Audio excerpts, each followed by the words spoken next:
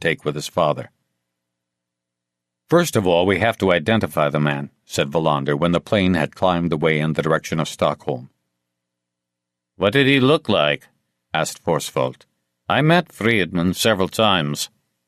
Wallander gave as accurate a description as he could. "It might be him," said Forsvold. "He was big, at any rate." Wallander thought for a moment. "Can you drive to the hospital? We need a positive identification as quickly as possible." "Sure, I can do that," said Forsvold.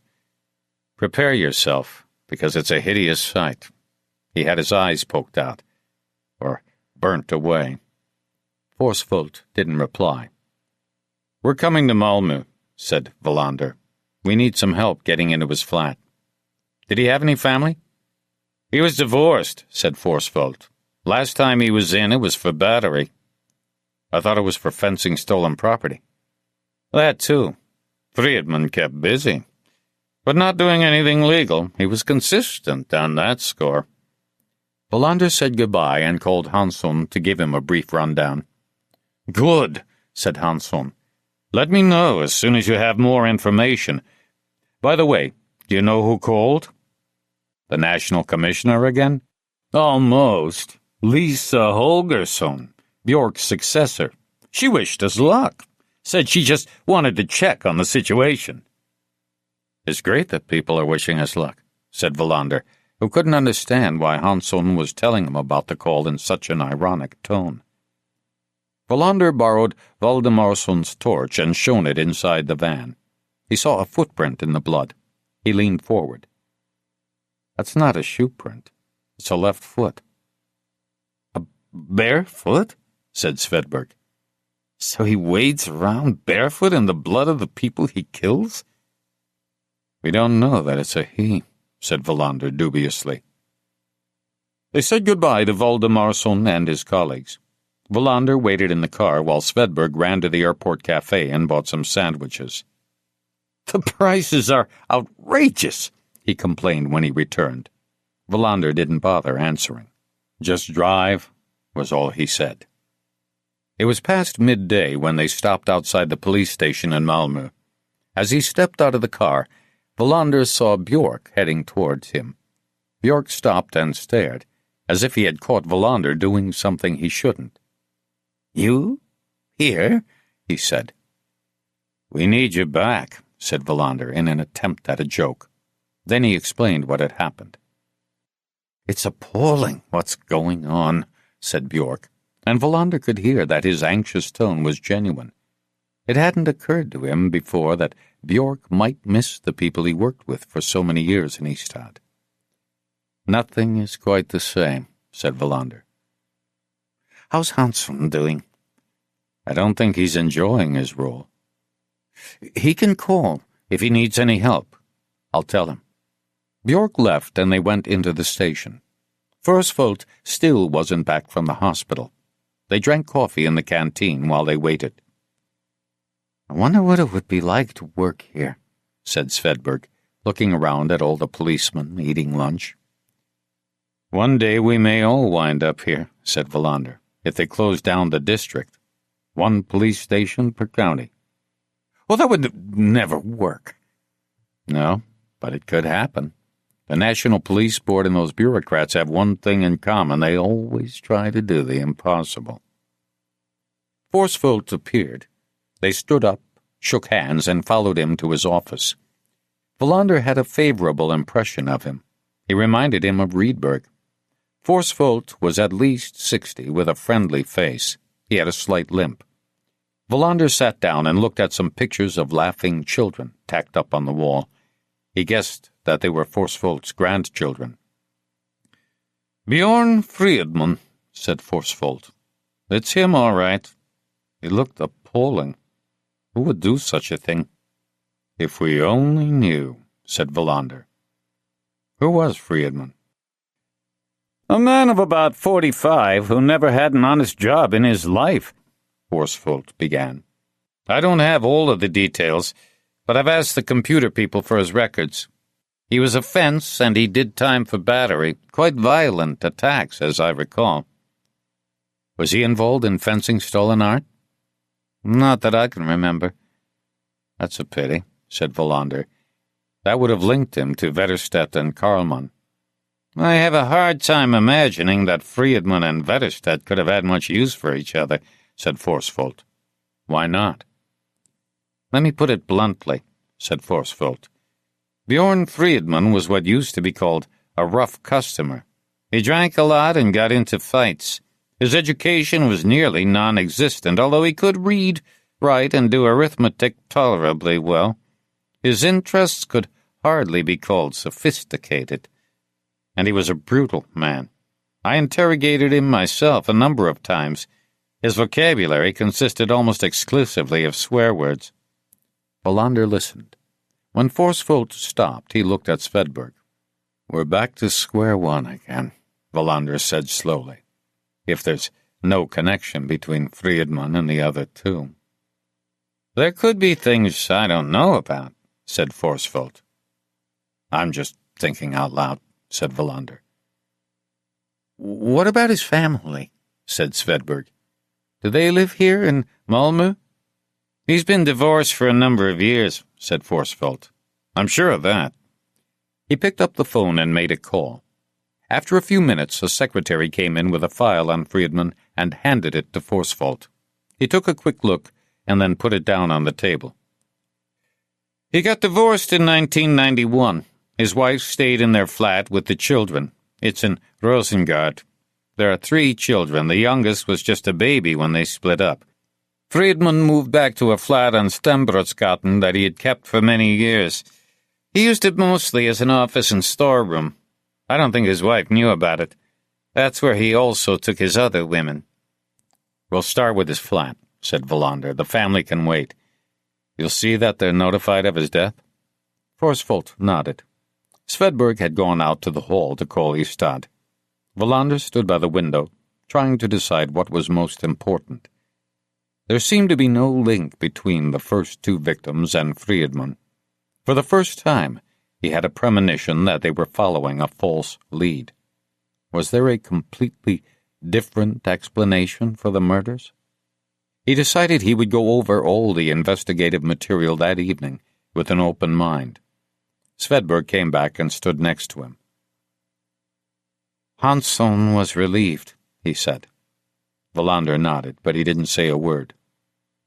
According to Martinsson, an important message came from Interpol about the girl, Svedberg went on. Wallander hadn't been paying attention. He had to ask Svedberg to repeat himself. The girl seemed to be part of something that had happened a long time ago, and yet he knew that sooner or later he'd have to take up her case again. They stood in silence. I don't like it in Malmö, said Svedberg suddenly. I only feel happy when I'm home in Ystad. Svedberg hated to leave the town of his birth. At the station it had become a running joke. Wallander wondered when he himself ever really felt happy. But then he remembered the last time, when Linda appeared at his door so early on Sunday morning.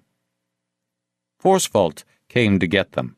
They took the lift down to the car park and then drove out towards an industrial area north of the city. The wind had started to blow. The sky was still cloudless. Wallander sat next to Forsfold in the front seat. Did you know Rydberg? He asked. Did I know Rydberg? He replied slowly. I certainly did. Quite well. He used to come to Malmö sometimes. Wallander was surprised at his answer. He had always thought that Rydberg had discarded everything to do with the job, including his friends. He was the one who taught me everything I know, said Wallander. It was tragic that he left us so soon, said Forsfold. He should have lived longer. He had always dreamed of going to Iceland. Iceland? Forsfold nodded. That was his big dream, to go to Iceland. But it didn't happen. Wallander was struck by the realization that Rydberg had kept something from him. He wouldn't have guessed that Rydberg dreamt of a pilgrimage to Iceland. He hadn't imagined that Rydberg had any dreams at all, or indeed Any secrets? Forsvelt pulled up outside a 3-story block of flats. He pointed to a row of windows on the ground floor with the curtains drawn. The building was old and poorly maintained. The glass on the main door was boarded up with a piece of wood. Wallander had a feeling that he was walking into a building that should no longer exist. Isn't this building's existence in defiance of the Constitution? He thought sarcastically. There was a stench of urine in the stairwell. Forsvelt unlocked the door. Wallander wondered where he had got the keys. They walked into the hall and turned on the light. Some junk mail lay on the floor. Wallander let Forsvelt lead the way. They walked through the flat. It consisted of 3 rooms and a tiny, cramped kitchen that looked out on a warehouse. Apart from the bed, which appeared new, the flat seemed neglected. The furniture was strewn haphazardly around the rooms. Some dusty, cheap porcelain figures stood on a 1950s-style bookshelf in the living room. In one corner was a stack of magazines and some dumbbells. To his great surprise, Wallander noticed a CD of Turkish folk music on the sofa. The curtains were drawn. Forsvelt went around turning on all the lights. Wallander followed him while Svedberg took a seat on a chair in the kitchen and called Hansson. Wallander pushed open the door to the pantry with his foot. Inside were several unopened boxes of Grant's whiskey. They had been shipped from the Scottish distillery to a wine merchant in Belgium. He wondered how they had ended up in Friedman's flat. Forsvelt came into the kitchen with a couple of photographs of the owner. Wallander nodded. There was no doubt that it was him they had found. He went back to the living room and tried to decide what he really hoped to discover. Friedman's flat was the exact opposite of Wetterstedt's and Karlmann's houses. This is what Sweden is like, he thought. The differences between people are just as great now as they were when some lived in manor houses and others in hovels. He noticed a desk piled with magazines about antiques.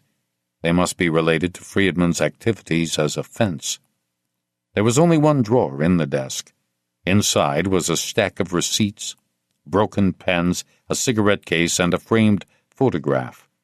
It was of Friedman and his family. He was smiling broadly at the camera. Next to him sat his wife, holding a newborn baby in her arms. Behind the mother stood a girl in her early teens. She was staring into the camera, a look of terror in her eyes. Next to her, directly behind the mother, stood a boy, a few years younger. His face was pinched, as if he was resisting something. Wallander took the photo over to the window and pulled back the curtain. He stared at it for a long time. An unhappy family? A family that hadn't yet encountered unhappiness? A newborn child who had no idea what awaited him? There was something in the picture that disturbed him, but he couldn't put his finger on it. He took it into the bedroom where Forsvelt was looking under the bed. "You said that he did time for battery," said Wallander. Forsvelt got up and looked at the photo. "He beat his wife senseless. He beat her up when she was pregnant. He beat her when the child was a baby. But strangely enough, he never went to prison for it. Once, he broke a cab driver's nose. He beat a former partner half to death when he suspected him of cheating." They continued searching the flat. Svedberg had finished talking to Hansson. He shook his head when Wallander asked him if anything had happened. It took them 2 hours to search the place. Wallander's flat was idyllic compared to Friedman's. They found nothing but a travel bag with antique candlesticks in it. Wallander understood why Friedman's language was peppered with swear words. The flat was just as empty and inarticulate as his vocabulary. Finally, they left the flat. The wind had picked up. Forsvelt called the station and got word that Friedman's family had been informed of his death. "I'd like to talk to them," said Wallander when they got into the car.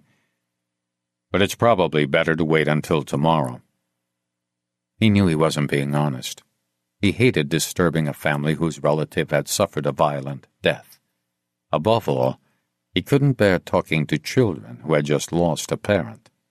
Waiting until the next day would make no difference to them, but it gave Wallander breathing space. They said goodbye outside the station. Forsvold would get hold of Hansson to clear up formalities between the two police districts. He made an appointment to meet with Wallander the next morning. Wallander and Svedberg drove back towards Ystad. Wallander's mind was swarming with ideas. They remained silent. Chapter 22. Copenhagen's skyline was just visible across the sound in the hazy sunlight. Wallander wondered whether he'd get to meet Baiba there or whether the killer they sought, about whom they seemed to know less, if that were possible, would force him to postpone his holiday. He stood waiting outside the hovercraft terminal in Malmö. It was the morning of the last day of June. Wallander had decided the night before to take Högland rather than Svedberg when he returned to Malmö to talk to Friedman's family. She had asked whether they could leave early enough for her to do an errand on the way. Svedberg hadn't complained in the least at being left behind. His relief at not having to leave Ystad 2 days in a row was unmistakable. While Högland took care of her errand in the terminal, Wallander hadn't asked what it was. He had walked along the pier. A hydrofoil, the runner, he thought it said, was on its way out of the harbor. It was hot. He took off his jacket and slung it over his shoulder, yawning. After they had returned from Malmö the night before, he had called a meeting with the investigative team, since they were all still there. He and Hansson had also held an impromptu press conference. Ekholm had attended the meeting. He was still working on a psychological profile of the killer. But they had agreed that Wallander should inform the press that they were looking for someone who wasn't considered dangerous to the public, but who was certainly extremely dangerous to his victims. There had been differing opinions on whether it would be wise to take this action, but Wallander had insisted that they couldn't ignore the possibility that someone might come forward out of sheer self-preservation. The press were delighted with this information, but Wallander felt uncomfortable, knowing that they were giving the public the best possible news since the nation was about to close down for the summer holiday. Afterwards, when both the meeting and the press conference were over, he was exhausted. He still hadn't gone over the telex from Interpol with Martinsson. The girl had vanished from Santiago de los 300 Caballeros in December. Her father, Pedro Santana, a farm worker, had reported her disappearance to the police on 14th January. Dolores Maria, who was then 16 years old, but who had turned 17 on 18th February, a fact that made Wallander particularly depressed, had been in Santiago looking for work as a housekeeper. Before then, she had lived with her father in a little village 70 kilometers outside the city. She had been staying with a distant relative when she had disappeared. Judging by the scanty report, the Dominican police had not taken much interest in her case, though her father had hounded them to keep looking for her, managing to get a journalist involved. But eventually the police decided that she had probably left the country. The trail ended there. Interpol's comments were brief. Dolores Maria Santana hadn't been seen in any of the countries belonging to the International Police Network until now. "She disappears in a city called Santiago," said Wallander.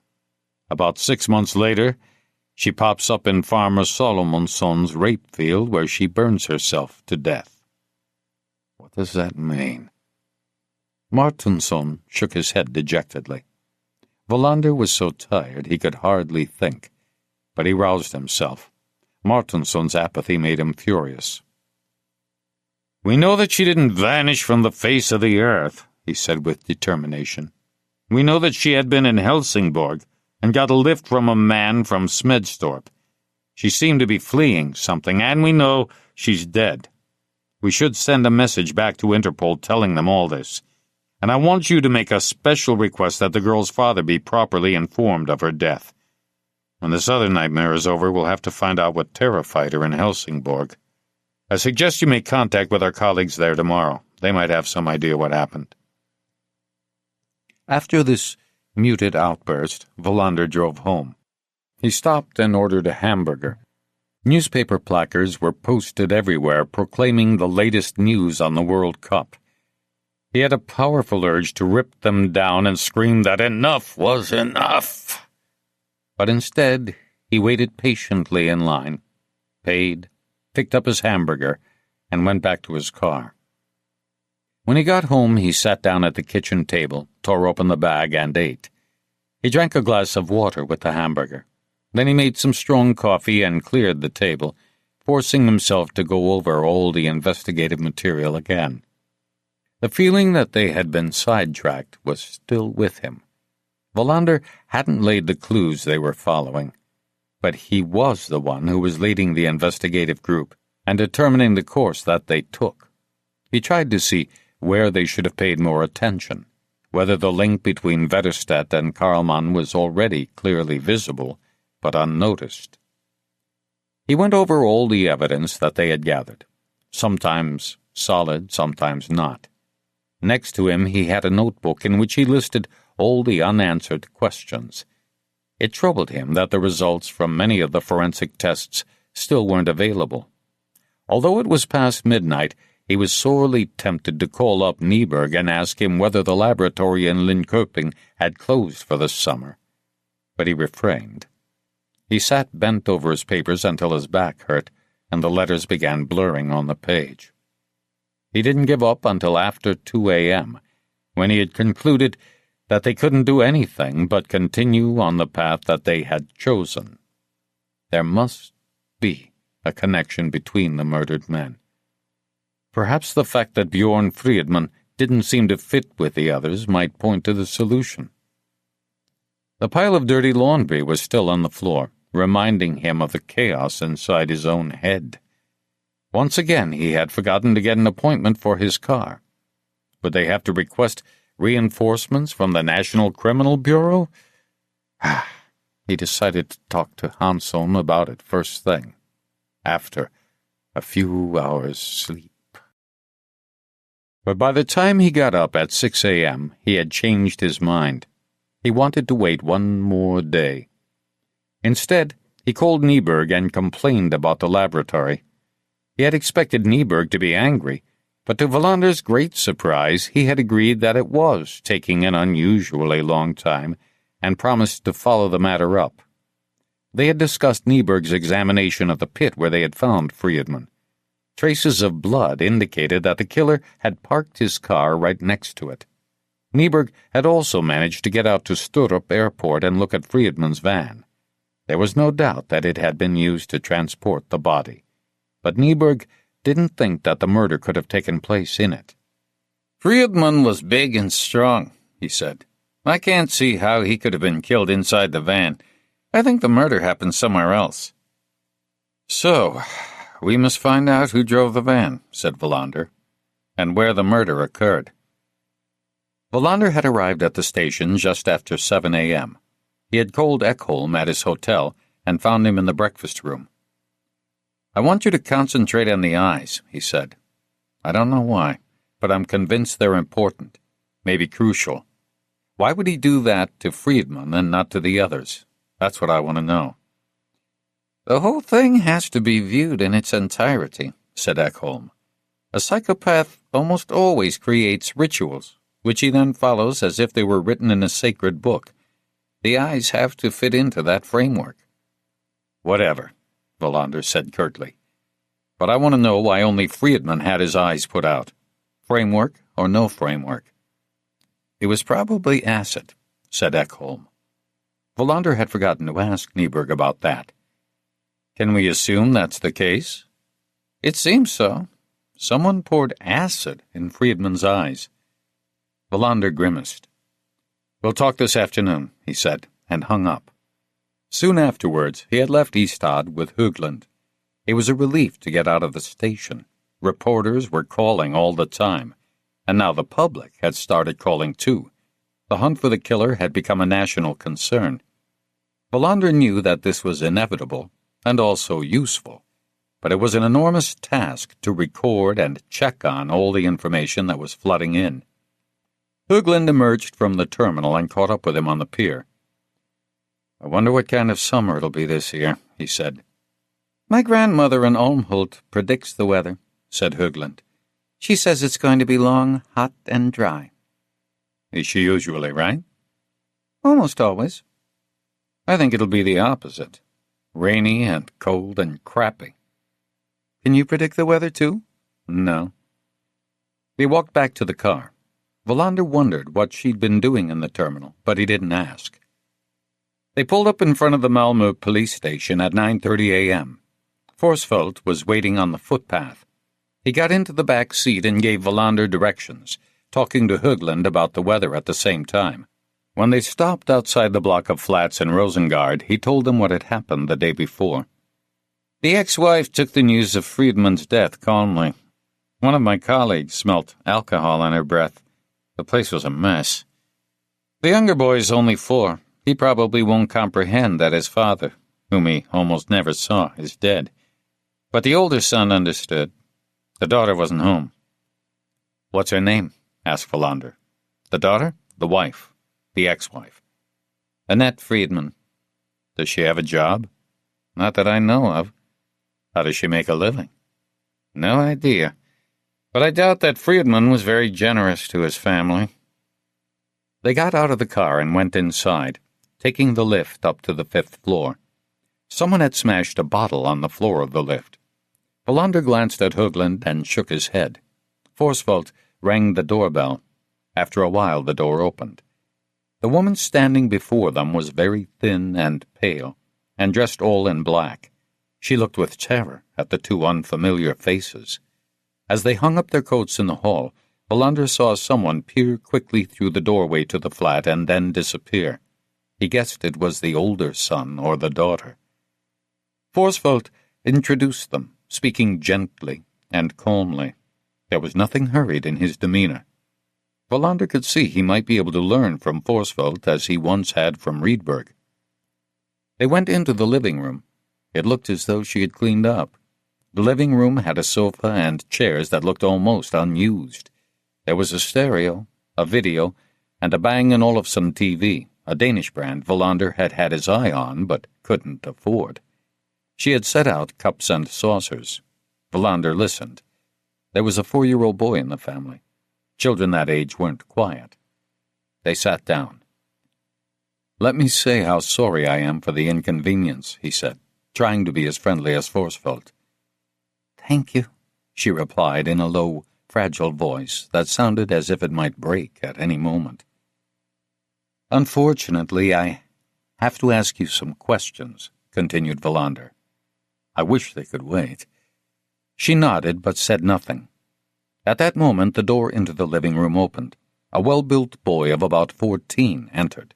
He had an open, friendly face, but his eyes were wary. "This is my son," she said. "His name is Stefan." The boy was very polite, Valander noticed. He came and shook hands with each of them. Then he sat down next to his mother on the sofa. "I'd like him to hear this, too." "That's fine," said Valander. "I'm sorry about what happened to your father." "We didn't see each other very much," replied the boy. "But thank you." Valander was impressed. He seemed mature for his age, perhaps because he'd had to fill the void left by his father. "You have another son, don't you?" Valander went on. "He's with a friend of mine, playing with her son," said Annette Friedman. "I thought it would be better. His name is Jens." Valander noted to Högland, who was taking notes. "And a daughter, too?" "Her name is Louise." "But she's not here?" "She's away for a few days resting." It was the boy who had answered. He took over from his mother, as if he wanted to spare her a heavy burden. His answer had been calm and polite, but something wasn't quite right. It had come a little too quickly. Or was it that the boy had hesitated before replying? Valander was immediately on the alert. "I understand that this must be trying for her," he continued cautiously. She's very sensitive, replied her brother. Something doesn't add up here, Valander thought again. He knew he shouldn't press this now. It would be better to come back to the girl later. He glanced at Högland, but she didn't seem to have noticed. I won't have to repeat the questions you've already answered, said Valander, pouring himself a cup of coffee to show that everything was normal. The boy had his eyes fixed on him. There was a wariness in his eyes that reminded Valander of a bird, as though he'd been forced to take on responsibility too soon. The thought depressed him. Nothing troubled Valander more than seeing children and young people damaged. I know that you hadn't seen Mr. Friedman in several weeks, he went on. Was that true of Louise, too? This time it was the mother who answered. The last time he was home, Louise was out. It's been several months since she saw him. Valander approached the most difficult questions gingerly. He knew that he would provoke painful memories, but he tried to move as gently as he could. He was murdered. Do either of you have any idea who might have done it? Annette Friedman looked at him with a surprised expression on her face. Her reply was shrill, her previous reticence gone. You ought to be asking who wouldn't have killed him. I don't know how many times I wished I'd had the strength to do it myself. Her son put his arm around her. I don't think that's what the detective meant, he said soothingly. She quickly pulled herself together after her outburst. I don't know, and I don't want to know, but I don't feel guilty for being relieved that he won't be walking through this door again. She stood up abruptly and left the room. Valander could tell that Högland couldn't decide whether she should follow, but she remained seated as the boy began to speak. Mummy is extremely upset. We understand that, said Valander with sympathy. But you seem to be calm. Maybe you have some thoughts. I know this must be unpleasant for you. I don't think it could be anybody except one of Dad's friends. My dad was a thief. He also used to beat people up. I'm not sure, but I think he was what people call an enforcer. He collected debts. He threatened people. How do you know that? I don't know. Are you thinking about somebody in particular? No. Valander let him think. No, he repeated. I don't know. Annette Friedman returned. Can either of you recall whether he had any contact with a man named Gustav Wetterstedt? He was the Minister of Justice for a time. Or an art dealer named Arne Karlman? After looking at each other for confirmation, they both shook their heads. The interview limped along. Valander tried to help them remember details. Now and then Forsvold interjected. Finally, Valander could see that they weren't going to get any further. He decided not to ask about the daughter again. Instead, he nodded to Högland and Forsvold that he was finished. But as they said goodbye out in the hall, he told them he would have to call on them again, probably quite soon. He gave them his phone numbers at the station and at home. Out on the street, he saw Annette Friedman standing in the window looking down at them. The daughter, said Valander. Louise Friedman. What do we know about her?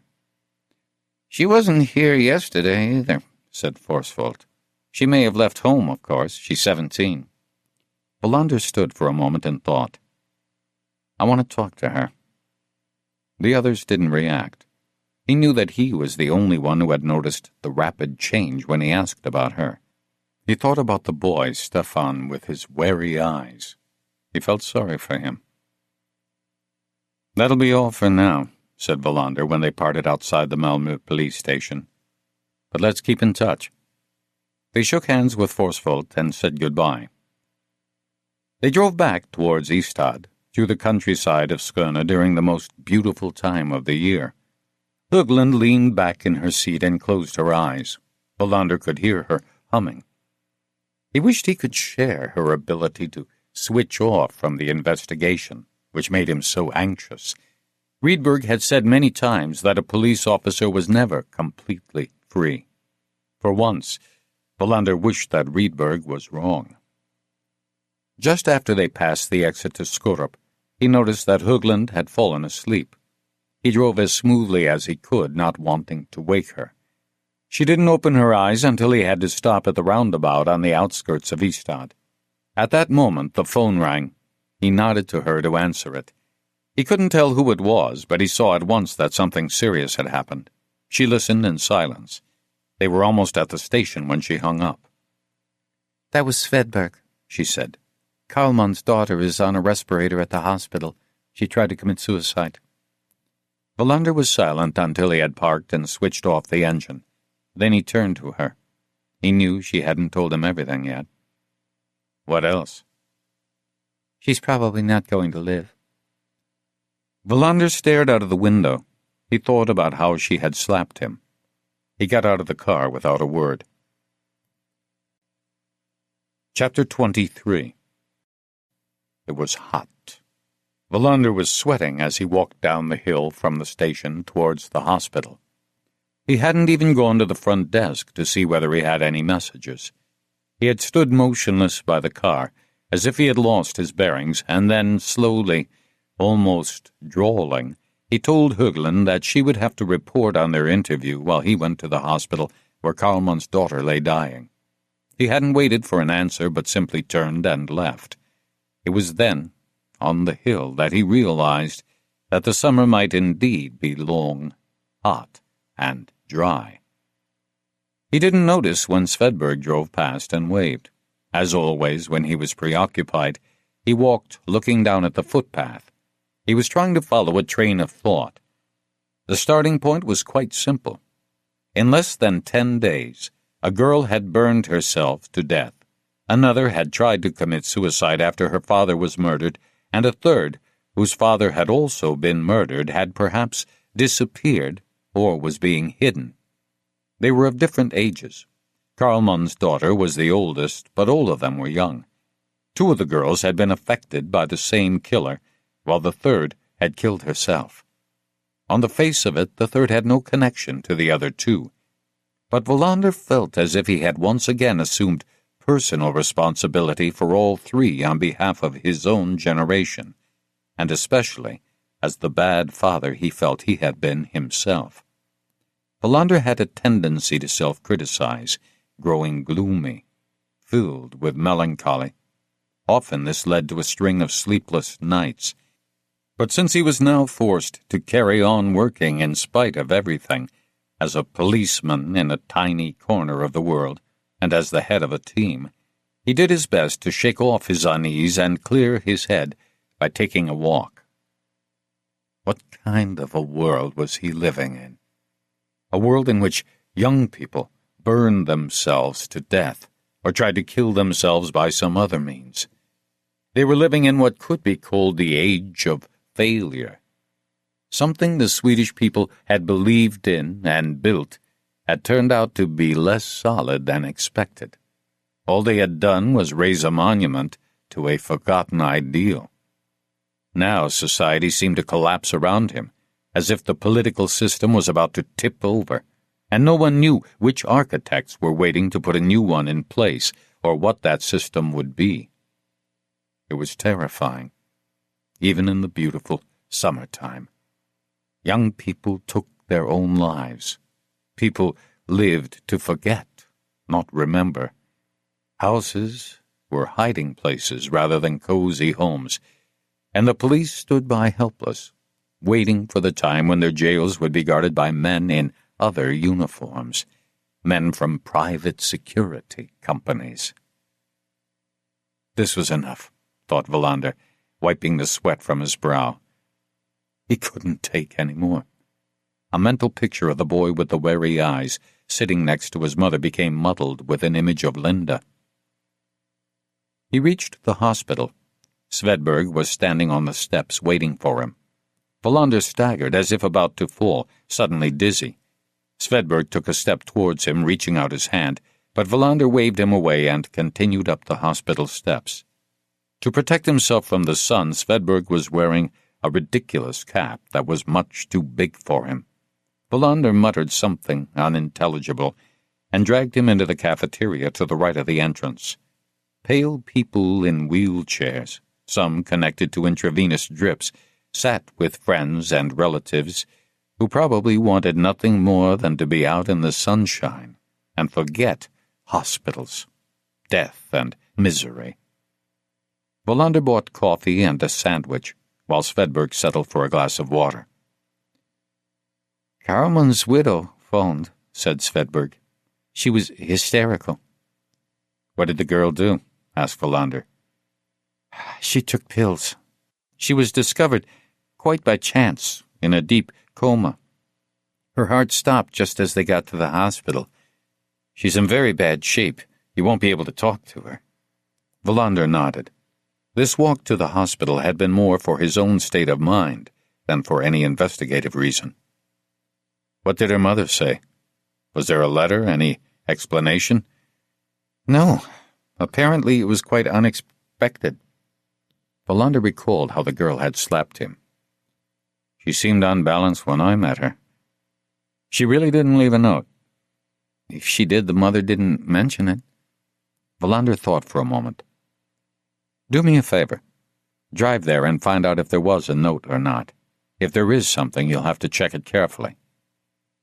They left the cafeteria. Wallander went back to the station with Svedberg. He might as well get hold of a doctor by phone to hear how the girl was.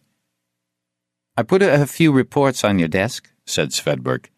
I did a phone interview with the reporter and photographer who visited Vetterstedt the day he died. Anything new? Only a confirmation of what we already know, that Vetterstedt was his usual self. There didn't seem to be anything threatening him. Nothing he was aware of, anyway. So I don't need to read the report? Svedberg shrugged. It's always better to have 4 eyes look at something than 2. I'm not so sure about that, said Wallander distractedly. Ekholm is busy putting the finishing touches to a psychological profile, said Svedberg. Wallander muttered something in reply. Svedberg dropped him off outside the station and drove on to talk to Karlmann's widow. Wallander picked up his messages at the front desk. A new girl was there again. He asked about Ebba and was told that she was at the hospital having the cast taken off her wrist. I could have stopped in and said hello to her, thought Wallander, since I was over there anyway, if it was possible to say hello to someone who was just having a cast removed. He went to his office and opened the window wide. Without sitting down, he riffled through the reports Svedberg had mentioned. Then he remembered that he had also asked to see the photographs taken by the magazine. Where were they? Unable to control his impatience, he found Svedberg's mobile number and called him. The photos? Where are they? Aren't they on your desk? Svedberg replied, surprised. There's nothing here. Then they're in my office. I must have forgotten them. They were in today's Post. They were in a brown envelope on Svedberg's tidy desk. Wallander spread them out and sat in Svedberg's chair. Vetterstedt posing in his home, in the garden, and on the beach. In one of the pictures, the overturned rowing boat could be seen in the background. Vetterstedt was smiling at the camera. The gray hair, which would soon be torn from his head, was ruffled by the wind. The photos showed a man who seemed at peace with his old age. Nothing in the pictures hinted at what was to happen. Vetterstedt had less than 15 hours left to live when the pictures were taken. The photos lying before him showed how he had looked on the last day of his life. Wallander studied the pictures for a few minutes more before stuffing them back in the envelope. He started towards his office but changed his mind and stopped outside Högland's door, which was always open. She was bent over some papers. Am I interrupting you? Not at all. He went in and sat down. They exchanged a few words about Karlmann's daughter. Svedberg is out at the farmhouse hunting for a suicide note, if there is one. She must have been very close to her father, said Högland. Wallander didn't reply. He changed the subject. Did you notice anything strange when we were visiting the Friedman family? Strange? A chill that settled over the room? He immediately regretted his description.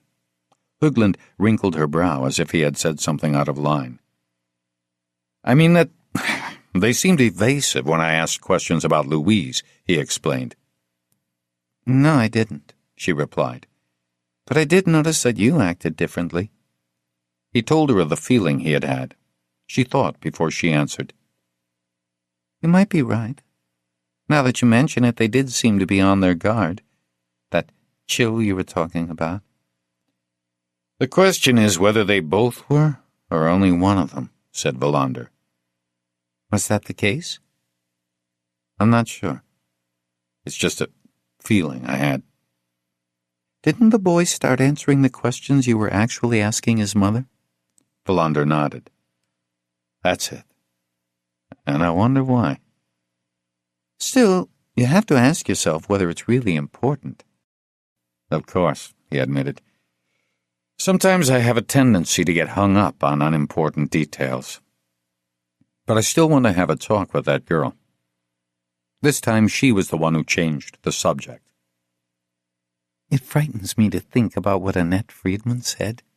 That she felt relief that her husband would never walk through their door again. I can't imagine what it means to live like that. He was abusing her, said Valander. Maybe he beat the children, too, but none of them filed a complaint. The boy seemed quite normal, and well brought up, too. Children learn to survive, said Valander, reflecting for a moment on his own childhood, and Linda's. He stood up. I'm going to try and get hold of Louise Friedman. Tomorrow, if I can. I've got a hunch that she hasn't gone away at all. He got a cup of coffee and headed towards his room. He almost collided with Noren, and remembered the photos he had asked to have taken of the crowd standing outside the cordon watching the police work. I gave the film to Nieberg, said Noren, but I don't think I'm much of a photographer.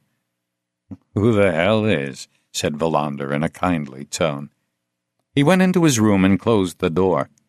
He sat staring at his telephone, collecting his thoughts, before he called the MOT garage and asked for a new appointment for his car. The slot they offered him was during the time he had intended to spend at Skagen with Viba. When he angrily informed them of the atrocities he was trying to solve, a time that had been reserved inexplicably became free. He wondered who that slot had been assigned to. After he hung up, he decided to do his laundry that evening. The phone rang. It was Nieberg. You were right, he said. The fingerprints on that piece of paper you found behind the road worker's hut match the ones we found on the pages from the comic book, so there's no doubt that the same person is involved. In a couple of hours, we'll also know whether we can tie him to the van at Sturup. We're also going to try and get some prints from Friedman's face. Is that possible? To pour acid into Friedman's eyes, the killer must have used one hand to hold his eyelids open, said Nieberg. It's unpleasant, but if we're lucky, we'll find prints on the lids themselves. It's a good thing people can't hear the way we talk to each other, said Valander. How about that bulb? The light at Vetterstedt's garden gate. I was just getting to that, said Nieberg. You were right about that, too. We found fingerprints. Valander sat up straight in his chair. His bad mood was gone. He could feel his excitement rising. The investigation was showing signs of breaking wide open. Have we got the prints in the archives? I'm afraid not, said Nieberg. But I've asked Central Records to double-check. Let's assume for a moment that we don't. That means we're dealing with someone without a record. Could be, Nieberg replied. Run the prints through Interpol, too. And Europol. Ask for highest priority. Tell them it concerns a serial killer. Valander hung up and asked the girl at the switchboard to find Ekholm. In a few minutes, she called back and said he'd gone out for lunch. Where? Asked Valander. I think he said the Continental. Get hold of him there. Tell him to get over here right away. A while later, Ekholm knocked on the door. Valander was talking to Per Akesson. He pointed to a chair. Valander was busy trying to convince a skeptical Akesson that the investigation wouldn't be aided by a larger team, at least in the short term. Åkesson finally gave in, and they postponed the decision for a few more days. Wallander leaned back in his chair and clasped his hands behind his head. He told Ekholm about the fingerprints. The prints we're going to find on Bjorn Friedmann's body will be the same ones, too. We know for certain that we're dealing with the same killer. The only question is, who is he? I've been thinking about the eyes, said Ekholm. All available information tells us that, aside from the genitals, the eyes are the part of the body most often subjected to a final revenge. What does that mean? That killers seldom begin by putting out someone's eyes. They save that for last. Wallander nodded for him to continue. We can approach it from two directions, said Ekholm. We might ask why Friedmann was the one to have his eyes put out. We could also turn the whole thing around and ask why the eyes of the other two men weren't violated. What's your conclusion? Well, I don't have one. When we're talking about someone's psyche, especially that of a disturbed or sick person, we're getting into territory in which there are no absolute answers. Ekholm looked as if he was waiting for a comment, but Wallander just shook his head. I see a pattern, Ekholm went on. The person who did this selected his victims in advance. He has some kind of relationship with these men. It's not necessary for him to have known the first two personally. It might be a symbolic relationship, but I'm fairly certain that the mutilation of Friedmann's eyes reveals that the killer knew his victim and knew him well. Wallander leaned forward and gave Ekholm a penetrating look. How well? He asked. They might have been friends, colleagues, rivals, and something happened? Something happened, yes. In reality or in the killer's imagination. Wallander tried to see the implications of Ekholm's words. At the same time, he asked himself whether he accepted his theory. So we ought to concentrate on Bjorn Friedmann, he said, after he had thought carefully. That's one possibility. Wallander was irritated by Ekholm's tendency to avoid taking a decisive view. It bothered him, even though he knew that it was right to keep their options open. Let's say you were in my place, said Wallander. I promise not to quote you, or blame you if you're wrong. But what would you do? I would concentrate on retracing Friedmann's life, but I'd keep my eyes open. Wallander nodded. He understood. What kind of person are we looking for? Ekholm batted at a bee that had flown in through the window. The basic conclusions you can draw yourself. That it's a man, that he's strong, that he's practical, meticulous, and not squeamish. And his prints aren't in the criminal records, Wallander added. He's a first-timer. This reinforces my belief that he leads a quite normal life, said Ekholm. The psychotic side to his nature, the mental collapse, is well hidden. He could sit down at the dinner table with the scalps in his pocket and eat his meal with a healthy appetite. In other words, there are two ways we can set about catching him. Either in the act, or by gathering a body of evidence that spells out his name in big neon letters. That's right. It's not an easy task that we have ahead of us. Just as Ekholm was about to leave, Wallander asked one more question. Will he strike again? It might be over, said Ekholm. Bjorn Friedmann has the grand finale. Is that what you think? No. He'll strike again. What we've seen so far is the beginning of a long series of murders. When Wallander was alone, he shooed the bee out of the window with his jacket. He sat quite still with his eyes closed, thinking through everything Ekholm had said. At 4 p.m. he went to get some more coffee. Then he went to the conference room where the rest of the team were waiting for him. He began by asking Ekholm to repeat his theory. When Ekholm had finished, the room was quiet for a long time.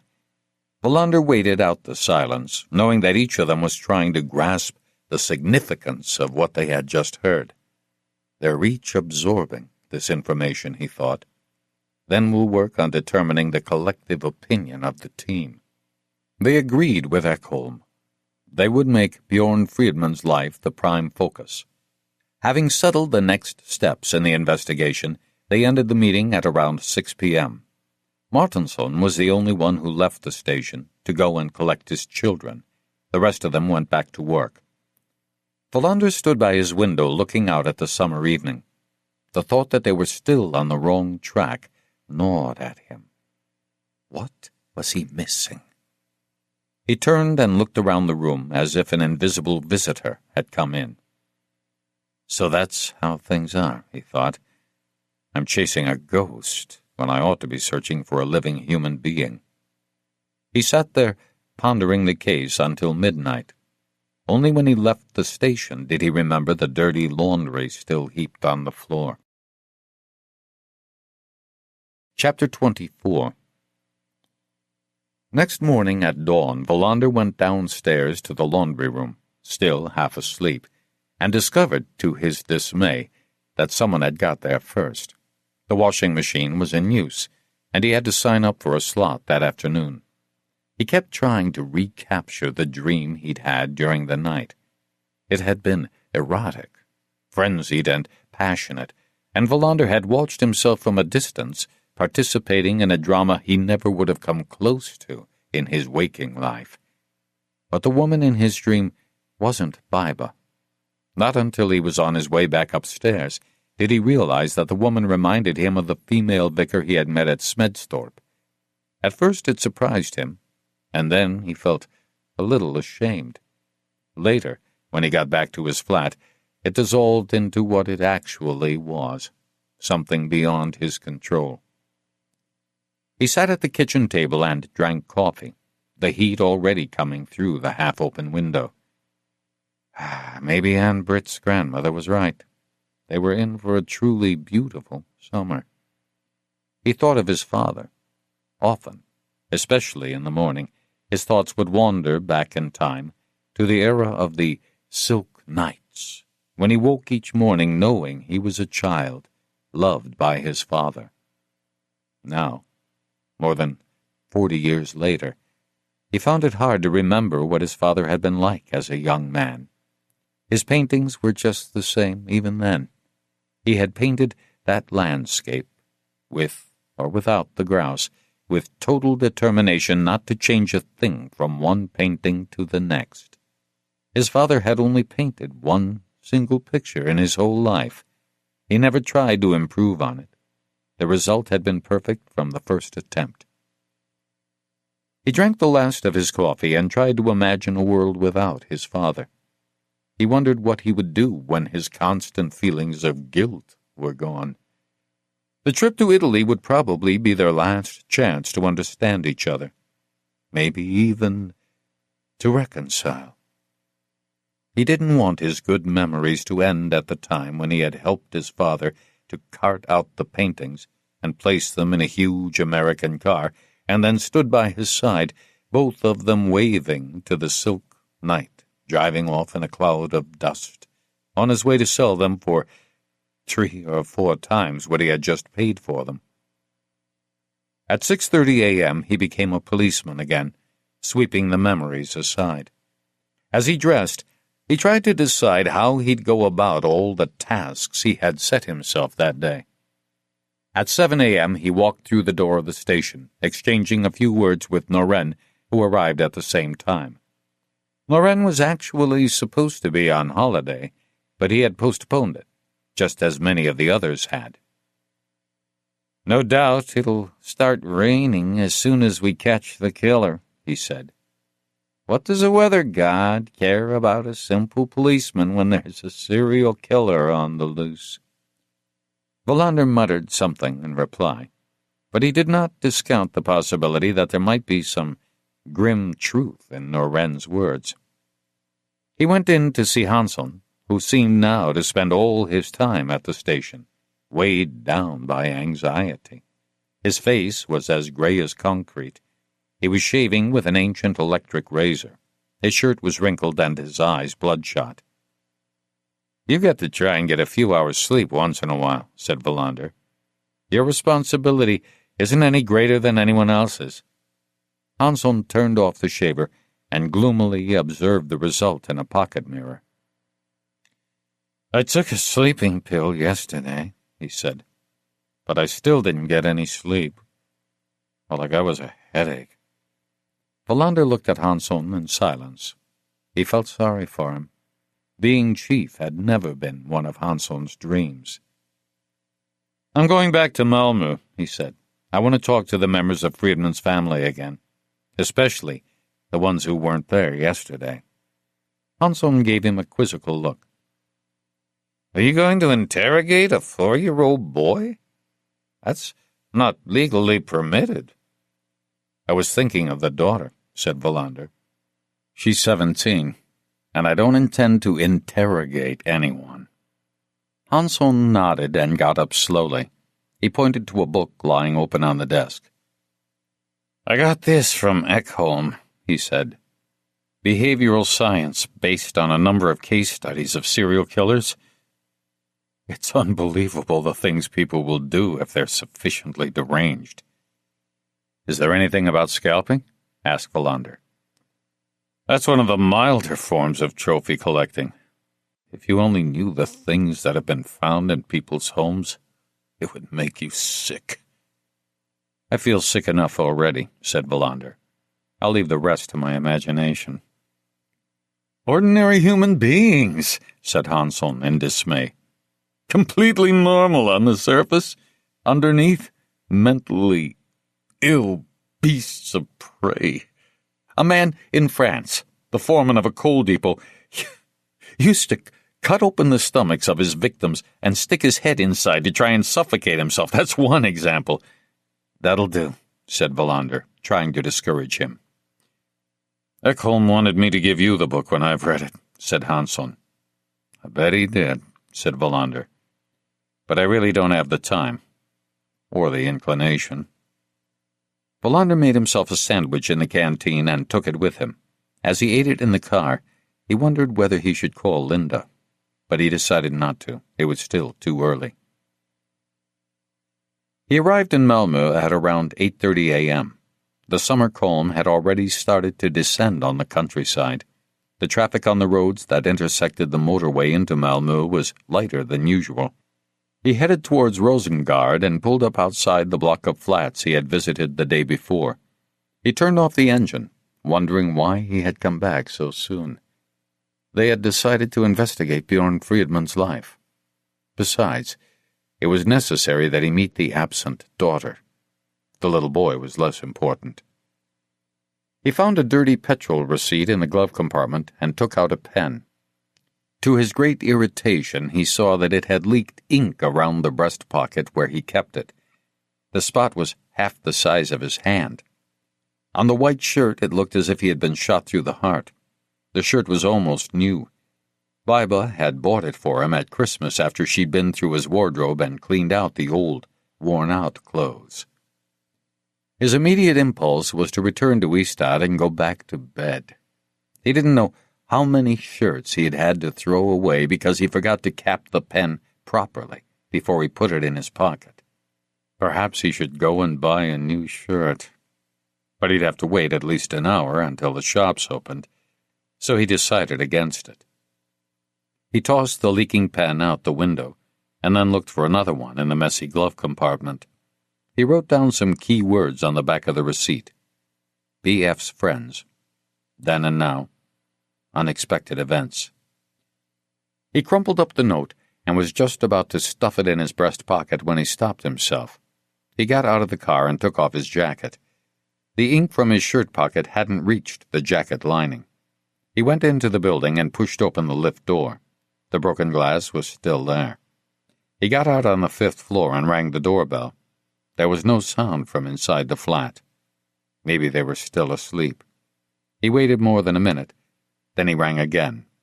The door opened. It was the boy, Stefan. He seemed surprised to see Valander. He smiled, but his eyes were wary.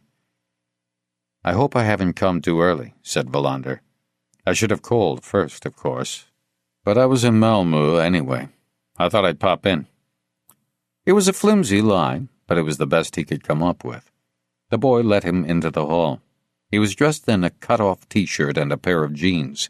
He was barefoot. I'm here by myself, he said. My mother went out with my little brother. They were going to Copenhagen. It's a great day for a trip to Copenhagen, said Valander warmly. Yes, she likes going there a lot, to get away from it all. His words echoed disconsolately in the hall. Valander thought the boy had sounded strangely unmoved last time when he mentioned the death of his father. They went into the living room. Valander laid his jacket on a chair and pointed at the ink spot. This happens all the time, he said. It never happens to me, said the boy, smiling. I can make some coffee if you want. No, thanks. They sat down at opposite ends of the table. A blanket and pillow on the sofa indicated that someone had slept there. Valander glimpsed the neck of an empty wine bottle under a chair. The boy noticed at once that he had seen it. His attention didn't flag for an instant. Valander hastily asked himself whether he had the right to question a minor about his father's death without a relative present. But he didn't want to pass up this opportunity. And the boy was incredibly mature for 14. Valander felt as though he was talking to someone his own age. Even Linda, who was several years older, seemed childish in comparison. What are you going to do this summer? Asked Valander. We've got fine weather. The boy smiled. I got plenty to do, he replied. Valander waited for more, but he didn't continue. What class are you going to be in this autumn? 8th. Is school going well? Yes. What's your favorite subject? None of them. But maths is the easiest. We started a club to study numerology. I'm not sure I know what that is. The Holy Trinity? The 7 lean years trying to predict your future by combining the numbers in your life? That sounds interesting. It is. Valander could feel himself becoming fascinated by the boy sitting across from him. His strong body contrasted sharply with his childish face, but there was obviously nothing wrong with his mind. Valander took the crumpled gas receipt out of his jacket. His house keys dropped out of the pocket. He put them back and sat down again.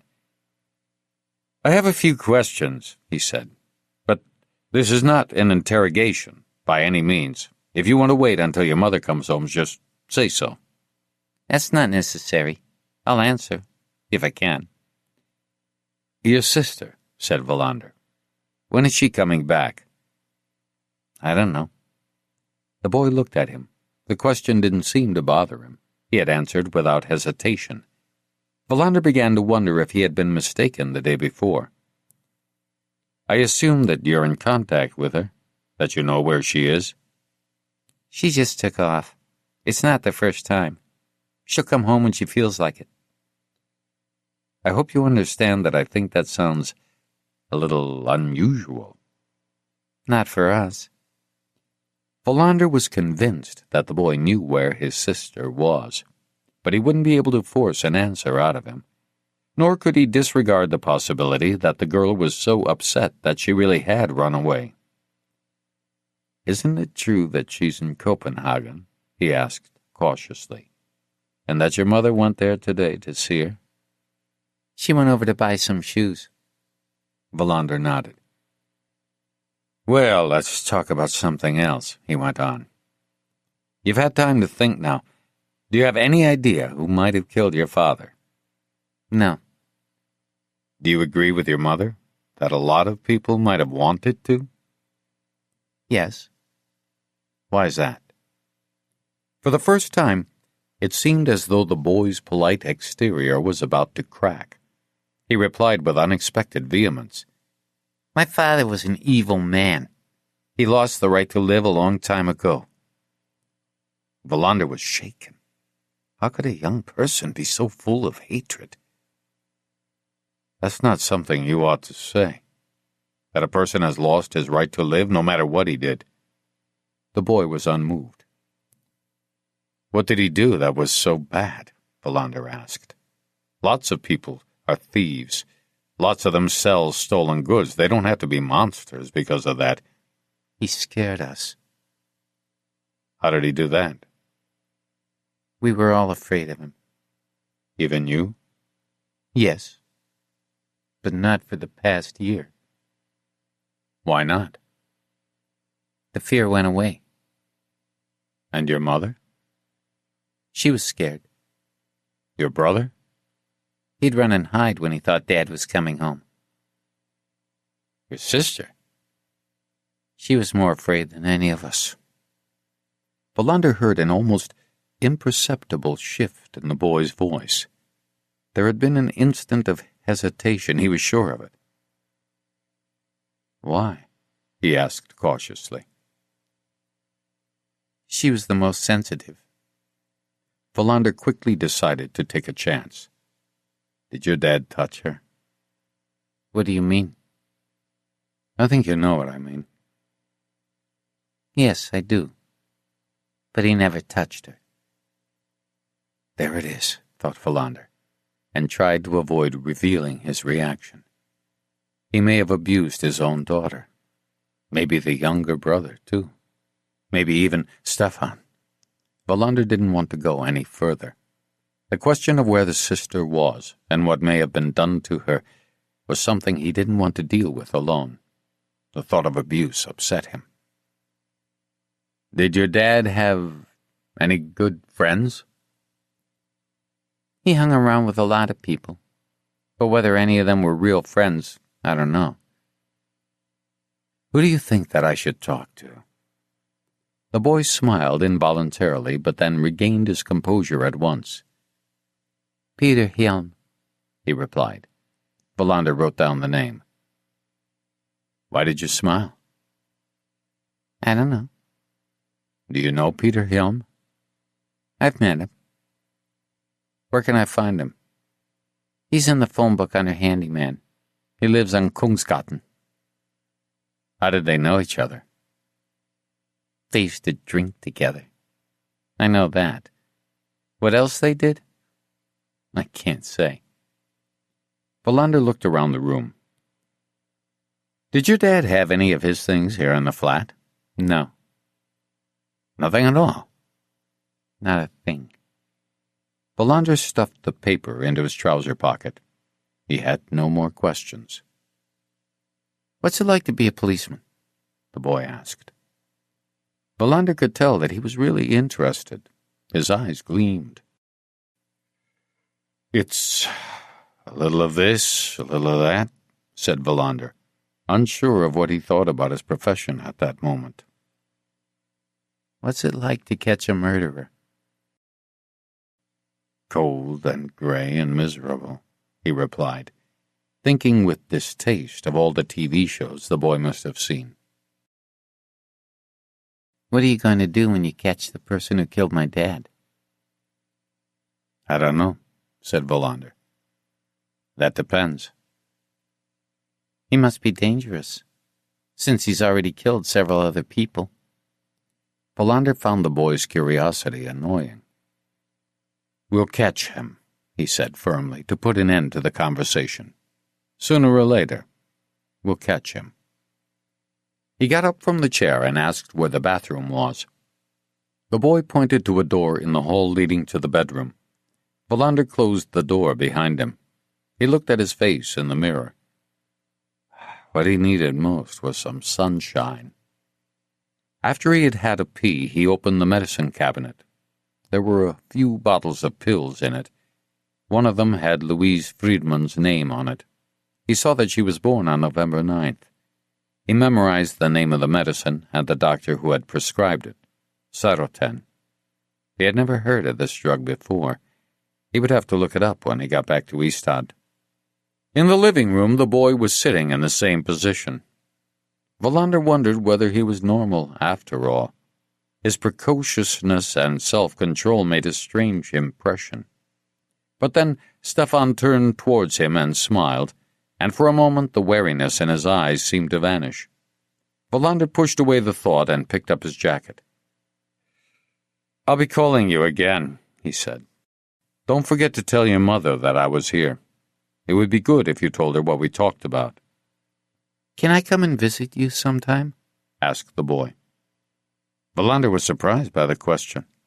It was like having a ball tossed at you and not being able to catch it. "You mean you want to come to the station in Eastad?" "Yes." "Of course," said Valander. "But call ahead of time. I'm often out, and sometimes it's not convenient." Valander went out to the landing and pressed the lift button. They nodded to each other. The boy closed the door. Valander rode down and walked out into the sunshine. It had turned into the hottest day yet. He stood for a moment, enjoying the heat, deciding what to do next, then drove down to the Malmö police station. Forsfold was in. Valander told him about his talk with the boy. He gave Forsfold the name of the doctor, Gunnar Bergdahl, and asked him to get hold of him as soon as possible. Then he told him about his suspicions that Friedman might have abused his daughter, and possibly the two boys as well. Forsfold couldn't recall that allegations of that nature had ever been directed at Friedman, but he promised to look into the matter.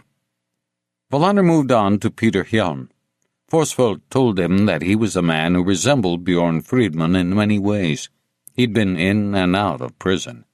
Once he was arrested with Friedman for taking part in a joint fencing operation. Forsfold was of the opinion that Hjelm was the one who supplied the stolen goods, and Friedman then resold them. Valander wondered whether Forsfold would mind if he talked to Hjelm alone. "I'm happy to get out of it," said Forsfold. Valander looked up Hjelm's address in Forsfold's phone book. He also gave Forsfold his mobile number. They decided to have lunch together. Forsfold hoped that by then he would have copied all the material the Malmö police had on Bjorn Friedman. Valander left his car outside the station and walked towards Kungsgatan. He went into a clothing shop and bought a shirt, which he put on. Reluctantly, he threw away the ruined one Baiba had given him. He went back out into the sunshine. For a few minutes he sat on a bench. Then he walked over to the building where Hjelm lived. The door had an entry code, but Valander was lucky. After a few minutes, an elderly man came out with his dog. Valander gave him a friendly nod and stepped in the main door.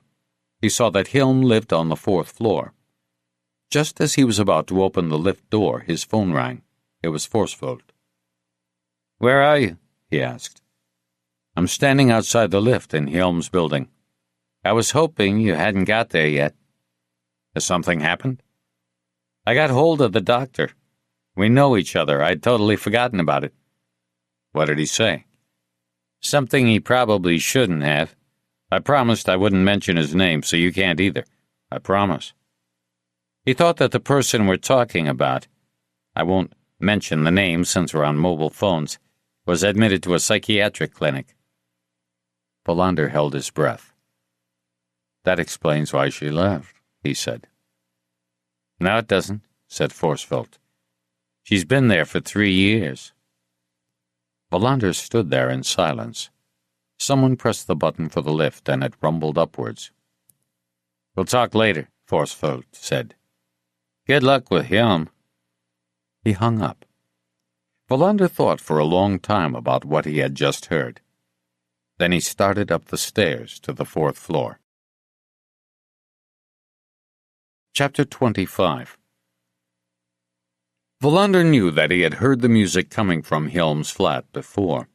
He listened with one ear pressed against the door, and remembered that Linda had played it, and that the band was called The Grateful Dead. He rang the doorbell and took a step back. The music was very loud. He rang again, and then banged hard on the door. Finally, the music was turned down.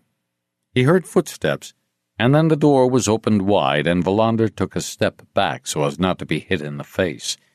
The man who opened it was completely naked.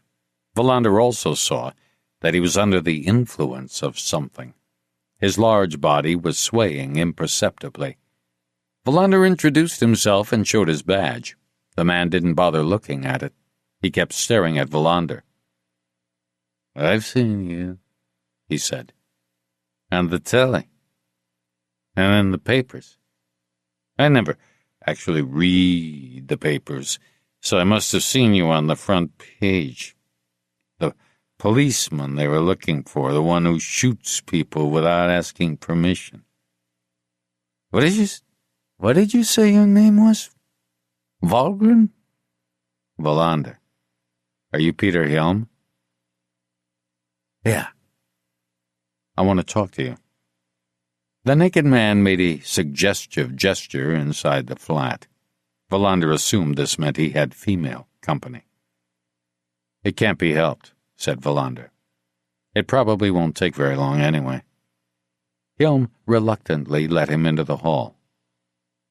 "Put some clothes on," Valander said firmly. Helm shrugged, pulled an overcoat from a hanger, and put it on. As if at Valander's request, he also jammed an old hat down over his ears. Valander followed him down a long hall. Helm lived in an old-fashioned, spacious flat.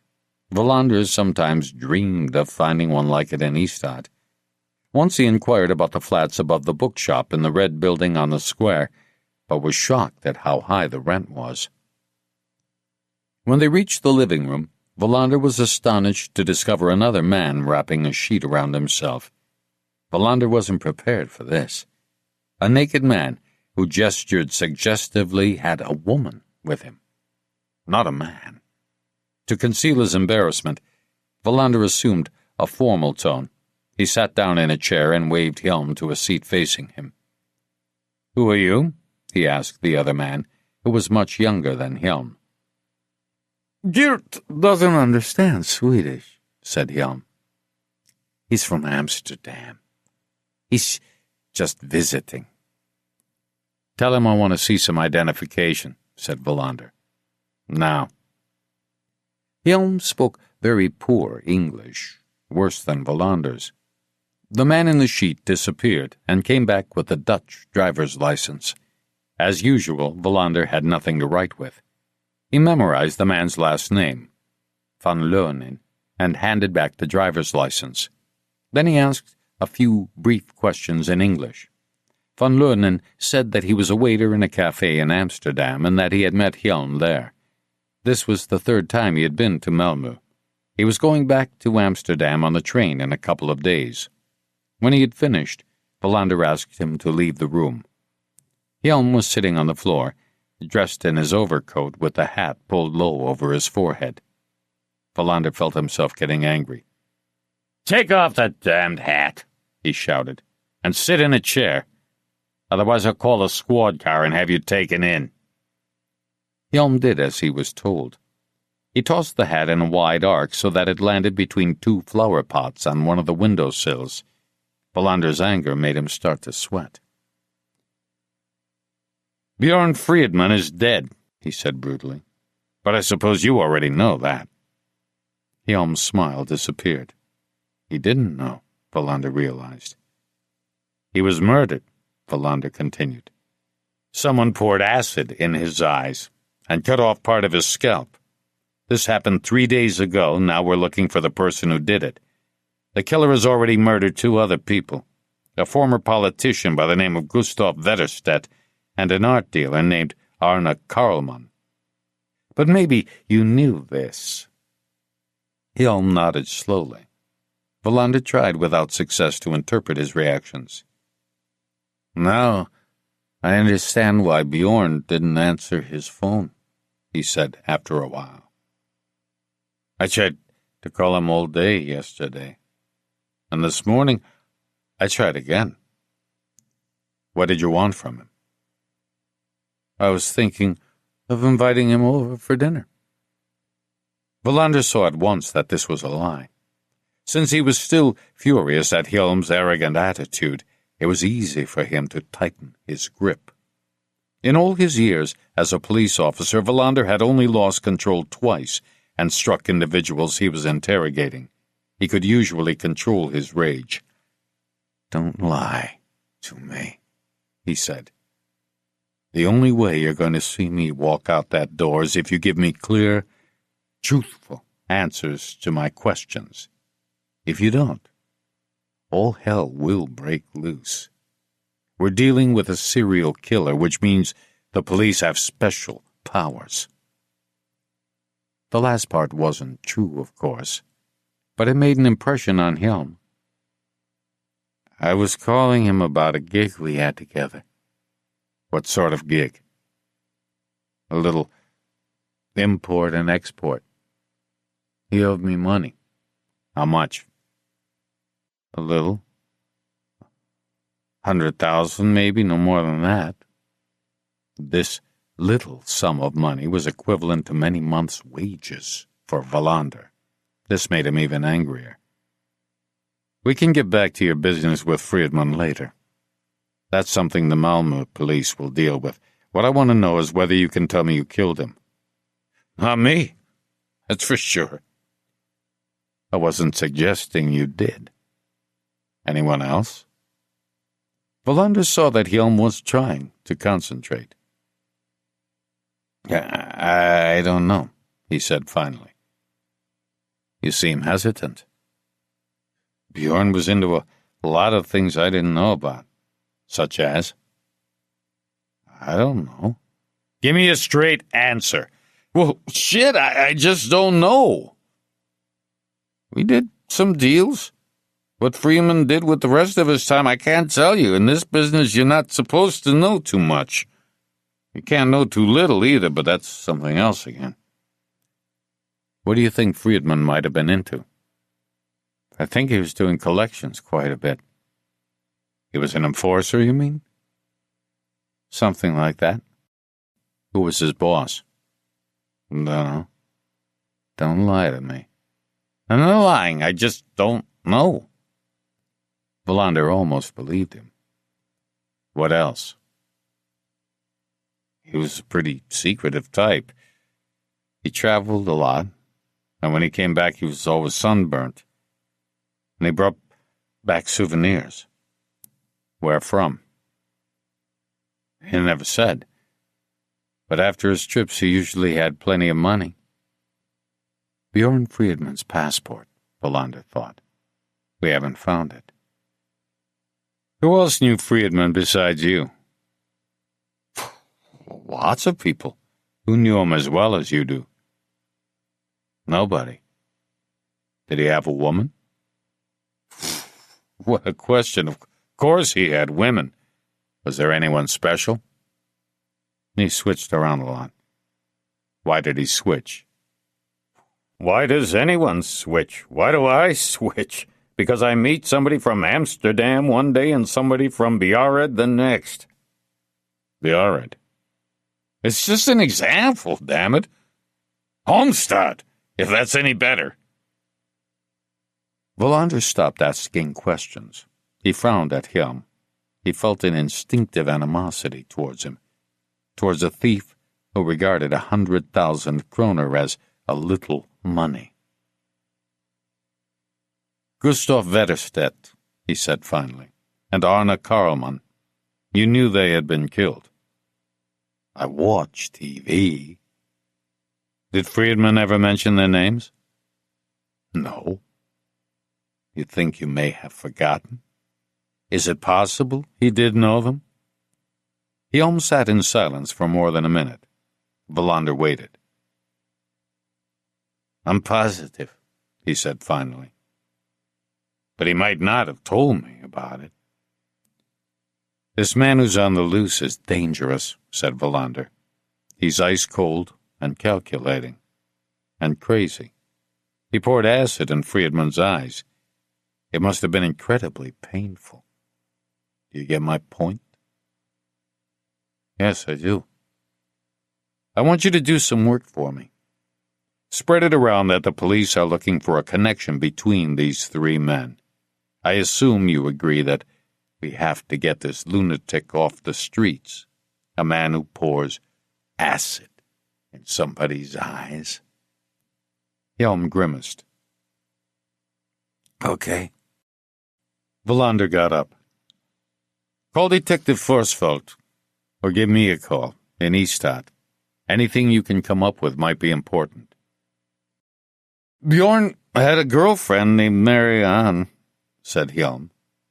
She lives over by the triangle. What's her last name? Erickson, I think.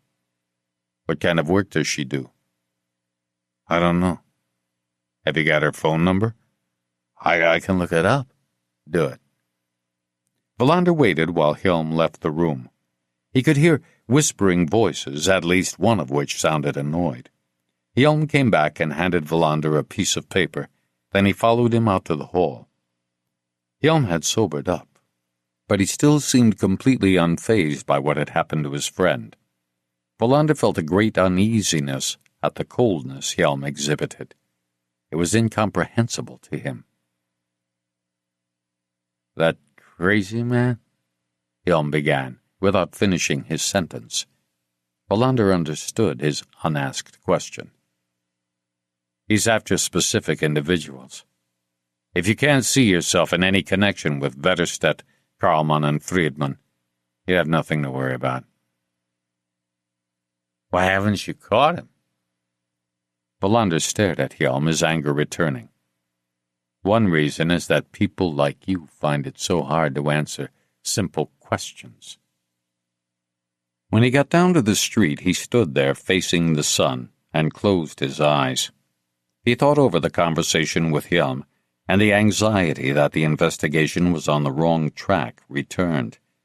He opened his eyes and walked over to the side of the building into the shade.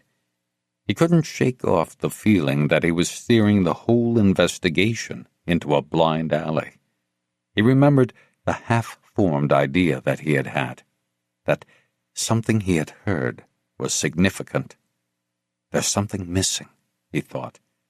There's a link between Vetterstedt and Karlman and Friedman that I'm tripping over.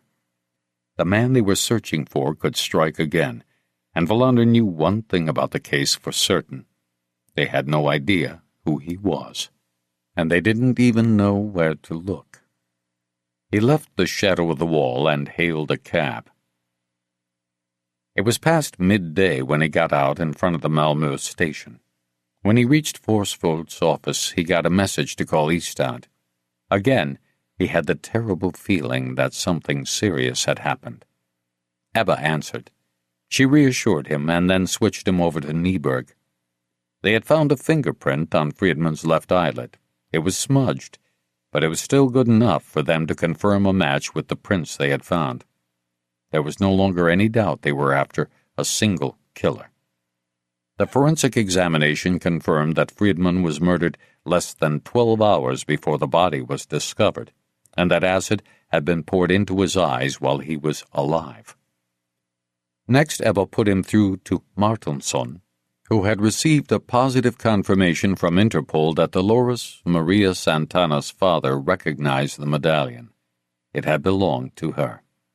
Martinsson also mentioned that the Swedish embassy in the Dominican Republic was extremely unwilling to pay to transport the girl's remains back to Santiago. Wallander was listening with half an ear.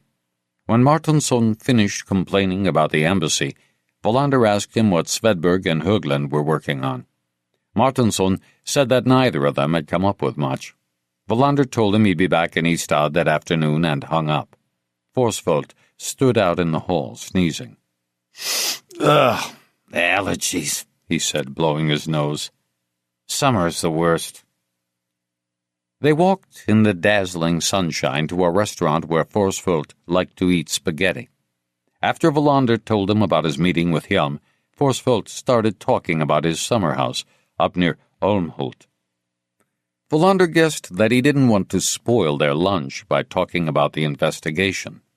Normally, this would have made Wallander impatient, but he listened with growing fascination as the old detective described how he was restoring an old smithy. Only when they were having coffee did they return to the investigation. Forsfold would try to interview Marianne Eriksson that same day. But most important was the revelation that Louise Friedman had been a patient in a psychiatric hospital for the past 3 years. "I'm not sure," said Forsfold, "but I'd guess that she's in Lund, at St. Lars Hospital. That's where the more serious cases finish up, I think."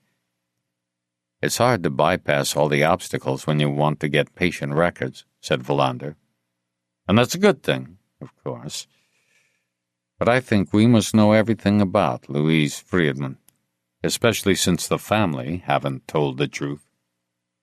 Mental illness isn't something people want to talk about, Forsfold reminded him. I had an aunt who was in and out of institutions her whole life. We almost never talked about her to strangers. It was a disgrace. I'll ask one of the prosecutors in Ystad to get in touch with Malmö, said Valander. What reason are you going to give? Asked Forsfold. Valander thought for a moment. I don't know. I have a suspicion that Friedman may have abused her. That's not good enough, said Forsfold firmly. I know. Somehow I have to show that it's crucial to the whole murder investigation to obtain information on Louise Friedman, about her and from her. What do you think she could help you with? Valander threw out his hands. I don't know. Maybe nothing will be cleared up by finding out what it is that's keeping her locked up. Maybe she's incapable of holding a conversation with anyone. Forsfold nodded, deep in thought.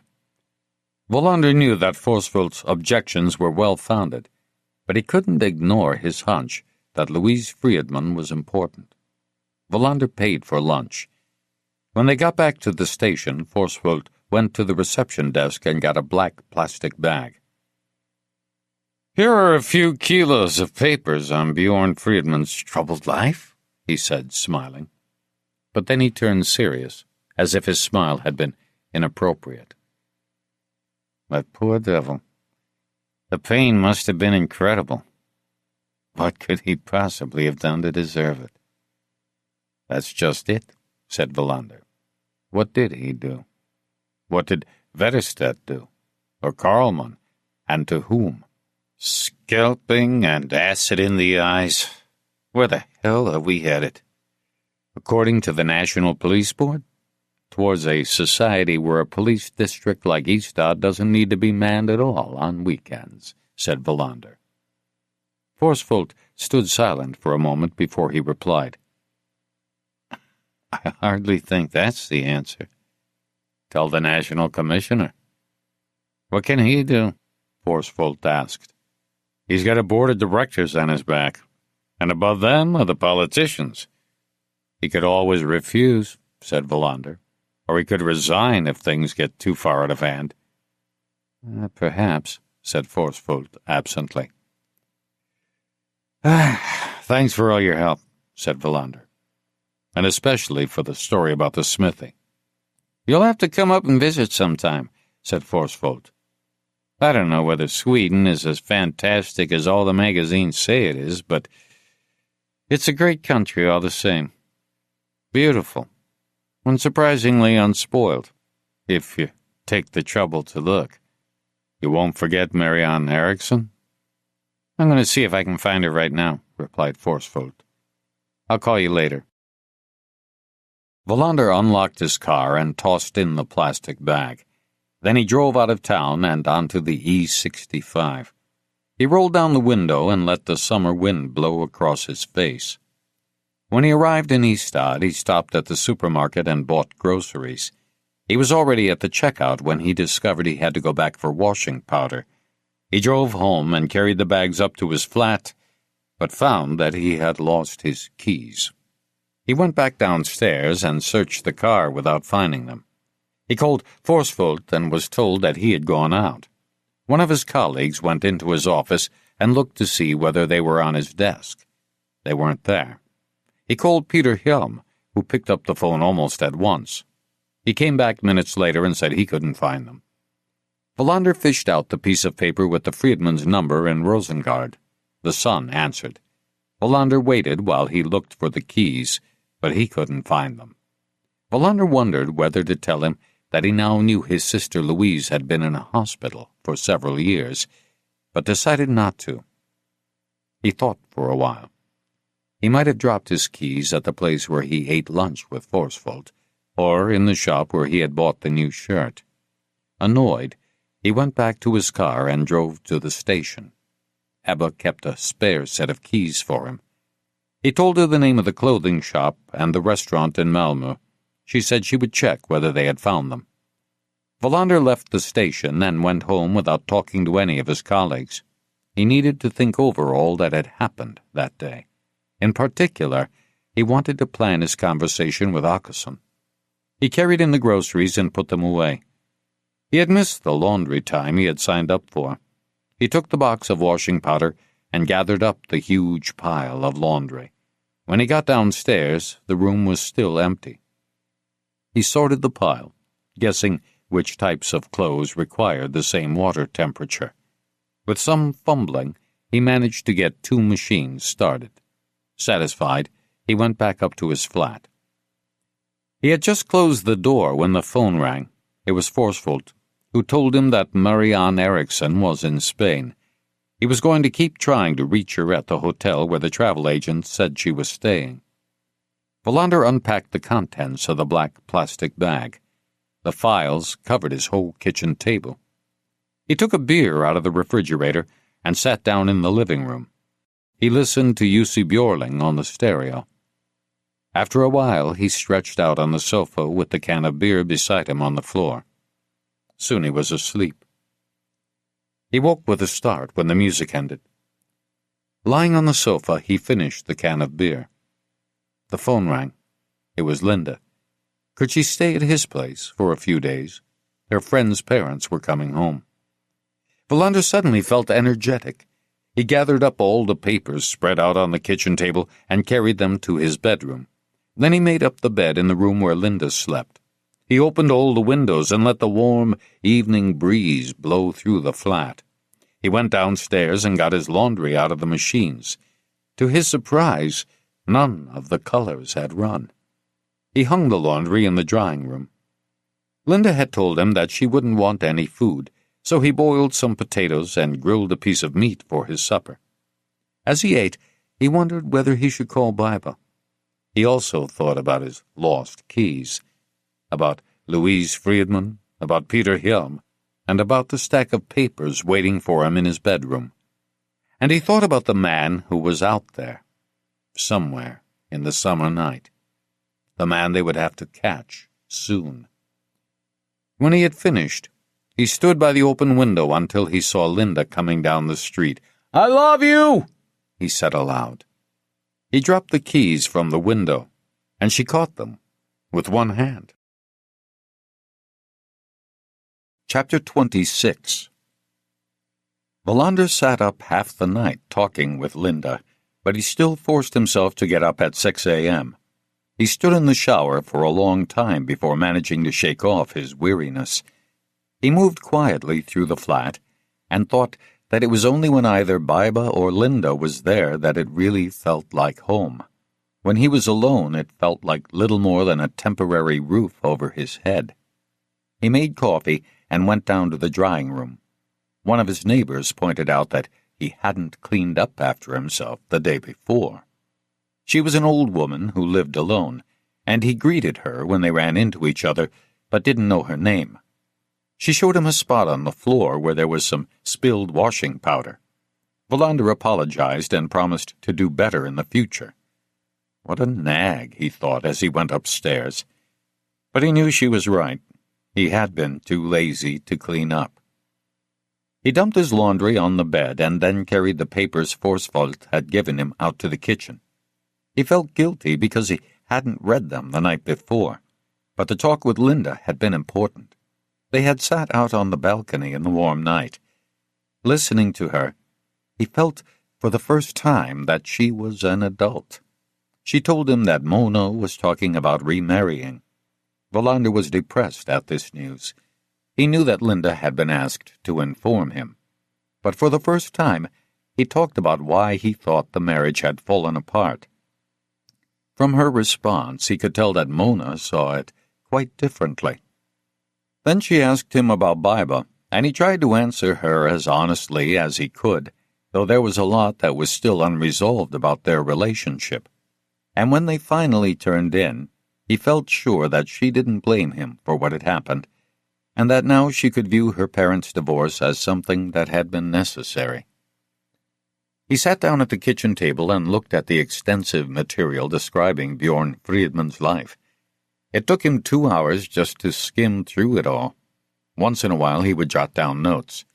By the time he pushed aside the last folder and stretched, it was after 8 a.m. He poured another cup of coffee and stood by the open window. It was going to be a beautiful day. He couldn't remember the last time that it had rained. He tried to think through what he had read. Bjorn Friedmann had been a sorry character from the outset. He had had a difficult and troubled home life as a child, and his first brush with the police over a stolen bicycle occurred when he was 7. He had been in constant trouble ever since. Bjorn Friedmann had struck back at a life that had never given him any pleasure.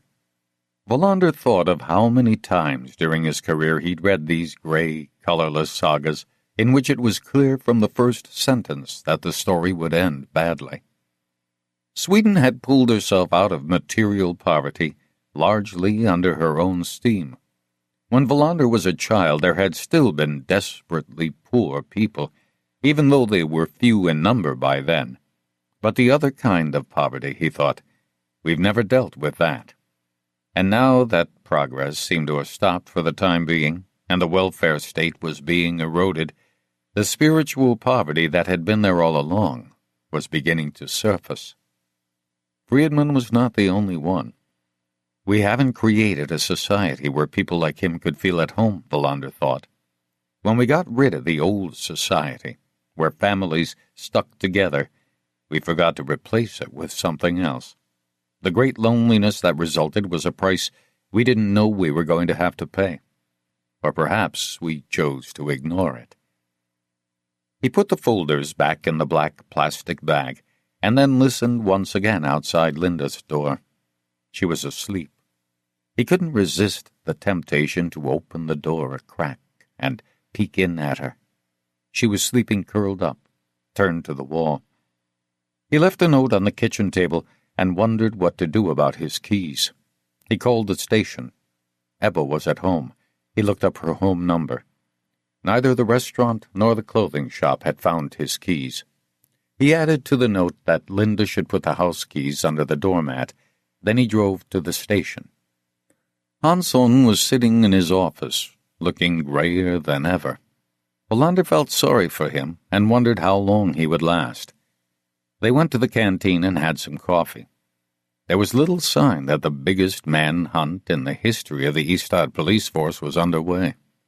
Wallander told Hansson that he realized now that they needed reinforcements, and that Hansson needed a break.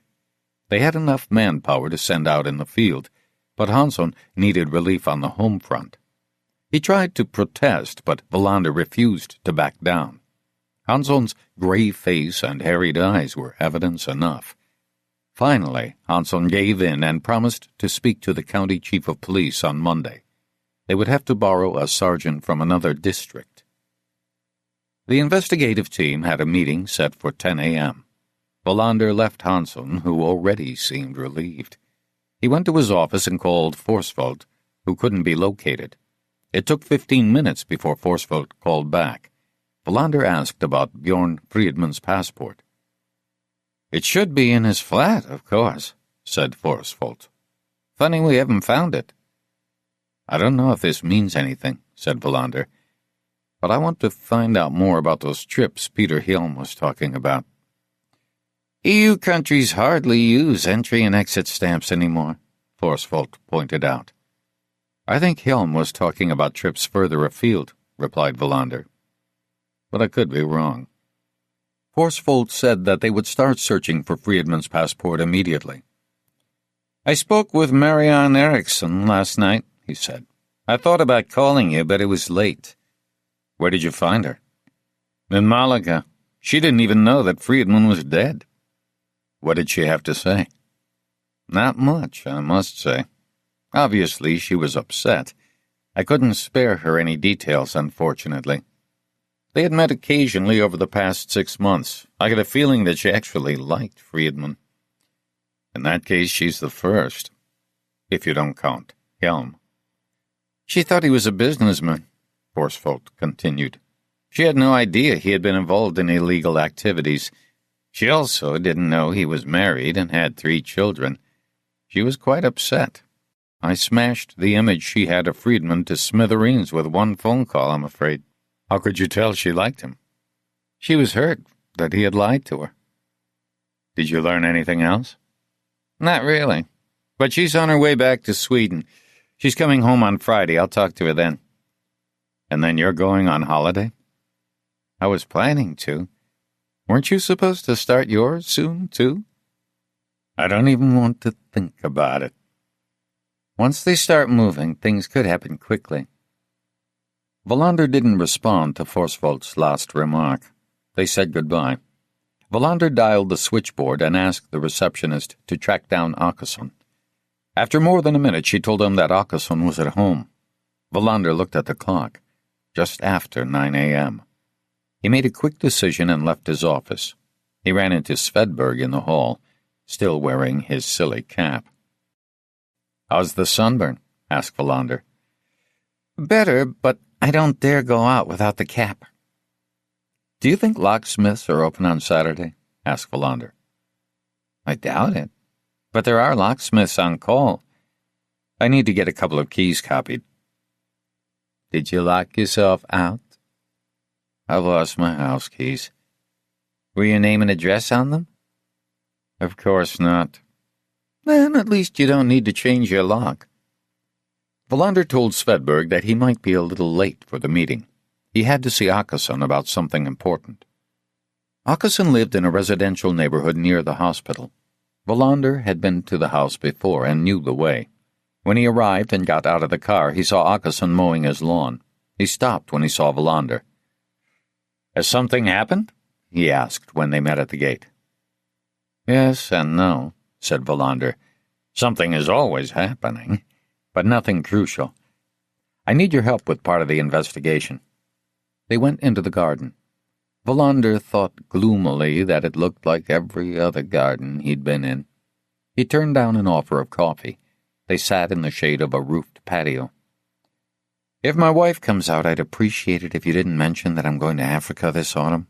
It's still quite a sensitive topic," said Åkesson. Wallander said he wouldn't.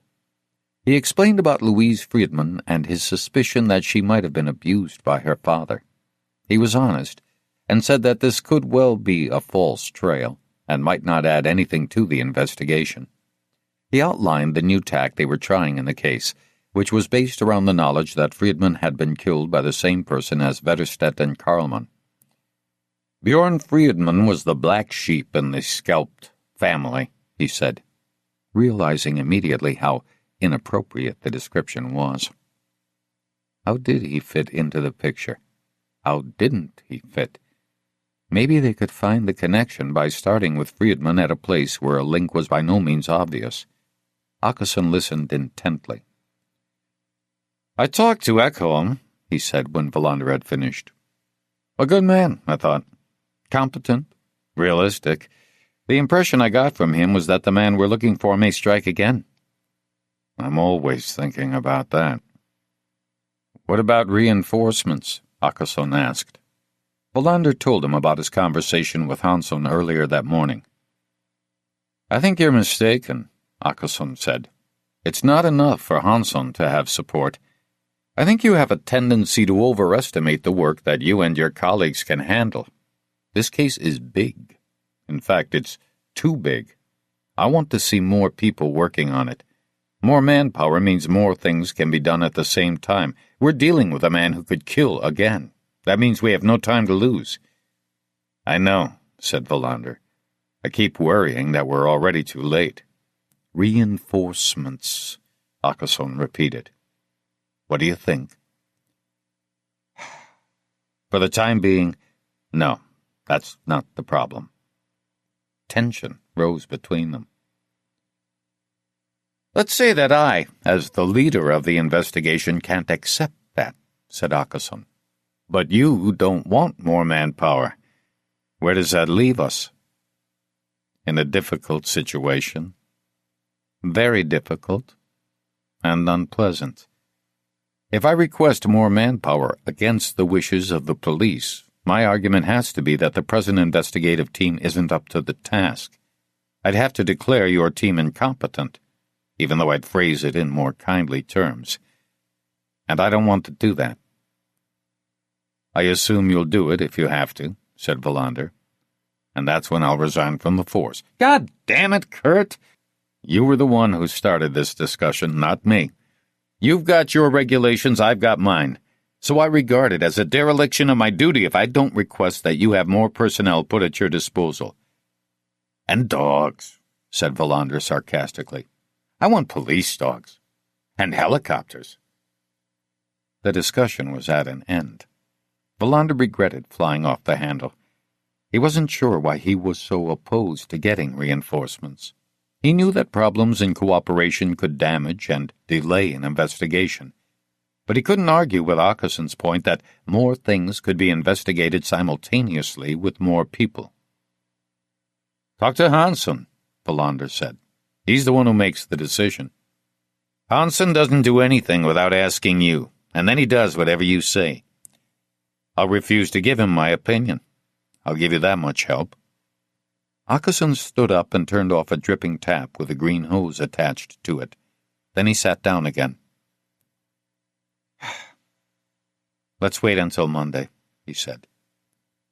Let's do that, said Valander. Then he returned to Louise Friedman. He reiterated that there was no proof that Friedman had abused his daughter, but it might be true. He couldn't rule out anything, and that was why he needed Åkesson's help. It's possible I'm making a big mistake, Valander concluded, and it wouldn't be the first time. But I can't afford to ignore any leads.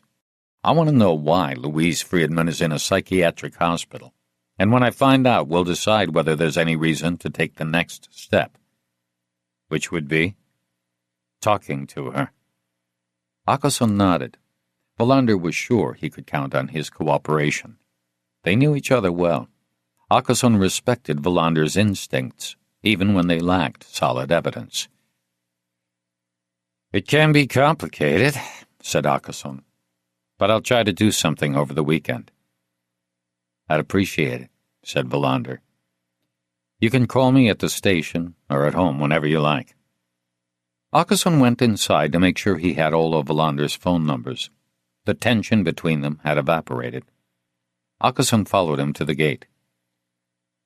Summer's off to a good start, he said. But I'm afraid you haven't had much time to think about that. Valander sensed that Åkesson was feeling sympathetic.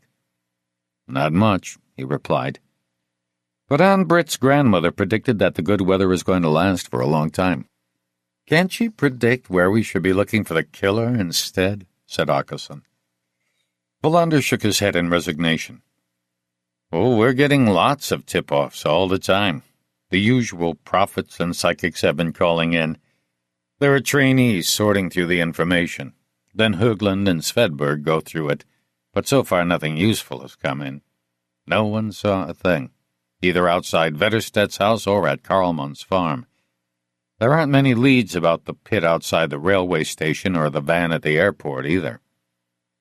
The man you're hunting for is careful, said Åkesson. Careful, cunning, and totally devoid of human emotions, said Valander. I can't imagine how his mind works. Even Ekholm seems dumbstruck. For the first time in my life, I got the feeling that a monster is on the loose. For a moment, Åkesson seemed to be pondering what Valander had said. Ekholm told me he's putting all the data into the computer. He's using the FBI program. It might produce something. Let's hope so. Valander said no more, but Åkesson understood what was implied. Before he strikes again. Valander drove back to the station. He arrived in the conference room a few minutes late. To cheer up his hard-working detectives, Hansson had driven down to Fridolf's bakery and bought pastries. Valander sat down in his usual spot and looked around. Martinsson was wearing shorts for the first time that season. Högland had the first hint of a tan. He wondered enviously how she had had time to sunbathe. The only one dressed appropriately was Ekholm, who had established his base at the far end of the table. "One of our evening papers had the good taste to provide its readers with historical background on the art of scalping," Svedberg said gloomily. "We can only hope that it won't be the next craze, given all the lunatics we've got running around." Valander tapped the table with a pencil. "Let's get started. We're searching for the most vicious killer we've ever had to deal with. He has committed all 3 murders, but that's all we know, except for the fact that there's a real risk that he'll strike again." A hush fell around the table. Valander hadn't intended to create an oppressive atmosphere. He knew from experience that it was easier if the tone was light, even when the crimes being investigated were brutal. Everyone in the room was just as despondent as he was. The feeling that they were hunting a monster, whose emotional degeneracy was unimaginable, haunted each of them. It was one of the most demoralizing meetings Valander had ever attended. Outside, the summer was almost unnaturally beautiful. Hanson's pastries were melting and sticky in the heat, and his own revulsion made him feel sick. Although he paid attention to everything said, he was also wondering how he could bear to remain a policeman. Hadn't he reached a point where he ought to realize he had done his share? There had to be more to life. But he also knew that what made him downhearted was the fact that they couldn't see a single prospect of a break, a chink in the wall that they could squeeze through. They still had a great many leads to pursue, but they lacked a specific direction. In most cases, there was an invisible navigation point against which they could correct their course. This time there was no fixed point. They were even starting to doubt that a connection between the murdered men existed. 3 hours later, when the meeting was over, they knew that the only thing to do was keep going. Valander looked at the exhausted faces around him and told them to try and get some rest. He canceled all meetings for Sunday. They would meet again on Monday morning. He didn't have to mention the one exception, unless something serious happened, unless the man who was out there somewhere in the summertime decided to strike again. Valander got home in the afternoon and found a note from Linda saying that she would be out that evening. He was tired and slept for a few hours. When he awoke, he called Baiba twice, without success. He talked to Gertrude, who told him everything was fine with his father. He was talking a lot about the trip to Italy. Valander hoovered the flat and mended a broken window latch. The whole time, the thought of the unknown killer occupied his thoughts. At 7 p.m., he made himself a supper of cod fillet and boiled potatoes. Then he sat on the balcony with a cup of coffee and absent-mindedly leafed through an old issue of Istad Recorder. When Linda got home, they drank tea in the kitchen. The next day, Valander would be allowed to see a rehearsal of the review she was working on with Kaisa, but Linda was very secretive and didn't want to tell him what it was about. At 11:30 p.m., they both went to bed. Valander fell asleep almost at once. Linda lay awake in her room listening to the night birds. Then she fell asleep too, leaving the door to her room ajar. Neither of them stirred when the front door was opened very slowly at 2 a.m. Hoover was barefoot. He stood motionless in the hall, listening. He could hear a man snoring in a room to the left of the living room. He stepped into the flat. The door to another room stood ajar. A girl who might have been his sister's age was in there sleeping. He couldn't resist the temptation to go in and stand right next to her. His power over the sleeper was absolute. He went on towards the room where the snoring was coming from. The policeman, named Valander, lay on his back and had kicked off all but a small part of the sheet. He was sleeping heavily. His chest heaved with his deep breathing. Hoover stood utterly still and watched him. He thought about his sister, who would soon be freed from all this evil, who would soon return to life. He looked at the sleeping man and thought about the girl in the next room, who must be his daughter. He made his decision. In a few days he would return. He left the flat as soundlessly as he had come, locking the door with the keys he had taken from the policeman's jacket. A few moments later the silence was broken by a moped starting up. Then all was quiet again, except for the nightbirds singing. Chapter 27. When Wallander awoke on Sunday morning, he felt that he had slept enough for the first time in a long while. It was past 8 a.m. Through a gap in the curtains, he could see a patch of blue. He stayed in bed and listened for Linda. Then he got up, put on his newly washed dressing gown, and peeked into her room. She was still asleep. He felt transported back to her childhood. He smiled at the memory and went to the kitchen to make coffee. The thermometer outside the kitchen window showed 19 degrees centigrade. When the coffee was ready, he laid a breakfast tray for Linda. He remembered what she liked.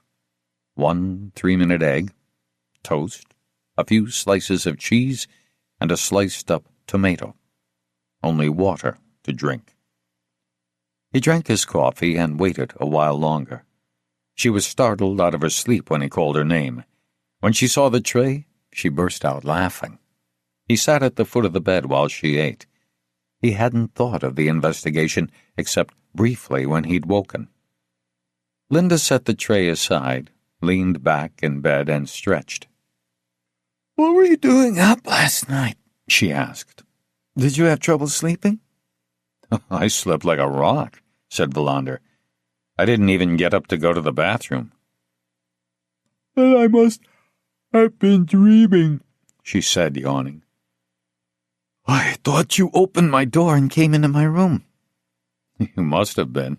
For once, I slept the whole night through." They agreed that they would meet at Österport Square at 7 p.m. Linda asked him if he knew that Sweden would be playing Saudi Arabia in the quarterfinals at that time. Wallander said he didn't give a damn, although he had bet that Sweden would win it 3-1 and advanced Martinsson another 100 kroner. The girls had managed to borrow an empty shop for their rehearsals. After she left, Wallander took out his ironing board and started ironing his clean shirts. After doing a passable job on 2 of them, he got bored and called Biba. She was glad to hear from him, he could tell. He told her that Linda was visiting and that he felt rested for the first time in weeks.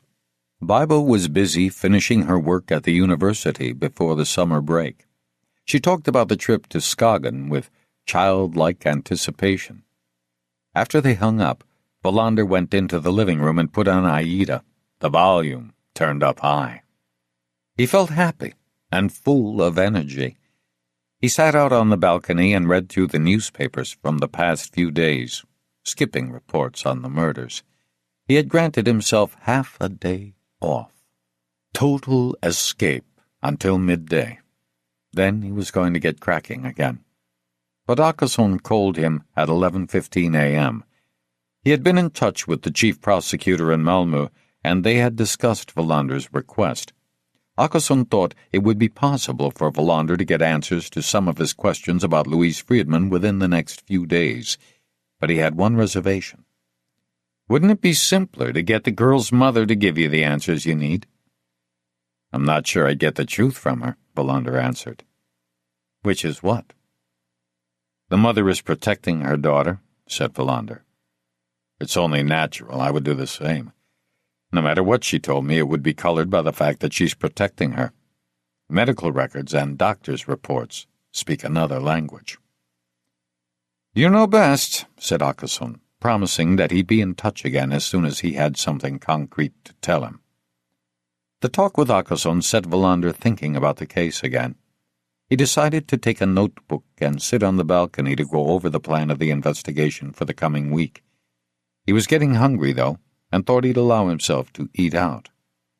Just before noon, he left the flat, dressed all in white like a tennis player, wearing sandals. He drove east out of town along Österleden, thinking that he could drop in on his father later on. If he hadn't had the investigation hanging over his head, he could have taken Gertrude and his father to lunch somewhere. But right now he needed time to himself. Over the past few weeks he had been constantly surrounded by people, involved in team meetings and in discussions with others. Now he wanted to be alone. Hardly aware of where he was going, he drove all the way to Simrishamn. He parked by the marina and took a walk. He found a corner table to himself at the Harbor Inn and sat watching the holidaymakers all around him. One of these people could be the man I'm looking for, he thought. If Ekholm's theories are right, that the killer lives a completely normal life, with no outward signs that he subjects his victims to the worst violence imaginable, then he could be sitting right here, eating lunch. And at that instant, the summer day slipped out of his hands. He went over everything one more time. He didn't know why, but he began with the girl who died in the rape field. She had nothing to do with the other events. It had been a suicide, prompted by some as-yet unknown cause. Still, that's where Wallander began each time he started one of his reviews of the case. But on this particular Sunday, in the Harbor Inn in Simrishamn, something started churning in his subconscious. It came to him that someone had said something in connection with the girl's death. He sat there with his fork in his hand and tried to coax the thought to the surface. Who had said it? What had been said? Why was it important? After a while he gave up. Sooner or later he'd remember what it was. His subconscious always demanded patience. As if to prove that he actually possessed that patience, he ordered dessert. With satisfaction, he noted that the shorts he'd put on for the first time that summer weren't quite as tight as they had been the year before. He ate his apple pie and ordered coffee. He tried to follow his thoughts the way a discerning actor reads through his part for the first time. Where were the gaps? Where were the faults? Where did he combine fact and circumstance too sloppily and draw a wrong conclusion? He went through Wetterstedt's house again, through the garden, out onto the beach. He imagined Wetterstedt in front of him, and Wallander became the killer, stalking Wetterstedt like a silent shadow. He climbed onto the garage roof and read a torn comic book while he waited for Wetterstedt to settle at his desk and maybe leaf through his collection of pornographic photographs. Then he did the same thing with Karlman. He put a motorcycle behind the road worker's hut and followed the tractor path up to the hill where he had a view over Karlman's farm. Now and then he made a note on his pad. The garage roof. What did he hope to see? Karlman's hill. Binoculars? He went over everything that had happened, deaf to the noise around him. He paid another visit to Hugo Sandin. He talked once more with Sarah Bjorklund, and he made a note that he ought to get in touch with her again. Maybe the same questions would provoke different, fuller answers. What would the difference be? He thought for a long time about Karlman's daughter. He thought about Louise Friedman and her polite brother. He was rested. His fatigue was gone, and his thoughts rose easily and soared on the updrafts inside him. He glanced at what he had scribbled on his pad, as if it were magic, automatic writing, and left the Harbor Inn. He sat on one of the benches in the park outside the Hotel Svea and looked out over the sea. There was a warm, gentle breeze blowing. The crew of a yacht with a Danish flag was struggling with an unruly spinnaker. Wallander read his notes again. The connection was always shifting, from parents to children. He thought about Karlman's daughter and Louise Friedman. Was it just a coincidence that one of them had tried to commit suicide after her father died, and the other had been in a psychiatric clinic for a long time? Wetterstedt was the exception. He had 2 adult children, Wallander recalled something Riedberg had once said. What happens first is not necessarily the beginning. Could that be true in this case? He tried to imagine that the killer they were looking for was a woman, but it was impossible. He thought of the physical strength needed for the scalpings, the axe blows, and the acid in Friedman's eyes. It had to be a man who kills men, while women commit suicide or suffer mental illness. He got up and moved to another bench, as if to register the fact that there were other conceivable explanations. Gustav Wetterstedt was involved in shady deals. There was a vague but still unexplained connection between him and Karlman. It had to do with art theft, maybe forgery. It all had to do with money. It wasn't inconceivable that Bjorn Friedman could also be involved in the same area. He hadn't found anything useful in the dossier on his life, but he couldn't write it off yet. Nothing could be written off yet. That presented both a problem and an opportunity. Wallander watched the Danish yacht. The crew had begun folding up the spinnaker. He took out his pad and looked at the last word he had written. Mystery. There was a hint of ritual to the murders. He had thought so himself, and Ekholm had pointed it out at the last meeting. The scalps were a ritual, as trophy collecting always was. The significance was the same as that of a moose's head mounted on a hunter's wall. It was the proof. The proof of what? For whom? For the killer alone, or for someone else as well? For a god or a demon conjured up in a sick mind? For someone else whose demeanor was just as inconspicuous as the killer's? Wallander thought about what Ekholm had said about invocations and initiation rites. A sacrifice was made so that another could obtain grace. Become rich? Make a fortune? Get well? There were many possibilities. There were motorcycle gangs with rules about how new members proved themselves worthy. In the United States, it wasn't unusual to have to kill someone, whether picked at random or specially chosen, to be deemed worthy of membership. This macabre rite had spread, even to Sweden. Wallander thought of the motorcycle gangs in Skåne, and he remembered the road workers' hut at the bottom of Karlman's hill. The thought was dizzying, that the tracks might lead them to motorcycle gangs. Wallander put aside this idea for the moment, although he knew that nothing could be ruled out. He walked back to the other bench, where he had sat before. He was back at the starting point. He realized that he couldn't go any further without discussing it with someone. He thought of Ann-Britt Höglund. Could he bother her on a Sunday? He got up and went over to his car to call her. She was at home. He was welcome to drop by. Guiltily, he postponed his visit to his father. He had to have someone else confront his ideas, and if he waited, there was a good chance he would get lost among multiple trains of thought. He drove back towards Ystad, keeping just above the speed limit. He hadn't heard about any speed traps planned for this Sunday. It was 3 p.m. when he pulled up in front of Höglund's house. She was in a light summer dress.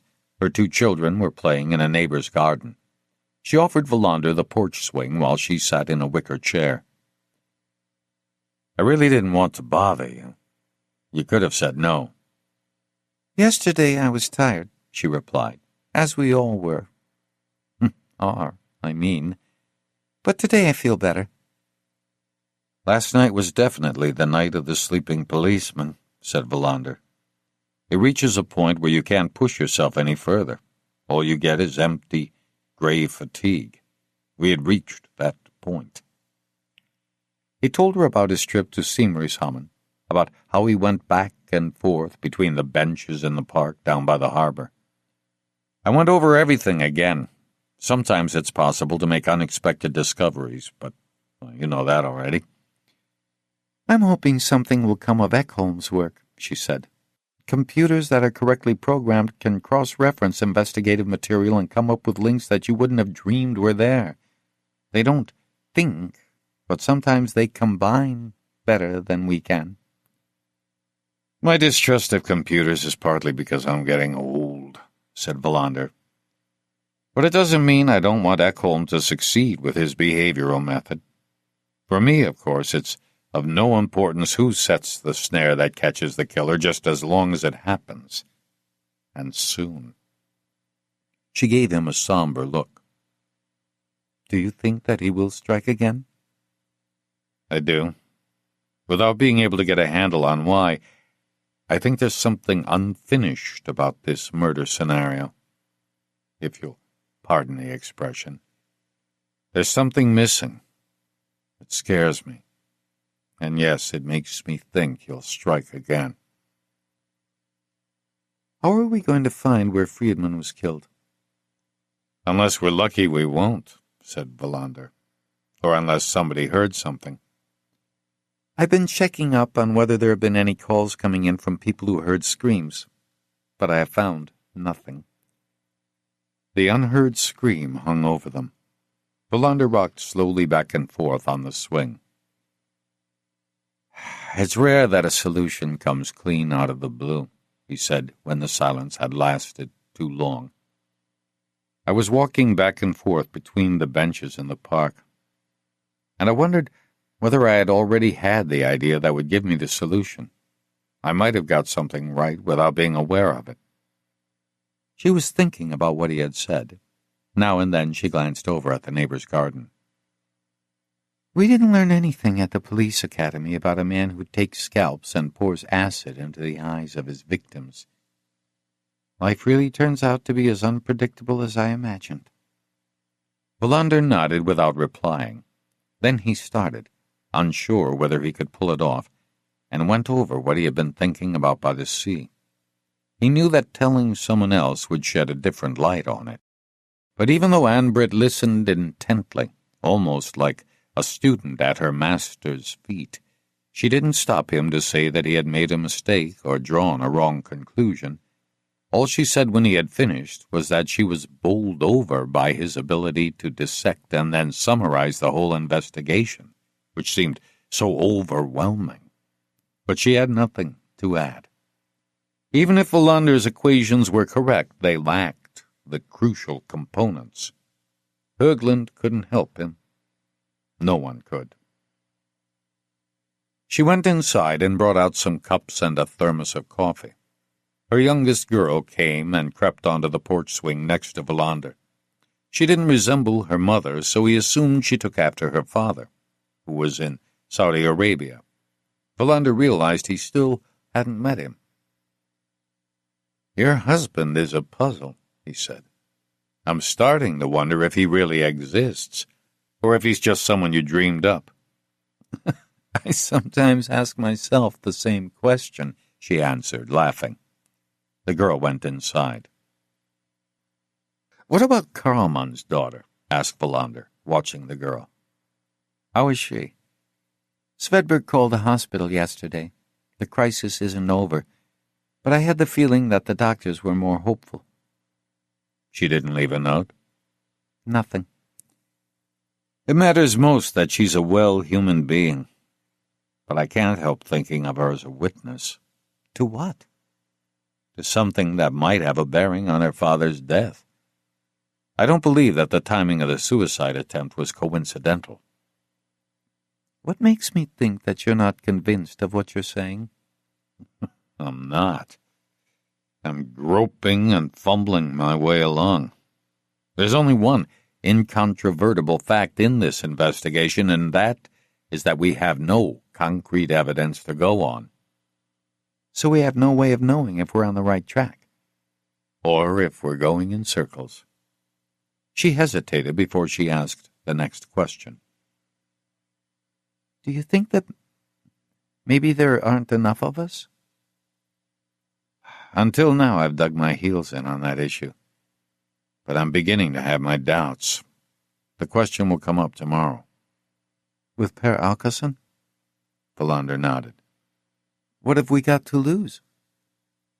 Small units move more easily than large ones.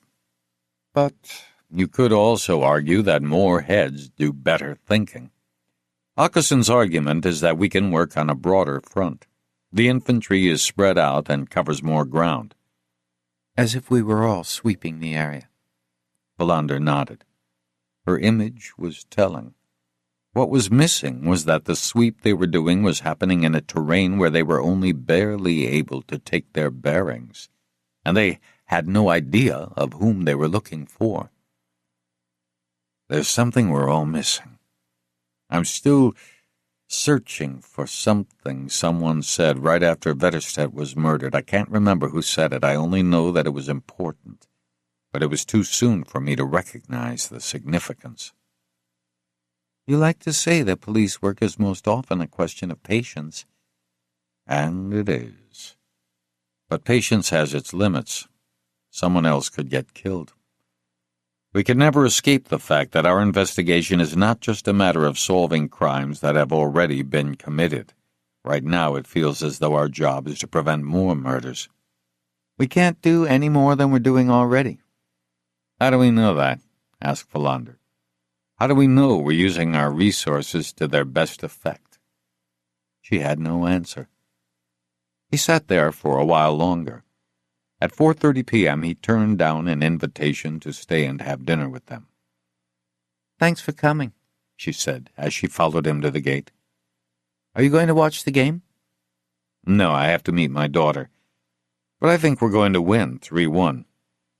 She gave him a quizzical look. That's what I bet, too. Then we'll both win. Or we'll both lose. Thanks for coming, she said again. Thanks for what? He asked in surprise. For disturbing your Sunday? For thinking I might have something worthwhile to say. I've said it before and I'll say it again. I think you're a talented policewoman. You believe in the ability of computers not only to make our work easier, but to improve it. I don't. And maybe you can change my mind. Valander drove towards town. He stopped at a shop that was open on Sundays and bought groceries.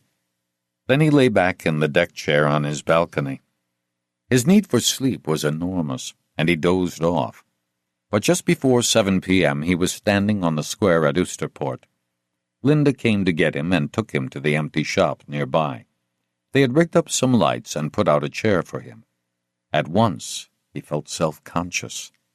He might not understand, or might laugh in the wrong place. The girls vanished into an adjoining room. Valander waited. More than 15 minutes passed. When they finally returned, they had changed clothes, and now looked exactly alike. After arranging the lights and the simple set, they got started. The hour-long performance was about a pair of twins.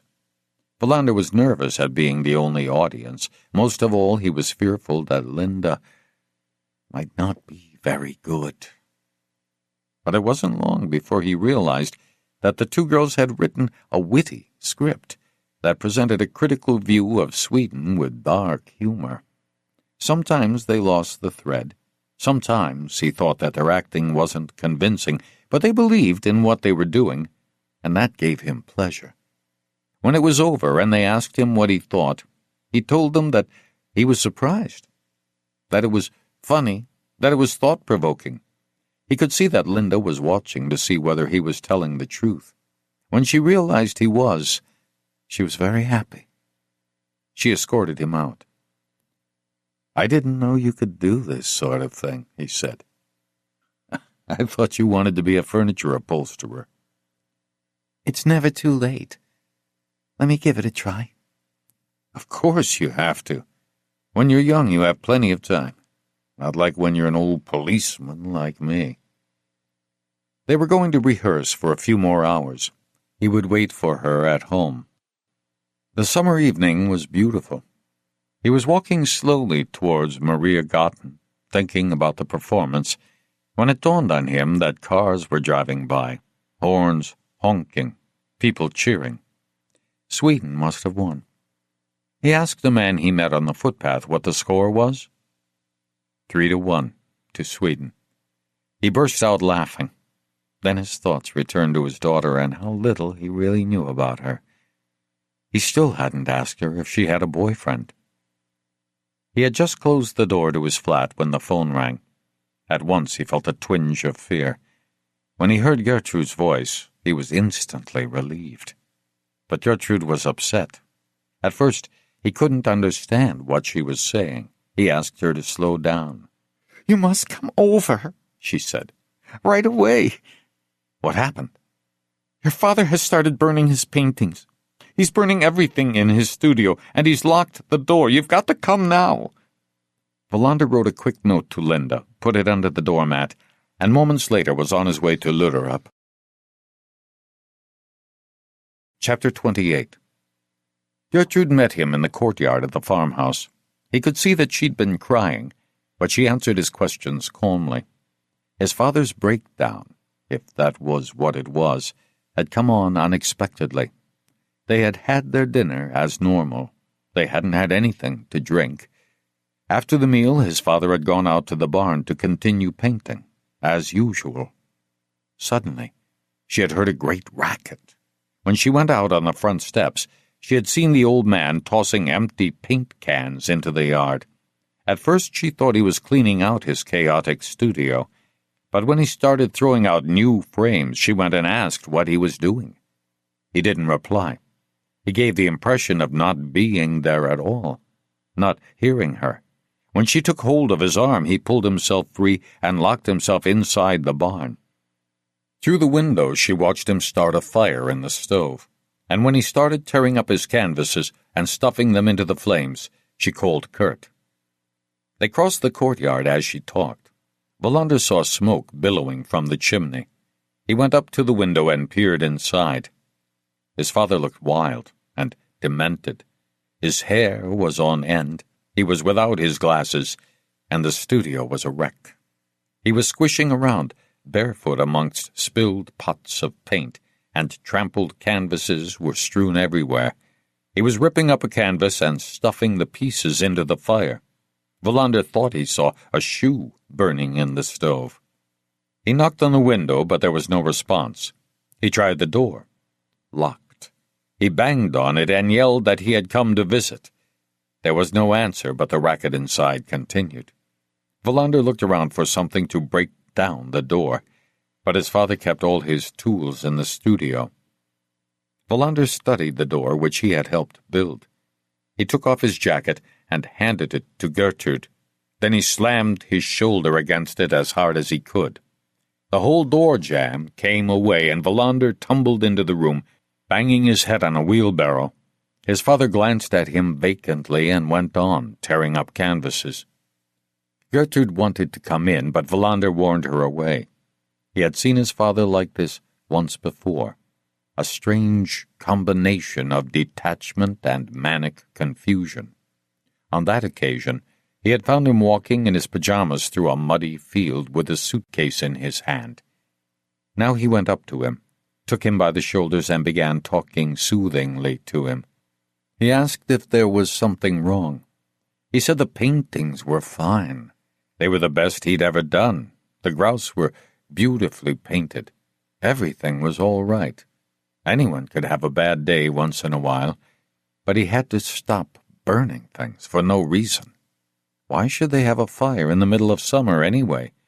They could get cleaned up and talk about the trip to Italy. Wallander kept talking, with a strong grip on his father's shoulders, as the old man squinted myopically at him. While Wallander kept up his reassuring chatter, he discovered his glasses trampled to bits on the floor. He asked Gertrude, who was hovering by the door, whether there was a spare pair. She ran to the house to get them and handed them to Wallander, who wiped them on his sleeve and then set them on his father's nose. He continued to speak in a soothing voice, repeating his words as if he were reading the verses of a prayer. His father looked at him in bewilderment at first, then astonishment, and finally it seemed as though he had come to his senses again. Wallander released his grip. His father looked cautiously about him at the destruction. "What happened here?" he asked. Wallander could see that he had forgotten everything. Gertrude began to weep. Wallander told her firmly to go and make some coffee. They'd be there in a minute. At last, the old man seemed to grasp that he had been involved in the havoc. "Did I do all this?" he asked, looking at Wallander with restless eyes, as if he feared the answer. Who doesn't get sick and tired of things?" Wallander said. "But it's all over now. We'll soon get this mess cleaned up." His father looked at the smashed door. "Who needs doors in the middle of summer?" said Wallander. "There aren't any closed doors in Rome in the summer. You'll have to get used to that." His father walked slowly through the debris from the frenzy that neither he nor anyone else could explain. Wallander felt a lump in his throat. There was something helpless about his father, and he didn't know how to deal with it. He lifted the broken door and leaned it against the wall. He began tidying up the room, discovering that many of the canvases had survived. His father sat on a stool at his workbench and watched. Gertrude came in and told them that coffee was ready. Wallander gestured to her to take his father inside. Then he cleaned up the worst of the mess. Before he went into the kitchen, he called home. Linda was there. She wanted to know what had happened. She could barely decipher his quickly scribbled note. Wallander didn't want to worry her, so he said that her grandfather had just been feeling bad but was fine now. To be on the safe side, he had decided to stay overnight in Luderup. He went in the kitchen. His father was feeling tired and had gone to lie down. Wallander stayed with Gertrude for a couple of hours, sitting at the kitchen table. There was no way to explain what had happened, except that it was a symptom of the illness. But when Gertrude said this attack ruled out the trip to Italy in the autumn, Wallander protested. He wasn't afraid of taking responsibility. He would manage. It was going to happen, so long as his father wanted to go and was able to stand on his own 2 feet. That night he slept on a fold-out bed in the living room. He lay staring out into the light summer night for a long time before he fell asleep. In the morning, over coffee, his father seemed to have forgotten the whole episode. He couldn't understand what had happened to the studio door. Wallander told him the truth, that he was the one who had broken it down. The studio needed a new door, and anyway he would make it himself. "When are you going to be able to do that?" asked his father. "You don't even have time to call ahead of time and tell me you're coming to visit." Wallander knew then that everything was back to normal. He left Luderup just after 7 a.m. It wasn't the last time something like this might happen, he knew, and with a shiver, imagined what might have occurred if Gertrude hadn't been there. Wallander went straight to the station. Everyone was talking about the match. He was surrounded by people in summer clothes. Only the ones who had to wear uniforms looked remotely like police officers. Wallander thought that in his white clothes he could have stepped out of one of the Danish productions of Italian opera he'd been to. As he passed the reception desk, Abba waved to him that he had a call. It was Forsfeld. They had found Friedmann's passport well hidden in his flat, along with large sums of foreign currencies. Wallander asked about the stamps in the passport. "I have to disappoint you," Forsfeld told him. "He had the passport for 4 years, and it has stamps from Turkey, Morocco, and Brazil. That's all." Wallander was indeed disappointed, although he wasn't sure what he had expected. Forsfeld promised to fax over the details on the passport. Then he said he had something else to tell him that had no direct bearing on the investigation. "We found some keys to the attic when we were looking for the passport. Among all the junk up there, we found a box containing some antique icons. We were able to determine pretty quickly that they were stolen." "Guess where from?" Wallander thought for a moment, but couldn't come up with anything. "I give up." About a year ago, there was a burglary at a house near Ystad. The house was under the administration of an executor because it was part of the estate of a deceased lawyer named Gustav Torstensson. Wallander remembered him, one of 2 lawyers murdered the year before. Wallander had seen the collection of icons in the basement that belonged to the older of the 2 lawyers. He even had one of them hanging on the wall of his bedroom, a present he had received from the dead lawyer's secretary. Now he also recalled the break-in.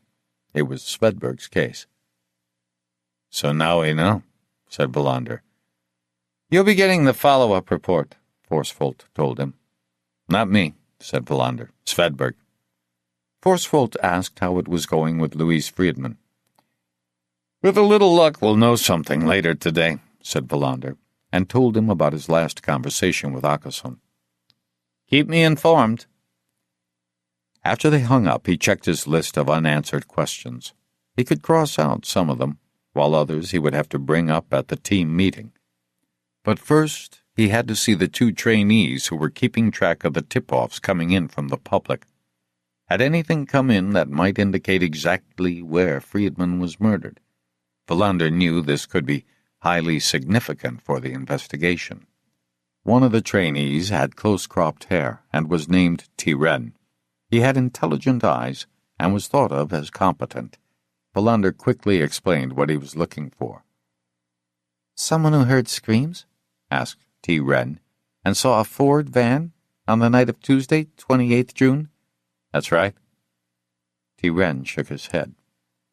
"I would have remembered that. A woman screamed in a flat in Riesgård, but that was on Wednesday, and she was drunk." "Let me know immediately if anything comes in," said Wallander. He left Tiren and went down to the meeting room. Hansson was talking to a reporter in reception. Wallander remembered seeing him before. He was a stringer for one or other of the big national evening papers.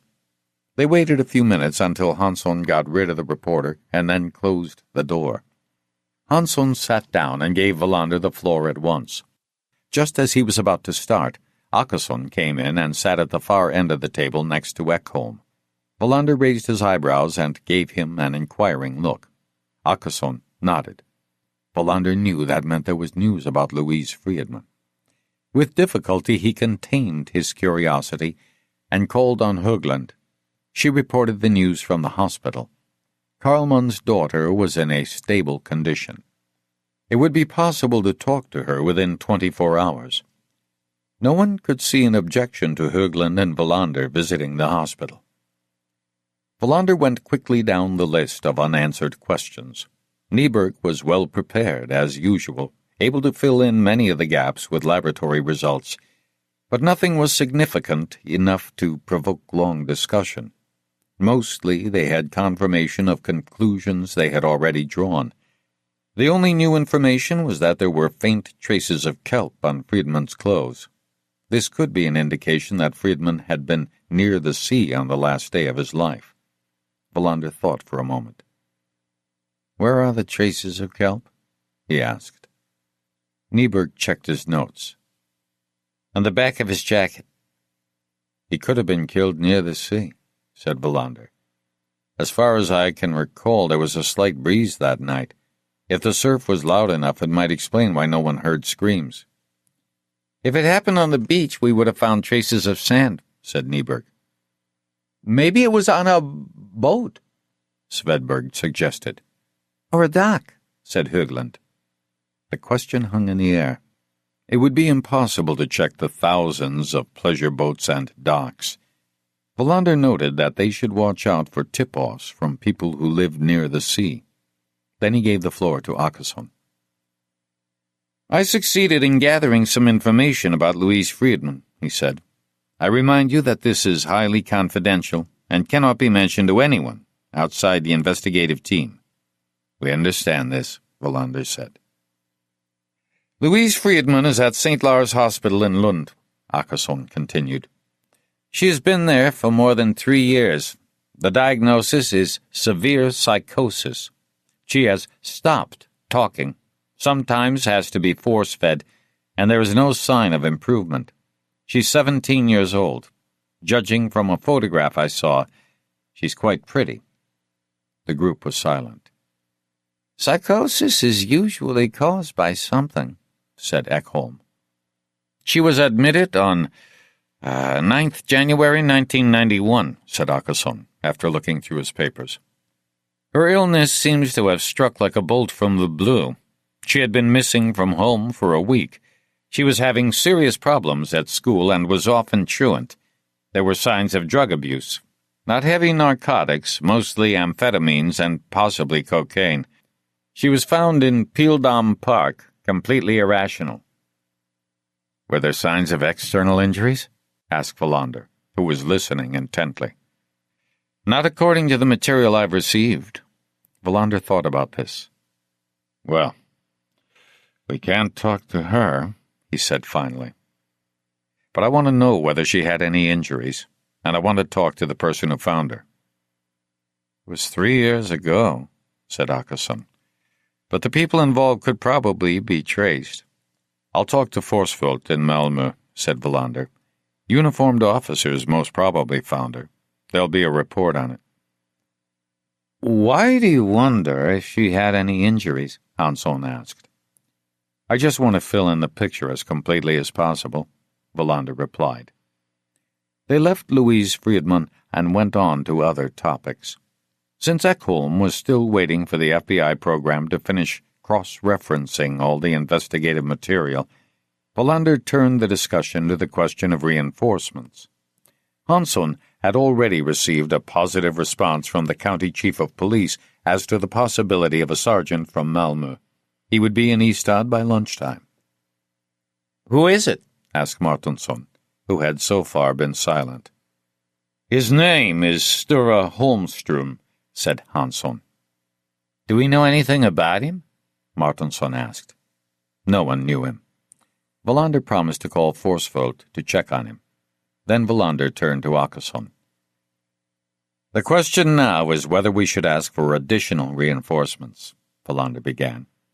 "What's the general view? I want everyone's opinion. I also undertake to bow to the will of the majority, even though I'm not convinced that extra personnel will improve the quality of our work.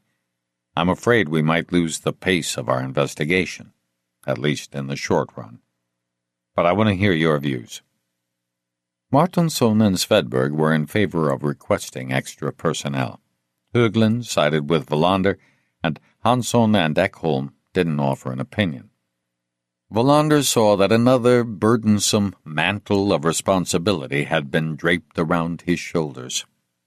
Akasson proposed that they postpone the decision for a few more days. "If there's another murder, it'll be unavoidable," he said. "But for the time being, let's keep going the way we have been." The meeting finished just before 10 a.m. Wallander went to his room. It had been a good meeting, much better than the last, even though they hadn't made any progress. They had shown one another that their energy and will were still strong. Wallander was about to call Forsfeld when Martinsson appeared in his doorway. "There's one more thing that's occurred to me," he said, leaning against the doorframe. "Louise Friedman was found wandering around on a path in the park. There's a similarity to the girl running in the rape field." Martinsson was right. There was a similarity, albeit a remote one. "I agree. It's a shame that there's no connection." "Still, it's weird," said Martinsson. He remained in the doorway. "You bet right this time." Wallander nodded. "I know. So did Ann Britt." "You'll have to split 1,000. "When's the next match?" "I'll let you know," said Martinsson, and left. Wallander called Malmö. While he waited, he looked out of the open window. Another beautiful day. Then Forsfeld came on the line, and he pushed all thoughts of summer aside. He took a long time selecting the right axe from the ones lying polished on the black silk cloth. Finally, he chose the smallest one, the one he hadn't used yet. He stuck it in his wide leather belt and pulled the helmet over his head. As before, he was barefoot when he locked the door behind him. The evening was warm. He rode along side roads that he had selected on the map. It would take him almost 2 hours. He would get there a little before 11 p.m. He had had to change his plans. The man who had gone abroad suddenly had returned. He decided not to risk his taking off again. He had listened to Geronimo's heart. The rhythmic thumping of the drums inside his chest had delivered their message to him. He must not wait. He would seize the opportunity. The summer landscape seen from inside his helmet took on a bluish tinge. He could see the sea to his left, the blinking lights of ships, and the coast of Denmark. He felt elated and happy. It wouldn't be long now before he could bring his sister the last sacrifice that would liberate her from the fog that surrounded her. She would return to life in the loveliest part of the summer. He got to the city just after 11 p.m., and 15 minutes later stopped on a street next to the large villa, hidden away in a garden full of tall, sheltering trees. He chained his moped to a lamp post and locked it. On the opposite footpath, an old couple were walking their dog. He waited until they disappeared before he pulled off his helmet and stuffed it into his backpack. In the shadows, he ran to the back of the property, which looked out over a football pitch. He hid his backpack in the long grass and crept through the hedge at a point where he had long ago prepared an opening. The hedge scratched his bare arms and feet, but he steeled himself against all pain. Geronimo would not stand for weakness. He had a sacred mission, as written in the book he had received from his sister. The mission required all his strength, which he was prepared to sacrifice with devotion. He was inside the garden now, closer to the beast than he had ever been. The entire ground floor was in darkness, but there was a light on upstairs. He remembered with anger how his sister had been here before him. She had described the house, and one day he would burn it to the ground. But not yet. Cautiously, he ran up to the wall of the house and prized open the basement window from which he had earlier removed the latch. It was easy to crawl inside. He knew that he was in an apple cellar, surrounded by the faint aroma of sour apples. He listened. All quiet. He crept up the cellar stairs into the big kitchen. Still. Quiet. The only thing he heard was the faint sound of water pipes. He turned on the oven and opened the door. Then he made his way upstairs. He had taken the axe out of his belt. He was completely calm. The door to the bathroom was ajar. In the darkness of the hall, he caught a glimpse of the man he was going to kill. He was standing in front of the bathroom mirror, rubbing cream onto his face. Hoover slipped in behind the bathroom door, waiting. When the man turned off the light in the bathroom, he raised the axe. He struck only once. The man fell to the floor without a sound.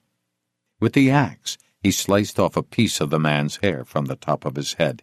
He stuffed the scalp into his pocket. Then he dragged the man down the stairs. He was in pajamas. The bottoms slipped off the body and were dragged along by one foot. He avoided looking at him. He pulled the man into the kitchen and leaned the body against the oven door. Then he shoved the man's head inside. Almost at once, he smelled the face cream starting to melt. He left the house the way he had come in. He buried the scalp beneath his sister's window in the dawn light. Now all that was left was the extra sacrifice he would offer her. He would bury one last scalp. Then it would be over. He thought about the man he had watched sleeping, the man who had sat across from him on the sofa, understanding nothing of the sacred mission he had to perform. He still hadn't decided whether he should also take the girl sleeping in the next room. He would make his final decision the next day, but now he had to rest. Skåne, 5th through 8th July, 1994. Chapter 29. Valdemar Susten was a criminal detective in Helsingborg who devoted all his free time during the summer to a 1930s mahogany boat he had found by accident. And this was just what he planned to do on Tuesday morning, 5th July, when he let the shade on his bedroom window roll up with a snap just before 6 a.m. He lived in a newly renovated block of flats at the center of town. One street, the railway line, and the docks were all that separated him from the sound. The weather was as beautiful as the weather reports had promised. His holiday didn't start until the end of July, but whenever he could, he spent a few early mornings on his boat, docked at the marina a short bike ride away. Susten was going to celebrate his 50th birthday this autumn. He had been married 3 times, had 6 children, and was planning his 4th marriage. The woman shared his love of the boat, Sea King 2. He had taken the name from the beautiful boat that he had spent his childhood summers on board with his parents, Sea King 1. His father had sold it to a man from Norway when he was 10, and he had never forgotten it. He often wondered whether the boat still existed, or whether it had sunk or rotted away.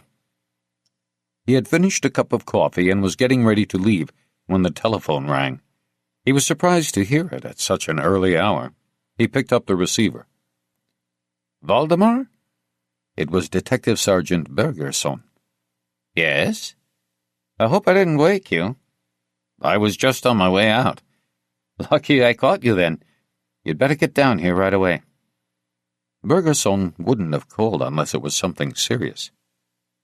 "I'll be right there," he said. "What is it?" "There was smoke coming out of one of those old villas up in Tageborg. When the fire brigade got there, they found the man in the kitchen." "Dead?" "Murdered.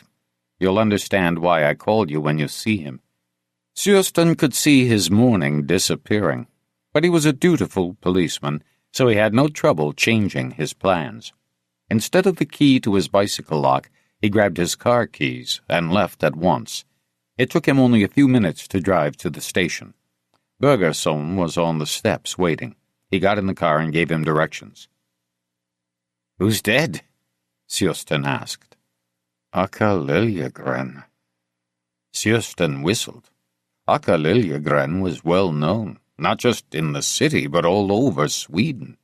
He called himself the Auditor, and had gained his notoriety as the Eminence Grise behind some extensive shell company dealing done during the 1980s.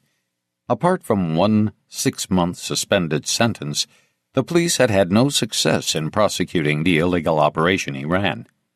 Liljegren had become a byword for the worst type of financial scams, and the fact that he got off scot-free demonstrated how ill-equipped the justice system was to handle criminals like him. He was from Bastad, but in recent years had lived in Helsingborg when he was in Sweden. Susten recalled a newspaper article that had set out to uncover how many houses Liljegren owned across the world. "Can you give me a time frame?" asked Susten. "A jogger out early this morning saw smoke coming out of the house. He raised the alarm. The fire department got there at 5:15 a.m. "Where was the fire?" "There was no fire." Susten gave Bergerson a puzzled look. "Liljegren was leaning into the oven," Bergerson explained. "His head was in the oven, which was on full blast. He was literally being roasted." Susten grimaced. He was beginning to get an idea what he was going to have to look at. "Did he commit suicide?" "No. Someone stuck an axe in his head." Susten stomped involuntarily on the brake. He looked at Bergerson, who nodded. His face and hair were almost completely burnt off, but the doctor thought he could tell that someone had sliced off part of his scalp. Susten said nothing. He was thinking about what had happened in Ystad. That was this summer's big news. A serial killer who axed people to death and then took their scalps. They arrived at Liljegren's villa on Aschebergsgaten. A fire engine was parked outside the gates, along with a few police cars and an ambulance. The huge property was cordoned off. Susten got out of the car and waved off a reporter. He and Bergerson ducked under the cordon and walked up to the villa. When they entered the house, Susten noticed the sickly smell and realized that it was Liljegren's burnt corpse. He borrowed a handkerchief from Bergerson and held it to his nose and mouth. Bergerson nodded towards the kitchen. A very pale, uniformed officer stood guard at the door. Susten peered inside. The sight that greeted him was grotesque. The half-naked man was on his knees. His body was bent over the oven door. His head and neck were out of sight inside the oven. With disgust, Susten recalled the fairy tale of Hansel and Gretel and the witch. A doctor was kneeling down beside the body, shining a torch into the oven. Susten tried to breathe through his mouth. The doctor nodded at him. Susten leaned forward and looked into the oven. He was reminded of a charred steak. "Jesus," he said. "He took a blow to the back of the head," said the doctor. "Here in the kitchen?" "No, upstairs," said Bergerson, standing behind him. Susten straightened up. "Take him out of the oven," he said. "Has the photographer finished?" Bergerson nodded. Susten followed him upstairs, avoiding the traces of blood. Bergerson stopped outside the bathroom door. "As you saw, he was wearing pajamas," said Bergerson. "Here's how it probably happened. Liljegren was in the bathroom. The killer was waiting for him. He struck Liljegren with an axe in the back of the head and then dragged the body to the kitchen. That could explain why the pajama bottoms were hanging from one leg. Then he put the body in front of the oven, turned it on, and left. We don't know yet how he got into the house and out again. I thought you might be able to take care of that." Susten said nothing. He was thinking. He went back down to the kitchen. The body was on a plastic sheet on the floor. "Is it him?" asked Susten. "It's Liljegren," said the doctor, "even though he doesn't have much face left." "That's not what I meant. Is it the man who takes scalps?" The doctor pulled back the plastic sheet covering the blackened face. "I'm convinced that he cut or tore off the hair at the front of his head," said the doctor. Susten nodded. Then he turned to Bergerson. "I want you to call the Ystad police. Get hold of Kurt Wallander. I want to talk to him. Now." For once, Wallander had fixed a proper breakfast. He had fried some eggs and was just sitting down at the table with his newspaper when the telephone rang. The caller introduced himself as Detective Sergeant Sture Bergerson of the Helsingborg police. What he had feared had finally happened. The killer had struck again.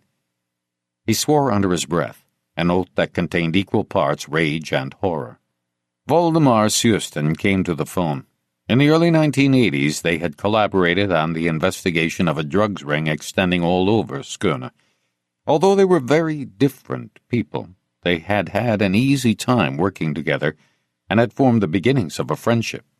"Good?" "Yes, it's me." "It's been a long time." "So what's happened? Is what I hear true?" "Unfortunately, it is. Your killer has turned up here in Helsingborg." "Is it confirmed?" "There's nothing to indicate otherwise. An axe blow to the head, then he cut off the victim's scalp." "Who was it?" "Ake Liljegren? Does that name ring a bell?" Wallander thought for a moment. "The one they call the auditor?" "Precisely. A former minister of justice, an art dealer, and now a white-collar criminal." "And a fence, too," said Wallander. "Don't forget him." "You should come up here. Our superiors can sort out the red tape so that we can cross into each other's jurisdictions." "I'll come right away," said Wallander. "It might be a good idea if I bring Sven Nyberg, our head forensic technician. Bring whoever you want. I won't stand in your way. I just don't like it that the killer has shown up here. I'll be in Helsingborg in 2 hours, said Wallander. If you can tell me whether there's some connection between Liljegren and the others who were killed, we'll be ahead of the game. Did the killer leave any clues? Not directly, although we can see how it happened. This time, he didn't pour acid into his victim's eyes. He roasted him. His head, and half his neck at least, roasted? In an oven. Be glad you won't have to look at it. What else? I just got here, so nothing, really. After Wallander hung up, he looked at his watch. It was very early. He called Nyberg, who answered at once. Wallander told him what had happened, and Nyberg promised to be outside Wallander's building in 15 minutes. Then Wallander dialed Hansson's number, but changed his mind and called Martinsson instead. As always, Martinsson's wife answered. It took a couple of minutes before her husband came to the phone. He's killed again, said Wallander. This time in Helsingborg. A crook named Åke Liljegren. They call him the Auditor. The corporate raider? Asked Martinsson. That's him. Well, the murderer has taste. Bullshit, Wallander said. I'm driving up there with Nyberg. They've asked us to come. I want you to tell Hansson. I'll give you a call as soon as I know more. This means that the National Criminal Bureau will be called in, Martinsson said. Maybe it's the best thing. The best thing would be if we caught this killer, Wallander replied. I'll call you later. He was outside when Nyberg drove up in his old Amazon. It was a beautiful morning. Nyberg drove fast. At Sturup, they turned off towards Lund and reached the motorway to Helsingborg. Wallander told him what he knew. After they had passed Lund, Hansson called. He was out of breath. He's been even more afraid of this than I have, Wallander thought. It's terrible, said Hansson. This changes everything. For the time being, it doesn't change a thing, Wallander replied. It depends entirely on what actually happened. It's time for the National Criminal Bureau to take over, said Hansson. Wallander could tell from Hansson's voice that to be relieved of his responsibility was what he wanted most of all. Wallander was annoyed. He couldn't ignore the hint of disparagement of the work of the investigative team. That's your responsibility. Yours and Åkesson's, Wallander said tersely. What occurred in Helsingborg is their problem, but they've asked me to go up there. We'll talk about what we're going to do later. Wallander hung up. Nyberg didn't say a word, but Wallander knew he had been listening carefully. They were met by a squad car at the exit to Helsingborg.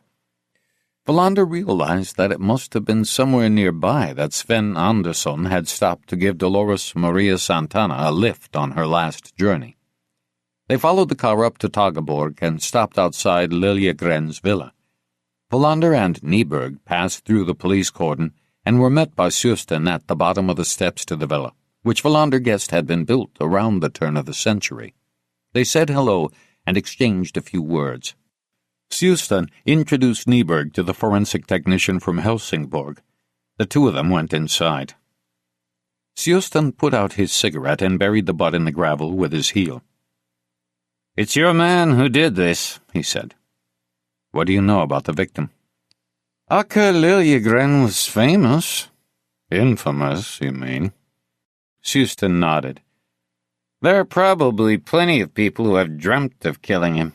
With a criminal justice system that worked better, with fewer loopholes in the laws and financial fraud, he would have been locked up. Suspense took Wallander into the house. The air was thick with the stench of burnt flesh. Suspense gave Wallander a mask, which he put on reluctantly. They went into the kitchen where the body still lay under the plastic sheet. Wallander nodded to Suspense to let him see, thinking that he might as well get it over with. He didn't know what he had expected, but he flinched involuntarily. Liljegren's face was gone. The skin was burnt away, and large sections of the skull were clearly visible. There were just 2 holes where the eyes had been. The hair and ears were also burnt off. Belander nodded to Sustan to put back the sheet. Sustan quickly described how Liljegren had been found leaning into the oven. Belander got some Polaroids from the photographer. It was almost worse to see the pictures. Belander shook his head with a grimace and handed them back. Sustan took him upstairs, pointing out the blood and describing the apparent sequence of events. Belander occasionally asked a question about a detail, but Sustan's scenario seemed convincing. "Were there any witnesses?" asked Belander. "Clues left by the murderer? How did he get into the house?" "Through a basement window." They returned to the kitchen and went down to the basement that extended under the whole house. A little window stood ajar in a room where Belander smelt the faint aroma of apples stored for the winter. "We think he got in this way," said Sustan, "and left that way too, even though he could have walked straight out the front door. Liljegren lived alone." "Did he leave anything behind?" Belander wondered. "So far, he has been careful to leave no clues. On the other hand, he hasn't been excessively meticulous. We have a whole set of fingerprints. According to Nyberg, we're missing only the left little finger." "Fingerprints he knows the police don't have on file," said Sustan. Belander nodded. Sustan was right. "We found a footprint in the kitchen next to the stove," said Sustan. "So he was barefoot again," said Belander. "Barefoot?" Belander told him about the footprint they had found in the blood in Friedman's van. He would have to provide Sustan and his colleagues with all the material they had on the first 3 murders. Belander inspected the basement window. He thought he could see faint scrape marks near one of the latches, which had been broken off. When he bent down, he found it, although it was hard to see against the dark floor. He didn't touch it. "It looks as though it might have been loosened in advance," he said. "You think he prepared for his visit?" "It's conceivable. It fits with his pattern. He puts his victims under surveillance. He stakes them out. Why and for how long, we have no idea. Our psychologist from Stockholm, Mats Ekholm, claims this is characteristic of serial killers." They went into the next room. The windows were the same. The latches were intact.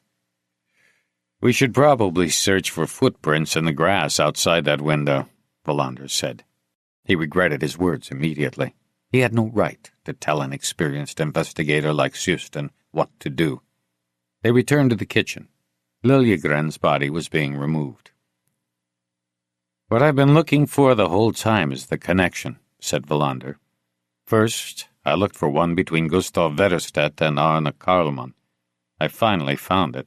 Then I looked for one between Bjorn Friedman and the 2 others. We haven't been able to find a link yet, but I'm convinced there is one. Perhaps this is one of the first things we should do here. Is it possible to find some connection between Akka Liljegren and the other 3? Preferably to all of them, but at least to any one of them." "In a way, we already have a very clear connection," said Sustan quietly. Belander gave him a questioning glance. "What I mean is, the killer is an identifiable link," Sustan went on, "even if we don't know who he is." Sustan nodded towards the door to the garden. Belander realized that Sustan wanted to speak privately.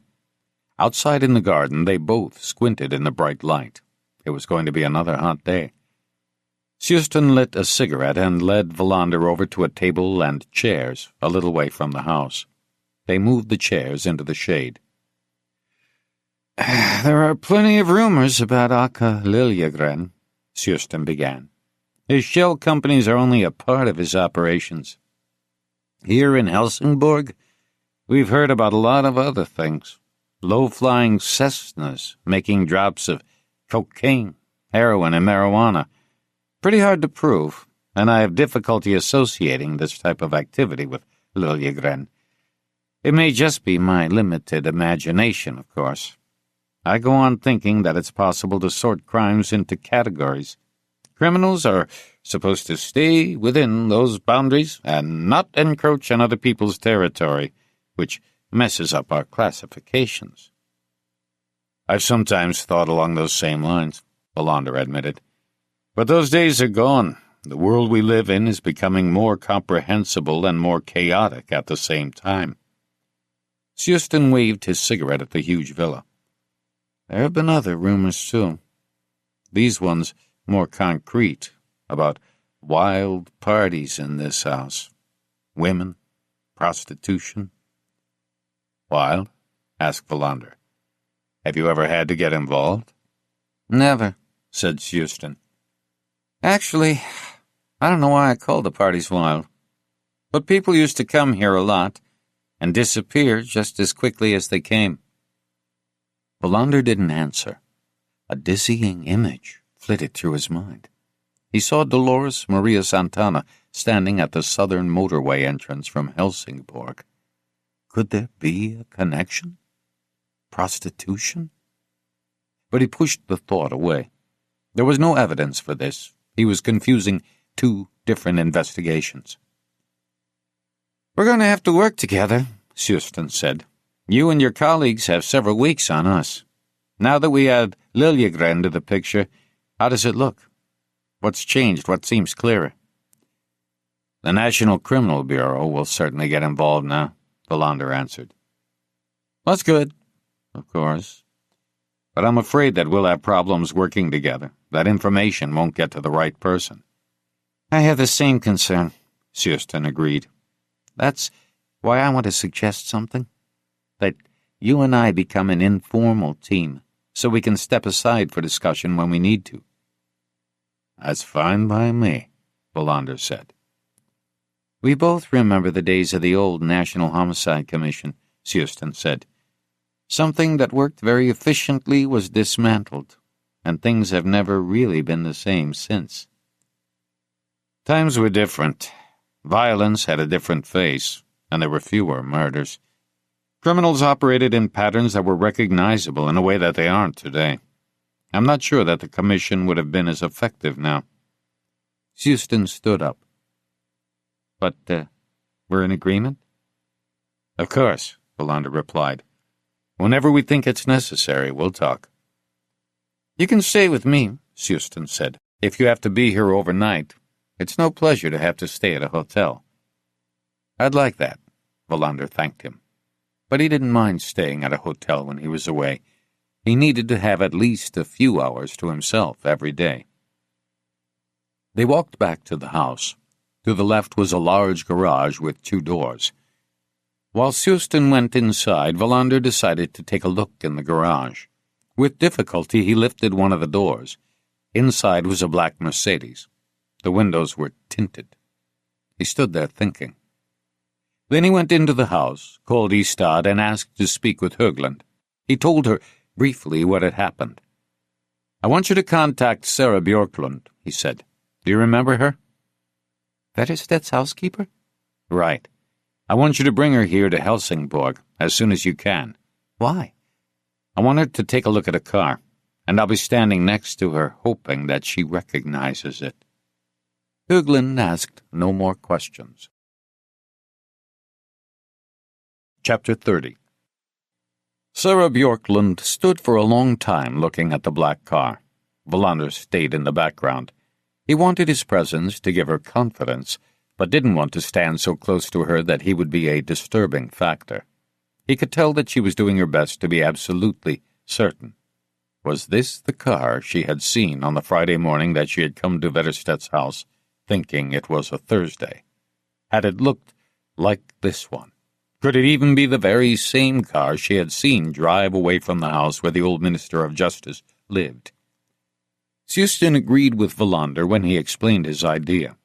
Even if the charwoman held in such contempt by Vetterstedt said that it could have been a car of the same make, that wouldn't prove a thing. All they would get was an indication, a possibility. But it was important even so. They both realized that. Sarah Björklund hesitated. Since there were keys in the ignition, Valander asked Sustan to drive it once round the block. If she closed her eyes and listened, did she recognize the sound of the engine? Cars had different sounds. She listened.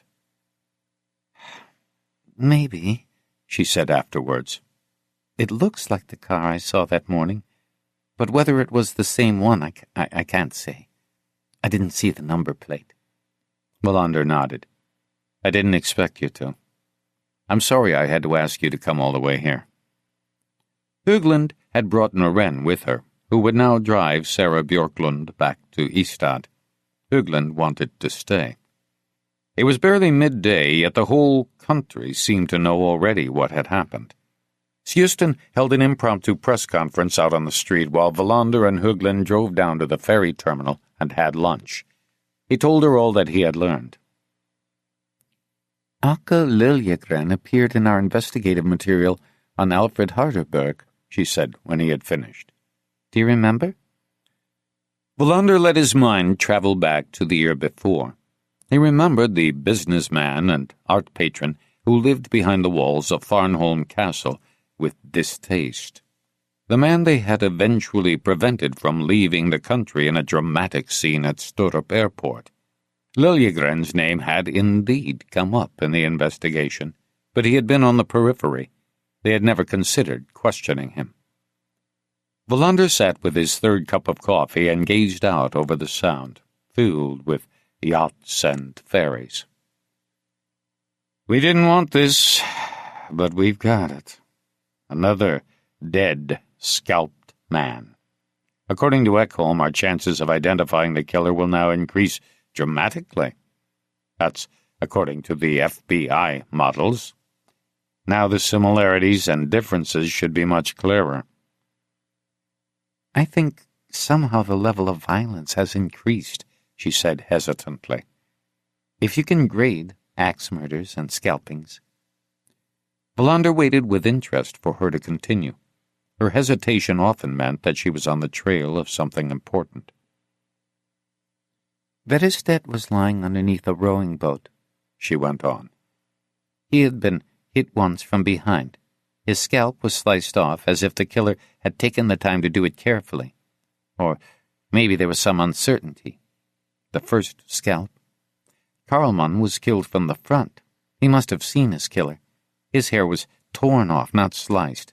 That seems to indicate more frenzy or maybe rage, almost uncontrolled. Then Friedman.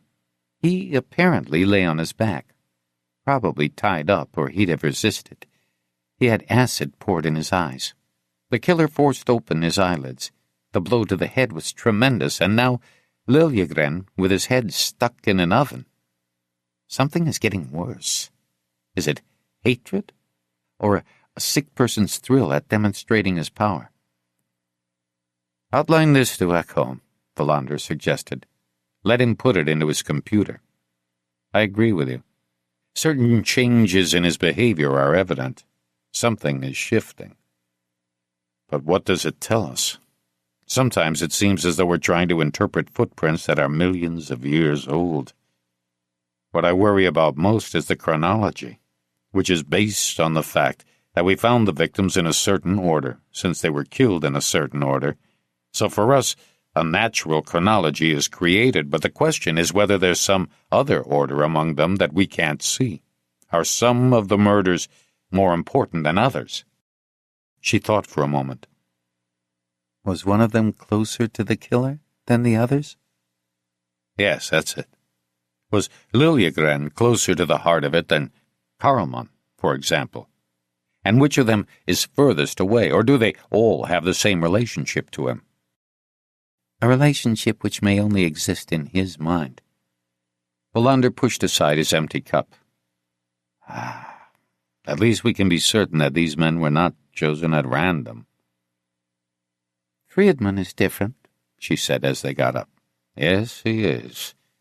But you can also turn it around and say that it's the other three who are different. They returned to Tageborg, where they were given the message that Hansson was on his way to meet with the chief of police in Helsingborg.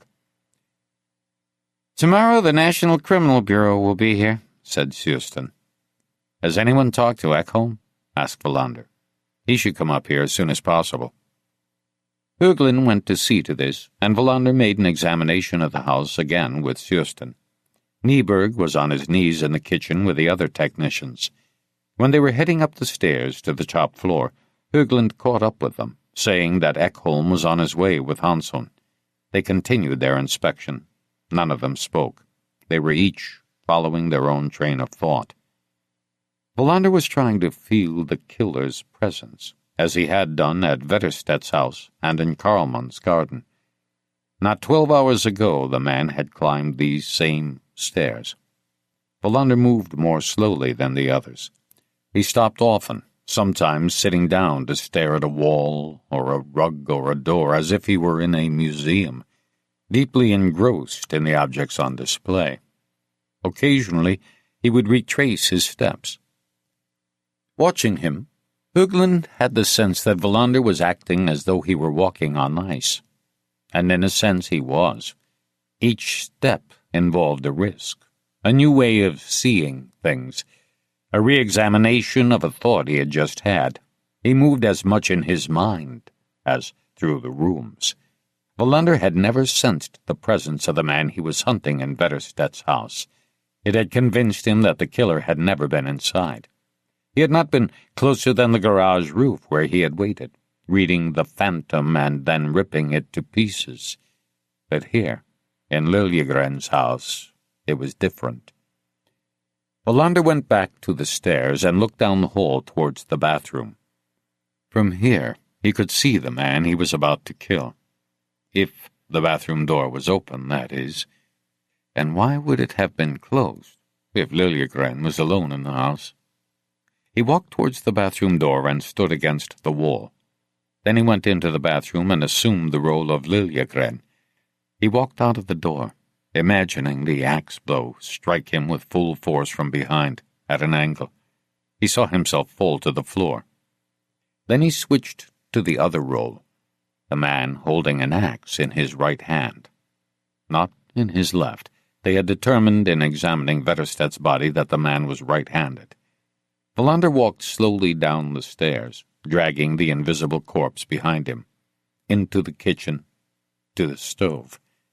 He continued down to the basement and stopped at the window, which was too narrow for him to squeeze through. Only a slight man could use that window as a way of getting into Liljegren's house. The killer must be thin. He went back to the kitchen and out into the garden. Near the basement window at the back of the house, the technicians were looking for footprints. Wallander could have told them in advance that they wouldn't find anything. The man had been barefoot, as before. He looked towards the hedge, the shortest distance between the basement window and the street, pondering why the killer had been barefoot. He had asked Ekholm about it several times, but still didn't have a satisfactory answer. Going barefoot meant taking a risk of injury, of slipping, puncturing his foot, getting cut, and yet he still did it. Why did he go barefoot? Why choose to remove his shoes? This was another of the inexplicable details he had to keep in mind. He took scalps. He used an axe. He was barefoot. Wallander stopped in his tracks. It came to him in a flash. His subconscious had drawn a conclusion and relayed the message. An American Indian, he said to himself. A warrior. He knew he was right. The man they were looking for was a lone warrior, moving along an invisible path. He was an impersonator, used an axe to kill, cut off scalps, went barefoot. But why would an American Indian go around in the Swedish summertime, killing people? Who was really committing these murders? An Indian? Or someone playing the role? Wallander held on tight to the thought so he wouldn't lose it before he had followed it through. He traveled over great distances, he thought. He must have a horse, a motorcycle, which had leant against the road worker's hut. You drive in a car, but you ride a motorcycle. He walked back to the house. For the first time he had caught a glimpse of the man he sought. The excitement of the discovery was immediate, his alertness sharpened. For the time being, however, he would keep his idea to himself. A window on the top floor opened. Susten leaned out. "Come up here," he shouted. Wallander went in, wondering what they had found. Suspense and Högland were standing in front of a bookcase in a room that must have been Liljegren's office. Suspense had a plastic bag in his hand. "I'm guessing cocaine," he said. "Could be heroin." "Where was it?" Wallander asked. Suspense pointed to an open drawer. "There may be more," Wallander said. "I'll see about getting a dog in here," said Suspense. "I wonder whether you shouldn't send out a few people to talk to the neighbors," said Wallander. "Ask if they noticed a man on a motorcycle. Not just last night, but earlier, too, over the last few weeks." "Did he come on a motorcycle?" "I think so. It seems to be his means of getting around. You'll find it in the investigative material." Suspense left the room. "There's nothing about a motorcycle in the investigative material?" said Högland, surprised. "There should be," said Wallander, sounding distracted. "Didn't we confirm that it was a motorcycle that stood behind the road workers' hut?" Wallander looked out the window. Ekholm and Hansson were on their way up the path, with another man whom Wallander assumed was the Helsingborg chief of police. Bergerson met them halfway. "We'd better go down," he said. "Did you find anything?" "The house reminds me of Verstedt," she replied. "The same gloomy bourgeois respectability. But at least there are some family photos. Whether they make it more cheerful, I don't know. Liljegren seems to have had cavalry officers in his family. Scanian dragoons, if you can believe it." "I haven't looked at them," Wallander apologized. "But I believe you. His scams undoubtedly had much in common with primitive warfare." "There's a photo of an old couple outside a cottage. If I understood what was written on the back, the picture was of his maternal grandparents on the island of Öland."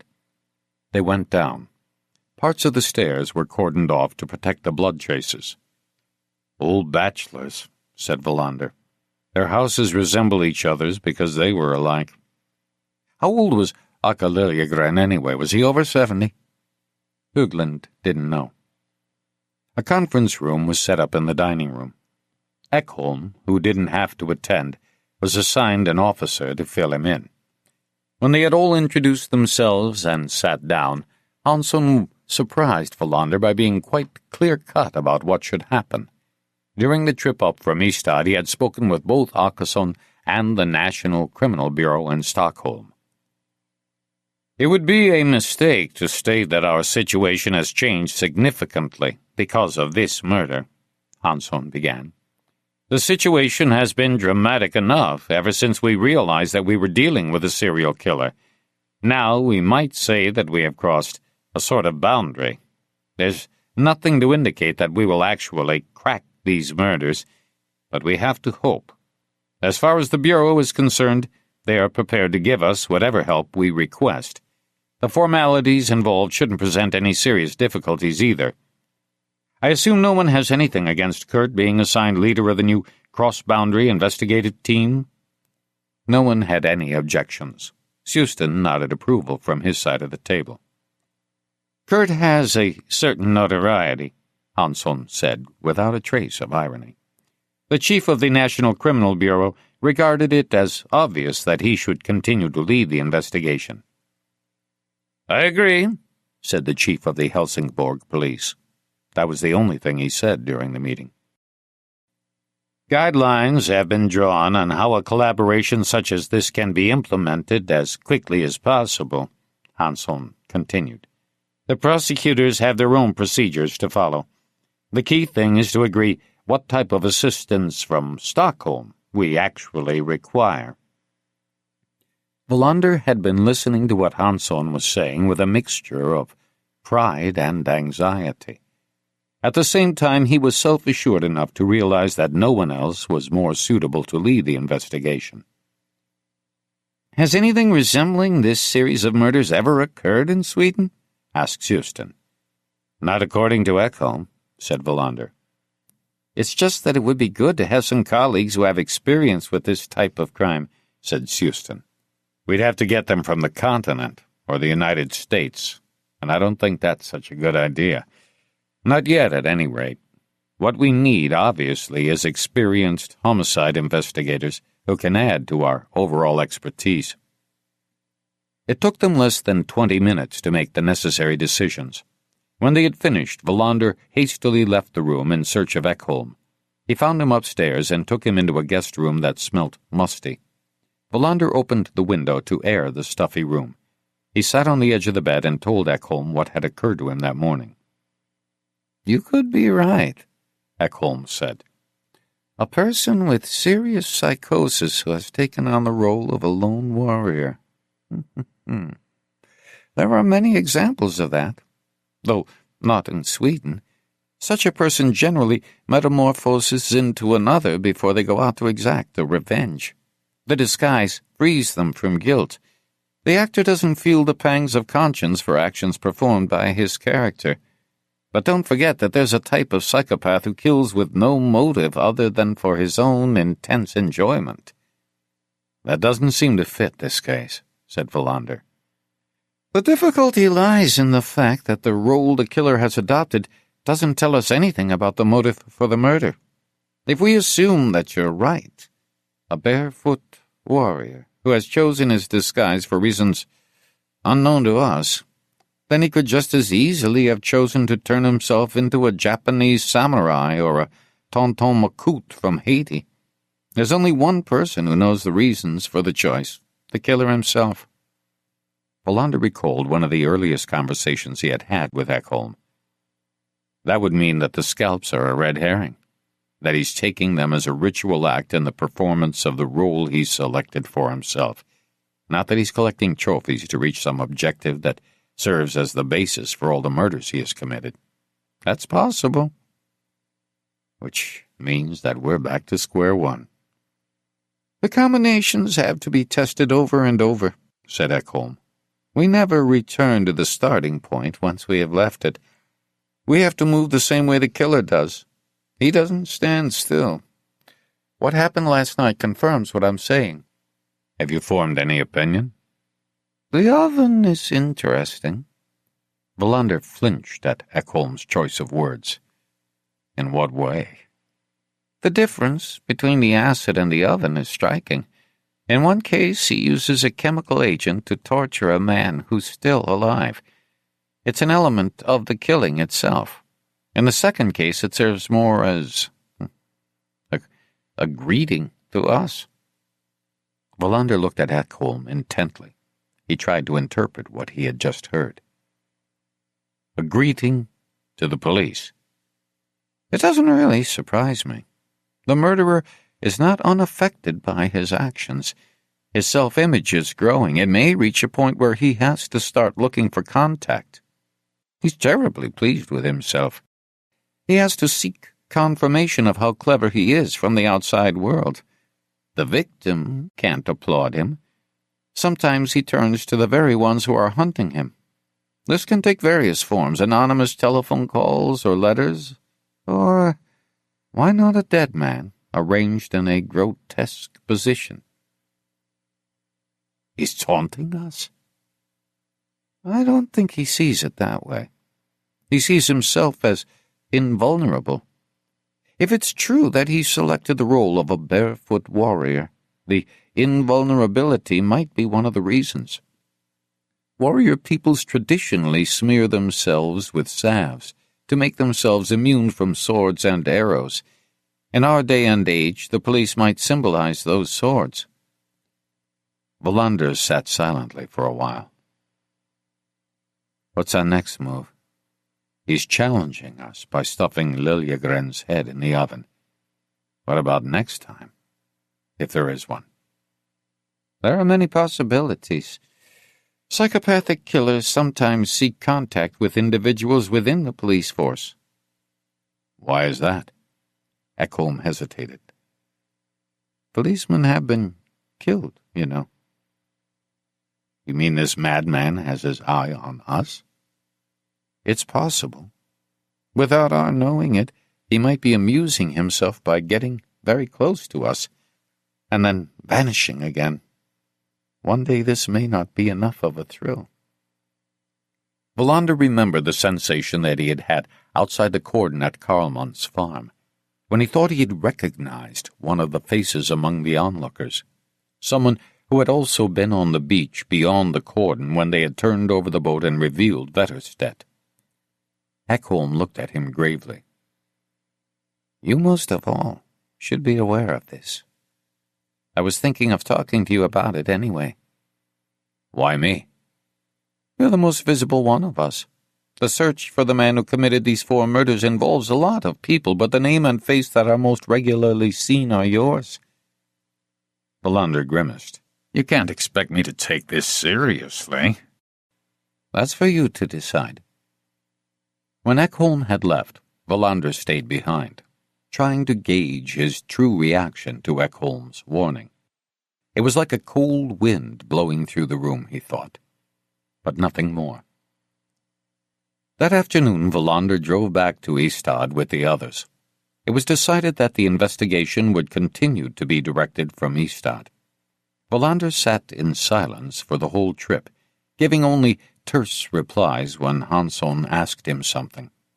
When they arrived, they held a short briefing with Svedberg, Martensson, and Åkesson. Svedberg told them that it was now possible to speak with Karlmann's daughter. They decided that Wallander and Högland would pay a visit to the hospital the next morning. When the meeting was over, Wallander called his father. Gertrude answered. All was back to normal. His father had no recollection of what had happened. Wallander also called home. No answer. Linda wasn't there. On his way out of the station, he asked Ebbe whether there was any word on his keys. Nothing. He drove down to the harbor and walked along the pier, then sat down in the harbor cafe and had a beer. He sat and watched the people passing by. Depressed, he got up and went back out on the pier and sat on a bench next to the sea rescue hut. It was a warm, windless evening. Someone was playing a concertina on a boat. One of the ferries from Poland was coming in. Without actually being conscious of it, he started to make a connection in his mind. He sat perfectly still and let his thoughts work. He was beginning to discern the contours of the drama. There were a lot of gaps still, but he could see where they should concentrate their investigation. He didn't think that the way they had been working so far was to blame. The problem was with the conclusions he had made. He drove home and wrote down a summary at his kitchen table. Linda arrived back just before midnight. She had seen the papers. "Who is doing this? What is someone like this made of?" she asked. Wallander thought for a while before he replied. "He's like you and me," he said at last. "By and large. Just like you and me." Chapter 31. Wallander woke with a start. His eyes flew open and he lay completely still. The light of the summer night was gray. Someone was moving around in the flat. He glanced quickly at the clock on the bedside table. It was 2:15 a.m. His terror was instantaneous. He knew it wasn't Linda. Once she fell asleep, she didn't get up again until morning. He held his breath and listened. The sound was very faint. The person moving around was barefoot. Wallander got out of bed noiselessly. He looked for something to defend himself with. He had locked his service revolver in his desk at the station. The only thing in the bedroom he could use was the broken arm of a chair. He picked it up and listened again. The sound seemed to be coming from the kitchen. He came out of the bedroom and looked towards the living room. He passed the door to Linda's room. It was closed. She was asleep. Now he was very scared. The sounds were coming from the kitchen. He stood in the doorway of the living room and listened. Ekholm was right after all. He prepared himself to meet someone who was very strong. The chair arm wouldn't be much help. He remembered that he had a replica of a pair of old-fashioned brass knuckles in one of the drawers in the bookshelf. They had been the prize in a police lottery. He decided that his fists were better protection than the chair arm. He could still hear sounds in the kitchen. He moved cautiously across the parquet floor and opened the drawer. The brass knuckles were underneath a copy of his tax return. He put them on his right hand. At the same instant he realized that the sounds in the kitchen had stopped. He spun round and raised his arms. Linda was in the doorway looking at him with a mixture of amazement and fear. He stared back at her. "What are you doing?" she said. "What's that on your hand?" "I thought it was somebody breaking in," he said, taking off the brass knuckles. She could see that he was shaken. "It was me. I couldn't sleep. The door to your room was closed. I must have shut it behind me. I needed a drink of water." "But you never wake up in the night." "Those days are long gone. Sometimes I don't sleep well, when I've got a lot on my mind." Valander knew he ought to feel foolish, but his relief was too great. His reaction had confirmed something. He had taken Ekholm much more seriously than he thought. He sat down. Linda was still standing there, staring at him. "I've often wondered how you can sleep as well as you do," she said. "When I think of the things you have to look at, the things you're forced to do." "You get used to it," said Valander, knowing that wasn't true at all. She sat down next to him. "I was looking through an evening paper while Kaisa was buying cigarettes," she went on. "There was quite a bit about what happened in Helsingborg. I don't know how you stand it." "The papers exaggerate." "How do you exaggerate somebody getting their head stuffed into an oven?" Valander tried to avoid her questions. He didn't know whether it was for his sake or for hers. "That's a matter for the doctor. I examine the scene and try to work out what happened." She shook her head, resigned. "You never could lie to me. To Mama, maybe, but never to me." "I never lied to Mona, did I?" "You never told her how much you loved her. What you don't say can be a false affirmation." He looked at her in surprise. Her choice of words astonished him. "When I was little, I used to sneak looks at all the papers you brought home at night. I invited my friends, too, sometimes, when you were working on something we thought was exciting. We would sit in my room and read transcripts of witness testimonies." "I had no idea." "You weren't supposed to." "So who did you think was in the flat?" He decided to tell her at least part of the truth. He explained that sometimes, but very rarely, policemen in his position who had their pictures in the paper a lot or were on TV might catch the attention of criminals who then became fixated on them. Perhaps fascinated was a better term. Normally there was nothing to worry about, but it was a good idea to acknowledge the phenomenon and to stay alert. She didn't believe him for a second. "That wasn't somebody standing there with brass knuckles on showing how aware he was," she said at last. "What I saw was my dad, who's a policeman. And he was scared." "Maybe I had a nightmare," he said unconvincingly. "Tell me why you can't sleep." "I'm worried about what to do with my life." "You and Kaisa were very good in the review." "Not as good as we ought to be." "You've got time to feel your way." "But what if I want to do something else entirely?" "Like what?" "That's what I think about when I wake up in the middle of the night. I open my eyes and think that I still don't know." "You can always wake me up. As a policeman, at least, I've learned how to listen, even if you can get better answers from someone else." She leaned her head on his shoulder. "You're a good listener. A lot better than Mama. But I have to find the answers for myself." They talked for a long time. Not until it was light outside did they go back to bed. Something Linda said made Valander feel good. He listened better than Mona did. In some future life, he wouldn't mind doing everything better than Mona. But not now, when there was Baiba. Valander got up a little before 7 a.m. Linda was still asleep. He had a quick cup of coffee and left. The weather was beautiful, but the wind had started to blow.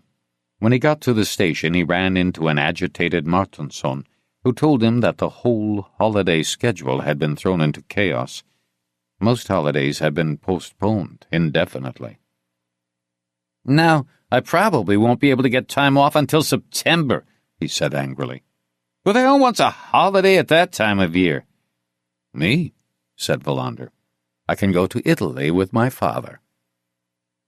It was already Wednesday, 6th July. He was supposed to meet Baiba at Kastrup Airport in 3 days. For the first time, he faced up to the fact that their holiday would have to be cancelled, or at least postponed. He had avoided thinking about it during the last hectic weeks, but he couldn't continue to do so. He would have to cancel flights and the hotel reservations. He dreaded Baiba's reaction. He sat at his desk, feeling his stomach begin to ache with the stress. There must be some alternative, he thought. Baiba can come here. Maybe we could still catch this damned killer soon. This man who kills people and then scalps them. He was terrified of her disappointment. Even though she had been married to a policeman, she probably imagined that everything was different in Sweden. But he couldn't wait any longer to tell her that they wouldn't be going to Skagen. He should pick up the phone and call Riga straight away. But he put off the unpleasant conversation. He wasn't ready yet. He took his notebook and listed all the calls he'd have to make. Then he turned into a policeman again. He put the summary he had written the day before on the desk in front of him and read it through. The notes made sense. He picked up the phone and asked Ebba to get hold of Suspense in Helsingborg. A few minutes later, she called back. "He seems to spend his mornings scraping barnacles off a boat," she said. "But he was on his way in. He'll call you in the next 10 minutes. When Suspense called back, he told Wallander that they had located some witnesses, a couple, who claimed to have seen a motorcycle on Asche Bergsgaten on the evening Liljegren was murdered. "Check carefully," said Wallander. "It could be very important." "I thought I'd do it myself." Wallander leaned forward over his desk, as if he had to brace himself before tackling the next question. "I'd like to ask you to do one more thing, something that should take the highest priority. I want you to find some of the women who worked at the parties that were held at Liljegren's villa." "Why?" "I think it's important. We have to find out who was at those parties. You'll understand when you go through the investigative material." Wallander knew very well that his question wouldn't be answered in the material they had assembled for the other 3 murders, but he needed to hunt alone for a while longer. "So you want me to pick out a whore?" said Suspense. "I do, if there were any at those parties." "It was rumored that there were." "I want you to get back in touch with me as soon as possible. Then I'll come up to Helsingborg." "If I find one, should I bring her in?" "I just want to talk to her, that's all. Make it clear she has nothing to worry about. Someone who's afraid and says what she thinks I want to hear won't help at all." "I'll try," said Suspense. "Interesting assignment in the middle of summer." They hung up. Wallander concentrated on his notes from the night before until Högland called. They met in reception and walked down to the hospital so they could plan what they would say to Karlmann's daughter. Wallander didn't even know the name of this young woman who had slapped his face. "Erika," said Högland, "which doesn't suit her." "Why not?" asked Wallander, surprised. "I get the impression of a robust sort when I hear that name," she said. "The manager of a Hotel Smorgasbord or a crane operator." "Is it okay that my name is Kurt?" She nodded cheerfully. "It's nonsense that you can match your personality to a name, of course, but it amuses me. And you could hardly imagine a cat called Fido or a dog called Kitty." "There probably are some," said Wallander. "So, what do we know about Erika Karlmann?" They had the wind at their backs as they walked towards the hospital.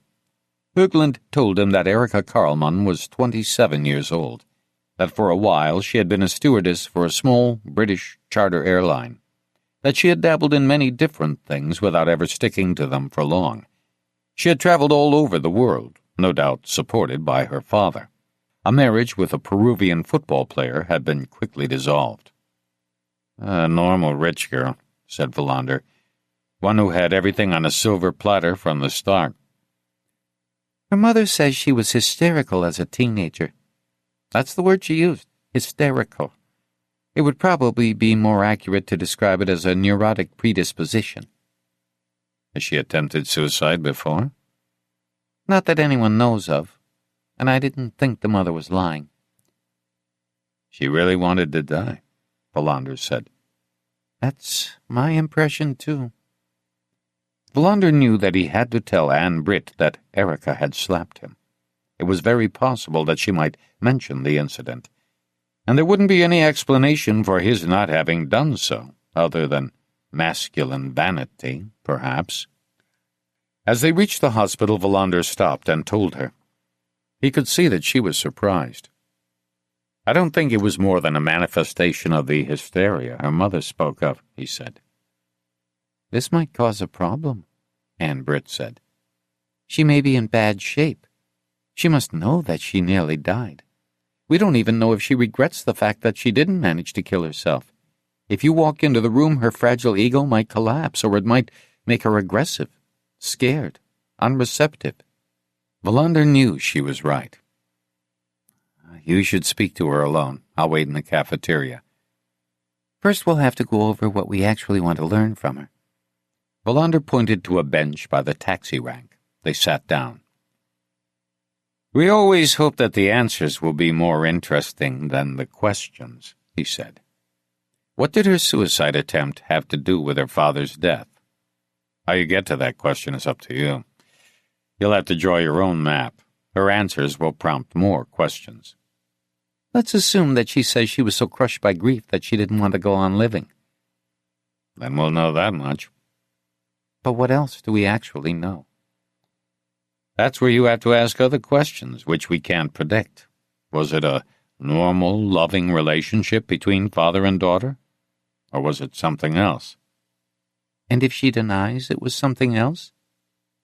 "Then you have to start by not believing her, without telling her so." "In other words," said Högland slowly, "a denial would mean that I should be interested in the reasons she might have for not telling the truth?" "More or less," Valander answered. "But there's a third possibility, of course, that she tried to commit suicide because she knew something about her father's death that she couldn't deal with in any other way except by taking the information with her to the grave." "Could she have seen the killer?" "It's possible." "And doesn't want him to be caught?" "Also conceivable." "Why not?" "Once again, there are at least two possibilities. She wants to protect him, or she wants to protect her father's memory." Högland sighed hopelessly. "I don't know if I can handle this." "Of course you can. I'll be in the cafeteria, or out here. Take as long as you need." Valander accompanied her to the front desk. A few weeks earlier he had been here and found out that Salomonsson had died. How could he have imagined then what havoc was in store for him? Högland disappeared down the hall. Valander went towards the cafeteria, but changed his mind and went back outside to the bench. Once again he went over his thoughts from the night before. He was interrupted by his mobile phone ringing in his jacket pocket. It was Hansson, and he sounded harried.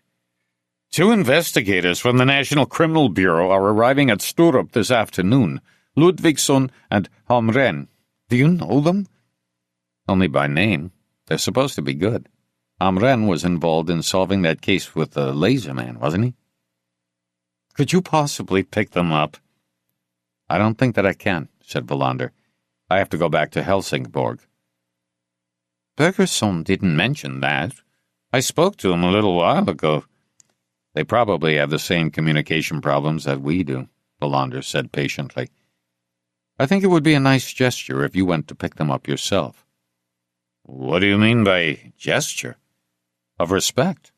When I went to Riga, I was picked up in a limousine. An old Russian one, but even so, it's important for people to feel that they're being welcomed and taken care of. All right, said Hanson. I'll do it. Where are you now? At the hospital. Are you sick? Karlmann's daughter.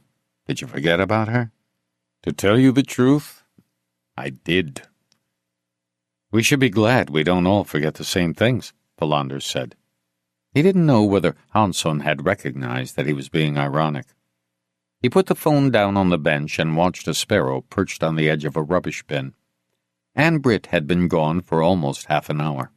He closed his eyes and raised his face to the sun, rehearsing what he would say to Biba. A man with his leg in a cast sat down with a thud next to him. After 5 minutes, a taxi arrived. The man with the cast left. Valander paced back and forth in front of the hospital entrance. Then he sat down again. After more than an hour, Anne Britt came out and sat down next to him. He couldn't tell from the expression on her face how it had gone. I think we missed one reason why a person would want to commit suicide, she said. Being tired of life. Was that her answer? I didn't even have to ask.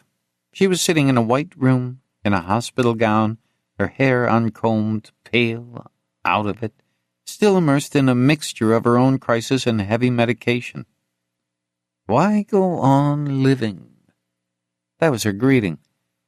To be honest, I think she'll try to kill herself again, out of sheer loathing. Valander had overlooked the most common motive for committing suicide, simply not wanting to go on living. But did you talk about her father? She despised him, but I'm quite sure that she wasn't abused by him. Did she say so? Some things don't have to be actually said. What about the murder? She was strangely uninterested in it. She wondered why I had come. I told her the truth. We're searching for the killer. She said there were probably plenty of people who wanted her father dead, because of his ruthlessness in business, because of the way he was. She didn't say anything about him having another woman? No. Valander watched the sparrow despondently. Well, at least we know that much. We know that we don't know anything else. When they were halfway back to the station, Valander's phone rang. He turned away from the wind to answer it. It was Svedberg. We think we found the place where Friedman was killed, he said. At a dock just west of town. Valander felt his spirits rise. Great news. A tip-off, Svedberg continued. The person who called mentioned bloodstains. It could have been somebody cleaning fish, of course, but I don't think so. The caller was a laboratory technician. He's worked with blood samples for 35 years, and he said that there were tire tracks nearby. A vehicle had been parked there. Why not a Ford van? We can drive over there and work it out very shortly, said Valander. They continued up the hill, much more quickly now. Valander told Höglen the news. Neither of them was thinking about Erika Karlmann anymore. Hoover got off the train in Ystad just after 11 a.m. He had decided to leave his moped at home today. When he came out of the railway station and saw that the cordon around the pit where he had dumped his father was gone, he felt a twinge of disappointment and anger. The policemen who were hunting him were much too weak. They would never have passed the easiest entrance exam to the FBI's academy. He felt Geronimo's heart start to drum inside him. He understood the message, simple and clear. He was going to fulfill the mission he had been chosen for. He would bring his sister 2 final sacrifices before she returned to life. 2 scalps beneath her window, and the girl's heart, as a gift. Then he would walk into the hospital to get her, and they would leave together. Life would be very different. One day they might even read her diary together, remembering the events that had led her back, out of the darkness. He walked into Ystad. He was wearing shoes so as not to attract attention, but his feet didn't like it. He turned right at the square and went to the house where the policeman lived with the girl who must be his daughter. He had come to take a closer look. The action itself he was planning for the next evening, or at the latest, one day later, not more. His sister shouldn't have to stay in that hospital any longer. He sat down on the steps of one of the neighboring buildings. He practiced forgetting time, just sitting, empty of thought, until he again took hold of his mission. He still had a lot to learn before he mastered the art to perfection, but he had no doubt that one day he would succeed. His wait lasted for 2 hours. Then she came out of the front door, obviously in a hurry, and set off towards the town center. He followed her and never let her out of his sight. Chapter 32. When they got to the dock, 10 kilometers west of Ystad, Wallander was immediately sure that it was the right place. It was just as he had imagined it. They had driven along the coast road and stopped where a man in shorts and a T-shirt advertising the golf course in Malmberget waved them down and directed them to a barely visible dirt road. They stopped just short of the dock so they wouldn't disturb the tire marks. The laboratory technician, Eric Wiberg, told them that in the summer he lived in a cabin on the north side of the coast road. He often came down to this dock to read his morning paper, as he had on 29th June. He had noticed the tire tracks and the dark spots on the brown wood, but thought nothing of it. He left that same day for Germany with his family, and it wasn't until he saw in the paper on his return that the police were looking for a murder site, probably near the sea, that he remembered those dark spots. Since he worked in a laboratory, he knew that what was on the dock at least looked like blood. Nyberg, who had arrived just after Wallander and the others, was on his knees by the tire tracks. He had a toothache and was more irritable than ever. Wallander was the only one he could bear to talk to.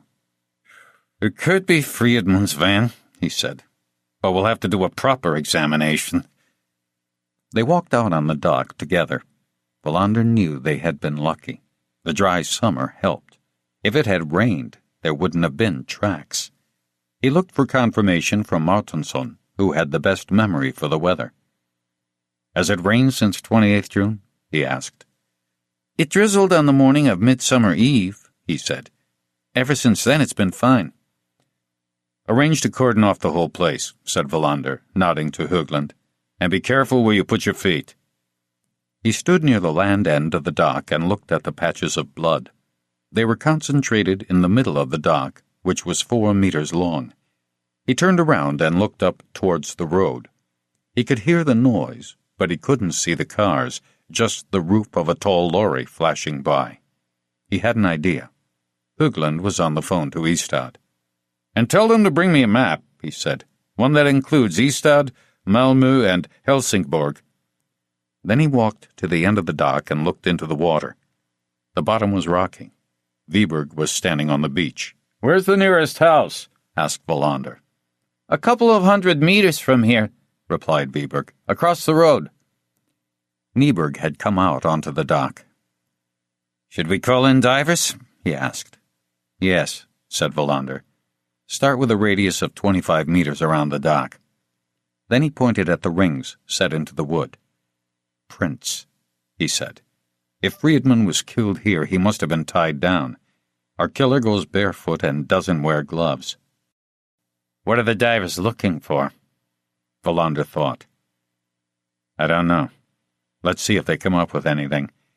But I think you're going to find traces of kelp on the slope, from the place where the tire tracks stop all the way down to the dock." "The van didn't turn around," said Nyberg. "He backed it all the way up to the road. He couldn't have seen whether any cars were coming, so there are only 2 possibilities. Unless he's totally crazy." Wallander raised his eyebrows. "He is crazy." "Not in that way," said Nyberg. Wallander understood what he meant. He wouldn't have been able to back up onto the road unless he had an accomplice who signaled when the road was clear. Or else it happened at night, when he'd see headlights and know when it was safe to back out onto the road. "He doesn't have an accomplice," said Wallander, "and we know that it must have happened at night. The only question is, Why did he drive Friedman's body to the pit outside the railway station in Ystad? He's crazy, said Nieberg. You said so yourself. When a car arrived with the map, Wallander asked Martinsson for a pen and then sat on a rock next to the dock. He drew circles around Ystad, Bjäresjö, and Helsingborg. Then he marked the dock.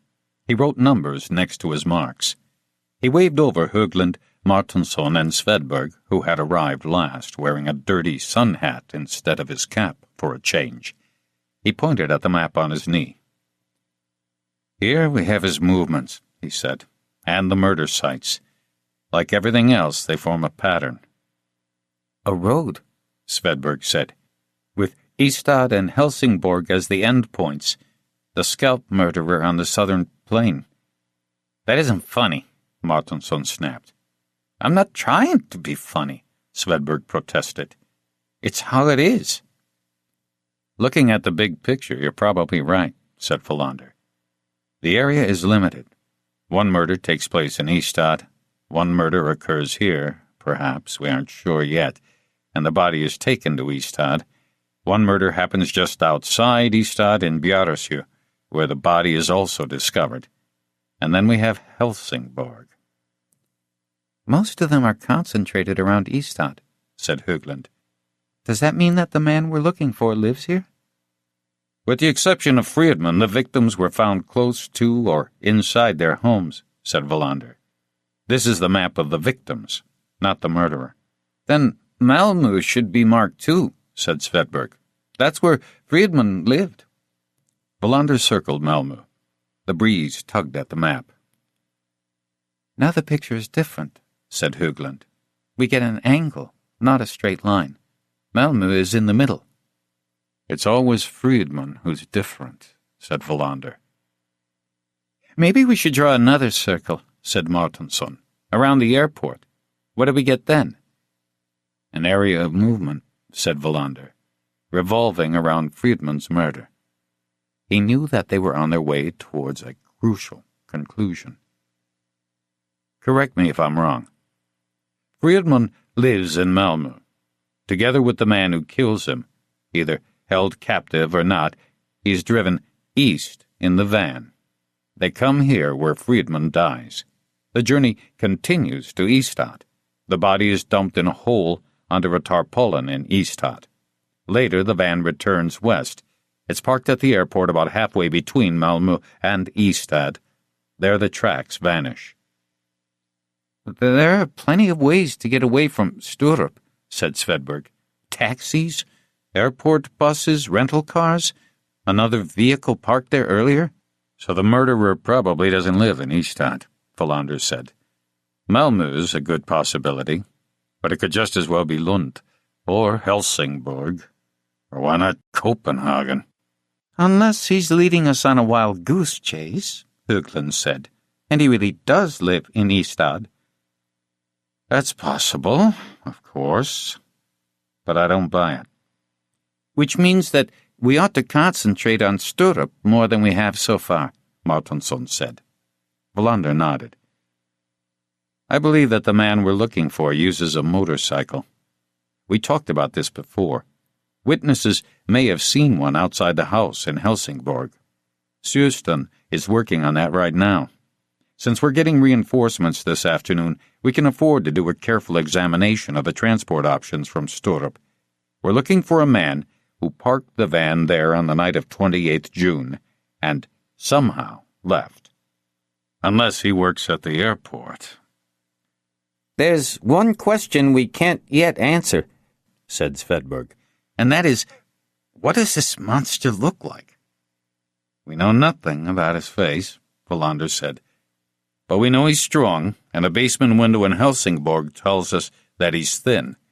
We're dealing with someone in good shape who goes barefoot." "You mentioned Copenhagen just now," Martinsson said. "Do you think he's a foreigner?" "I doubt it," Wallander replied. "I think we're dealing with a 100% Swedish serial killer." "There's not much to go on," said Svedberg. "Haven't we found a single hair? Does he have light or dark hair, We don't know. According to Ekholm, he probably tries not to attract attention. And we can't say anything about the way he's dressed when he commits the murders. What about his age? Asked Högland. His victims have been men in their 70s, except for Friedman. But he's in good shape, goes barefoot, and may ride a motorcycle. And these facts don't imply an older man. We just can't guess. Over 18, said Svedberg, if he rides a motorcycle. Can't we start with Friedman? Asked Högland. He differs from the other men, who are considerably older. Maybe we can assume that Friedman and the man who killed him are the same age. Then we're talking about a man who's under 50, and there are quite a few of them who are in good shape. Wallander gave his colleagues a gloomy look. They were all under 50. Martinsson, the youngest, was barely 30. None of them was in particularly good shape. Ekholm is working on the psychological profile, said Wallander, getting to his feet. It's important that we all read through it every day. It might give us some ideas. Noren came towards Wallander with a telephone in his hand. Wallander squatted down out of the wind. It was Sjösten. I think I've got someone for you, he said. A woman who was at parties at Liljegren's villa. Well done, Wallander said. When can I meet her? Any time. Wallander looked at his watch. I'll be there no later than 3 p.m., he said. By the way, we think we've found the place where Friedman died. I heard about it, Sjösten said. I also heard that Ludvigsson and Hamren are on their way from Stockholm. They're good men, both of them. How's it going with the witnesses who saw a man on a motorcycle? They didn't see a man, Sjösten answered, but they did see a motorcycle. We're trying to establish what kind it was, but it's not easy. Both the witnesses are old. They're also passionate health nuts who despise all petrol-powered vehicles. In the end, it may turn out to be a lawnmower they saw. A scratchy noise came from the phone. The conversation sputtered out in the wind. Nyberg was looking at the dock, rubbing his swollen cheek. How's it going? Wallander asked him cheerily. I'm waiting for the divers. Are you in a lot of pain? It's a wisdom tooth. Get it removed. I will. But first, I want those divers here. Is it blood on the dock? Almost certainly. Tonight you'll know whether it ever ran around inside Friedman's body. On his way to the car, Wallander remembered something. He went back. Louise Friedman, he said to Svedberg. Did Åkesson come up with anything else on her? Svedberg didn't know, but said he'd talked to Åkesson. Wallander turned off at Charlottenlund, thinking that if they had found the place where Friedman was murdered, it was chosen with great care. The closest house was too far away for screams to be heard. He drove to the E65 and headed towards Malmö. The wind was buffeting the car, but the sky was still totally clear. He thought about the map. There were a lot of reasons to think the killer lived in Malmö. He didn't live in Ystad. That seemed certain. But why did he go to the trouble of dumping Friedman's body in a pit at the railway station? Was Ekholm right, that he was taunting the police? Wallander took the road to Sturup and briefly considered stopping at the airport. But what good would that do? The interview in Helsingborg was more important. Her name was Elisabeth Carlen. They were in the Helsingborg police station in Sjösten's office. As Wallander shook hands with her, he thought of the female vicar he had met the week before. Maybe it was because she was dressed in black and wore heavy makeup. She was about 30. Sjösten's description of her was quite apt. Sjösten had said that she was attractive because she looked at the world with a cold, disparaging expression. To Wallander, it seemed as if she had decided to challenge any man who came near her. He had never seen eyes like hers before. They blazed contempt and interest at the same time. He went over Sjösten's account of her as she lit a cigarette. Elisabeth Carlen is a whore, he had said. I doubt she's been anything else since she was 20. She left middle school and then worked as a waitress on one of the ferries crossing the Sound. Got tired of that and opened a boutique with a girlfriend. That was a flop. Her parents had guaranteed a loan she took out for the business. After the money was gone, she did nothing but fight with them, and she drifted around a lot. Copenhagen for a while, then Amsterdam. When she was 17, she went there as a courier with a haul of amphetamines. Probably she was a user herself, but she seemed to be able to control it. That was the first time I met her. Then she was away for a few years, a black hole I don't know anything about, before she popped up in Malmö, working in a chain of brothels. Wallander had to interrupt. "Are there still brothels?" he asked in surprise. "Poorhouses, then," said Suspense. "Call them what you like, but yes, there are still plenty of them. Don't you have them in Eastad?" "Just wait."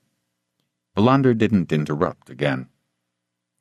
She never walked the streets, of course. She built up an exclusive clientele. She had something that was attractive and raised her market value to the skies. She didn't even need to put those classified ads in the porn magazines. You can ask her what it is that makes her so special. It might be interesting to find out. During the last few years, she's turned up in certain circles that are connected to Liljegren. She's been seen at restaurants with a number of his directors. Stockholm has a record of quite a few occasions when the police were interested in the man who happened to be escorting her. That's Elisabeth Carlen in a nutshell. Quite a successful Swedish prostitute. Why did you choose her? She's fun. I've spoken with her many times. She isn't timid. If I tell her she isn't suspected of anything, she believes me.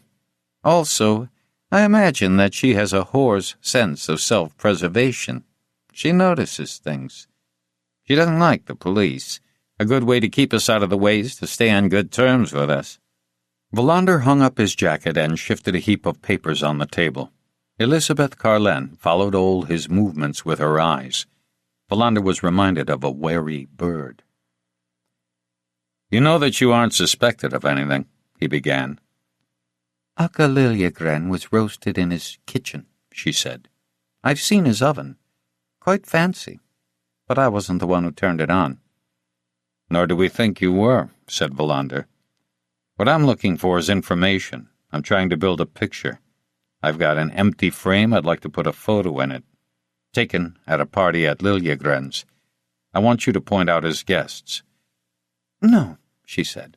"That's not what you want. You want me to tell you who killed him. And I can't." "What did you think when you heard Liljegren was dead?" "I didn't think anything. I burst out laughing." "Why? No one's death should be funny." "He had plans other than winding up the way he did. The mausoleum in the cemetery outside Madrid, that's where he was going to be buried. A virtual fortress built according to his own sketches, out of Italian marble. But he fetched up dying in his own oven. I think he would have laughed himself." "His parties," said Wallander. "Let's get back to them. I've heard they were wild." "They sure were." "In what way?" "In every way." "Can you be a little more specific?" She took a couple of deep drags on her cigarette while she thought about this, all the time looking Wallander in the eye. "Liljegren liked to bring people together who lived life to the fullest. Let's say they were insatiable. Insatiable with regard to power, wealth, and sex. And Liljegren had a reputation for being discreet. He created a safety zone around his guests. No hidden cameras, no spies. Nothing ever leaked out about his parties. He also knew which women he could invite." "Women like you?" "Yes. Women like me." "And who else?" She didn't seem to understand his question at first. "What other women were there?" "That depended on their desires." "Whose desires?" "The desires of the guests. The men." "And what might they be?" "Some wanted me to be there." "I understood that. Who else?" "You won't get any names." "Who were they?" Young girls. Some very young. Blonde, brown, black. Older ones sometimes, some of them hefty. It varied. You knew them? Not always. Not often. How did he get hold of them? She put out her cigarette and lit a new one before she answered. She didn't release his gaze even when she was stubbing it out. How does a person like Liljegren get what he wants? He had unlimited money. He had helpers. He had contacts. He could fly in a girl from Florida to attend a party. She probably had no idea she was going all the way to Sweden, not to mention Helsingborg. You say he had helpers. Who were they? His chauffeurs, his assistant. He often had a butler with him. English, of course. What was his name? No names. We'll find out about them anyway. You probably will, but that doesn't mean the names are going to come from me. What would happen if you gave me some names? She seemed utterly unmoved when she replied. Then I might be killed. Maybe not with my head in an oven, but in an equally unpleasant manner, I'm sure. Were many of his guests public figures?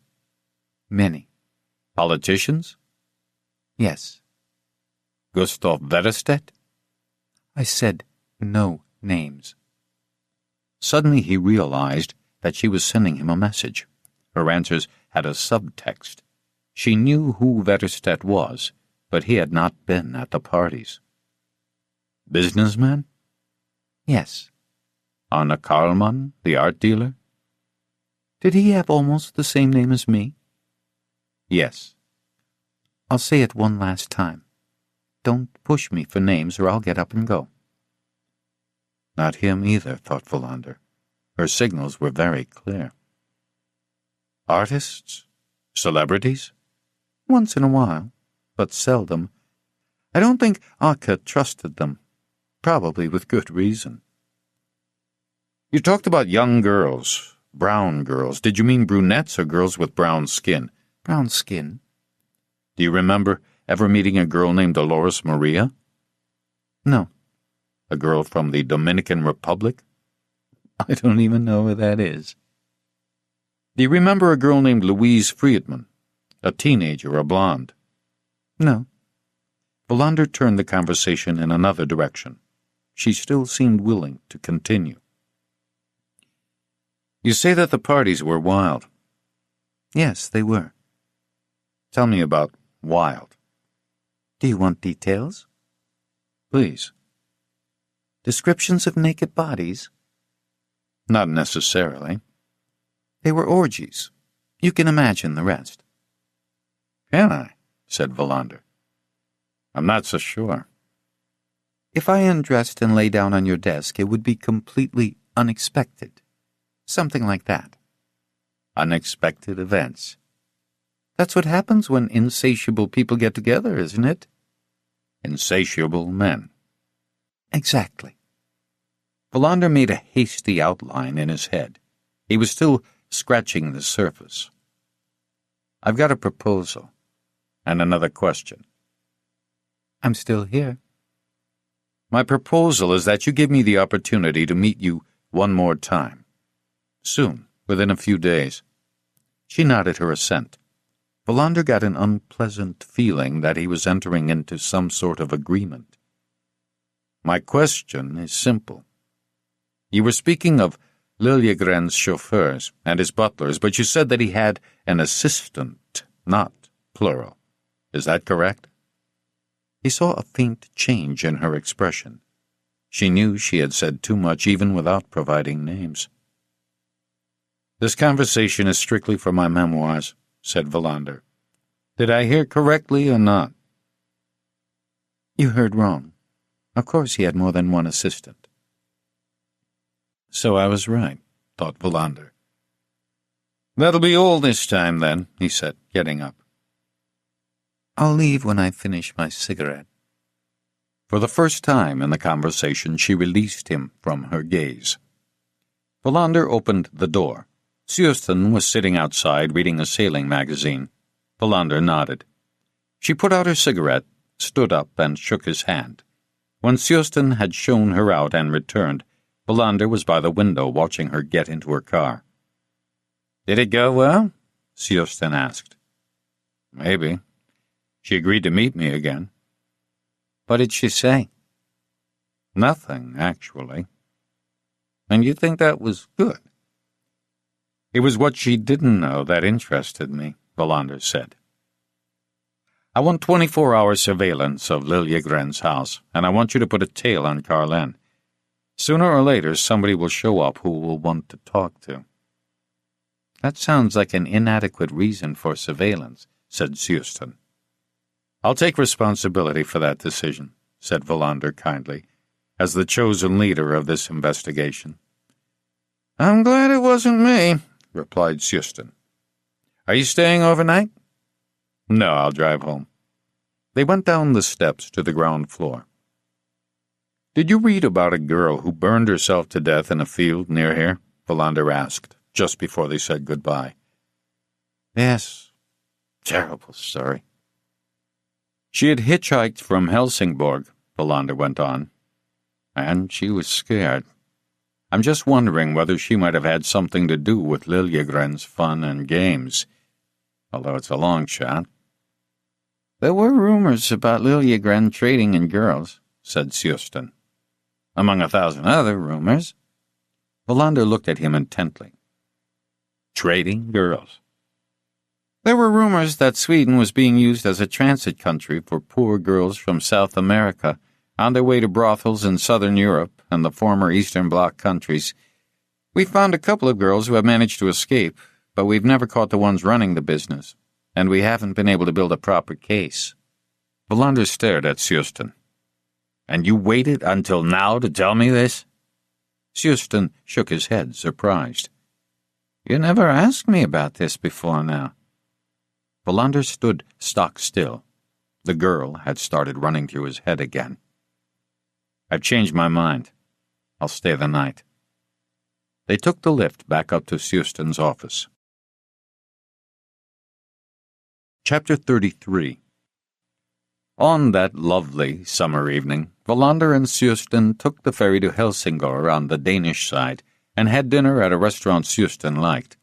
He entertained Belander while they ate with stories about the boat he was restoring, his numerous marriages, and his yet more numerous children. They didn't begin talking about the investigation until they were having coffee.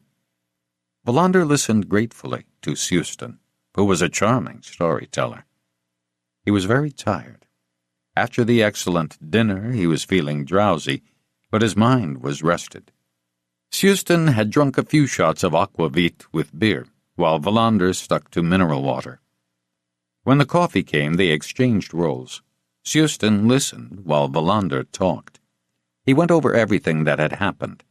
He talked to Suspense in a way that forced him to clarify things for himself as well. For the first time, he let the girl who had burned herself to death serve as the prelude to the murders. It had seemed improbable to him before that her death might be connected to them. Now, he admitted that it had been careless to draw this conclusion. Suspense was an attentive listener who pounced on him whenever he was vague. Belander would think of that evening in Helsingor later as the point when the investigation sloughed off its skin. The pattern he thought he had discovered as he'd sat on the bench on the pier was confirmed. Gaps were filled, holes sealed. Questions found their answers, or at least were formulated more clearly and arranged in order. He marched back and forth through the landscape of the case, and for the first time felt that he had an overview. But he also had a nagging, guilty feeling that he should have seen it all sooner, that he had been sidetracked, instead of realizing that he must go in an entirely different direction. Although he avoided mentioning it to Suspense, there was one question always on his mind. Could any of the murders have been prevented? Or at least the last one, if it was the last one, Liljegren's. He couldn't help but ask, and he knew that it would haunt him for a very long time. Maybe he'd never get an answer that he could live with. The problem was that they didn't have a suspect, not even a group of people among whom they could cast their net, nor were there any solid clues that led in a specific direction. Earlier in the day, when Suspense had mentioned in passing that it was suspected that Sweden, and especially Helsingborg, served as a transit point for girls destined for brothels, Walander's reaction had been immediate. Suspense was amazed at Walander's sudden burst of energy. Without thinking, Wallander had sat down behind the desk, so Suspense had to take the visitor's chair in his own office. Wallander told him all he knew about Dolores Maria Santana, that she seemed to be running away when she hitchhiked from Helsingborg. A black car came once a week to Gustav Wetterstedt's house, Wallander said. By chance, the housekeeper noticed it. She thought she might recognize the car in Liljegren's garage. What conclusion can you draw from that? None, said Suspense. There are plenty of black Mercedes with tinted windows. Put it together with the rumors about Liljegren, the rumors of the trade in girls. Is there anything that would prevent him from having parties somewhere else besides his house? Why couldn't he also run a home delivery service? No reason at all, said Suspense, but there doesn't seem to be any basis for believing it. I want to know whether that car left Liljegren's house on Thursdays, said Wallander, and came back on Fridays. How can we find that out? There are neighbors. Who drove the car? There seems to be such a vacuum around Liljegren. He had personal employees. He had an assistant. Where are all these people? We're working on that, said Suspense. Let's set our priorities. The motorcycle is important.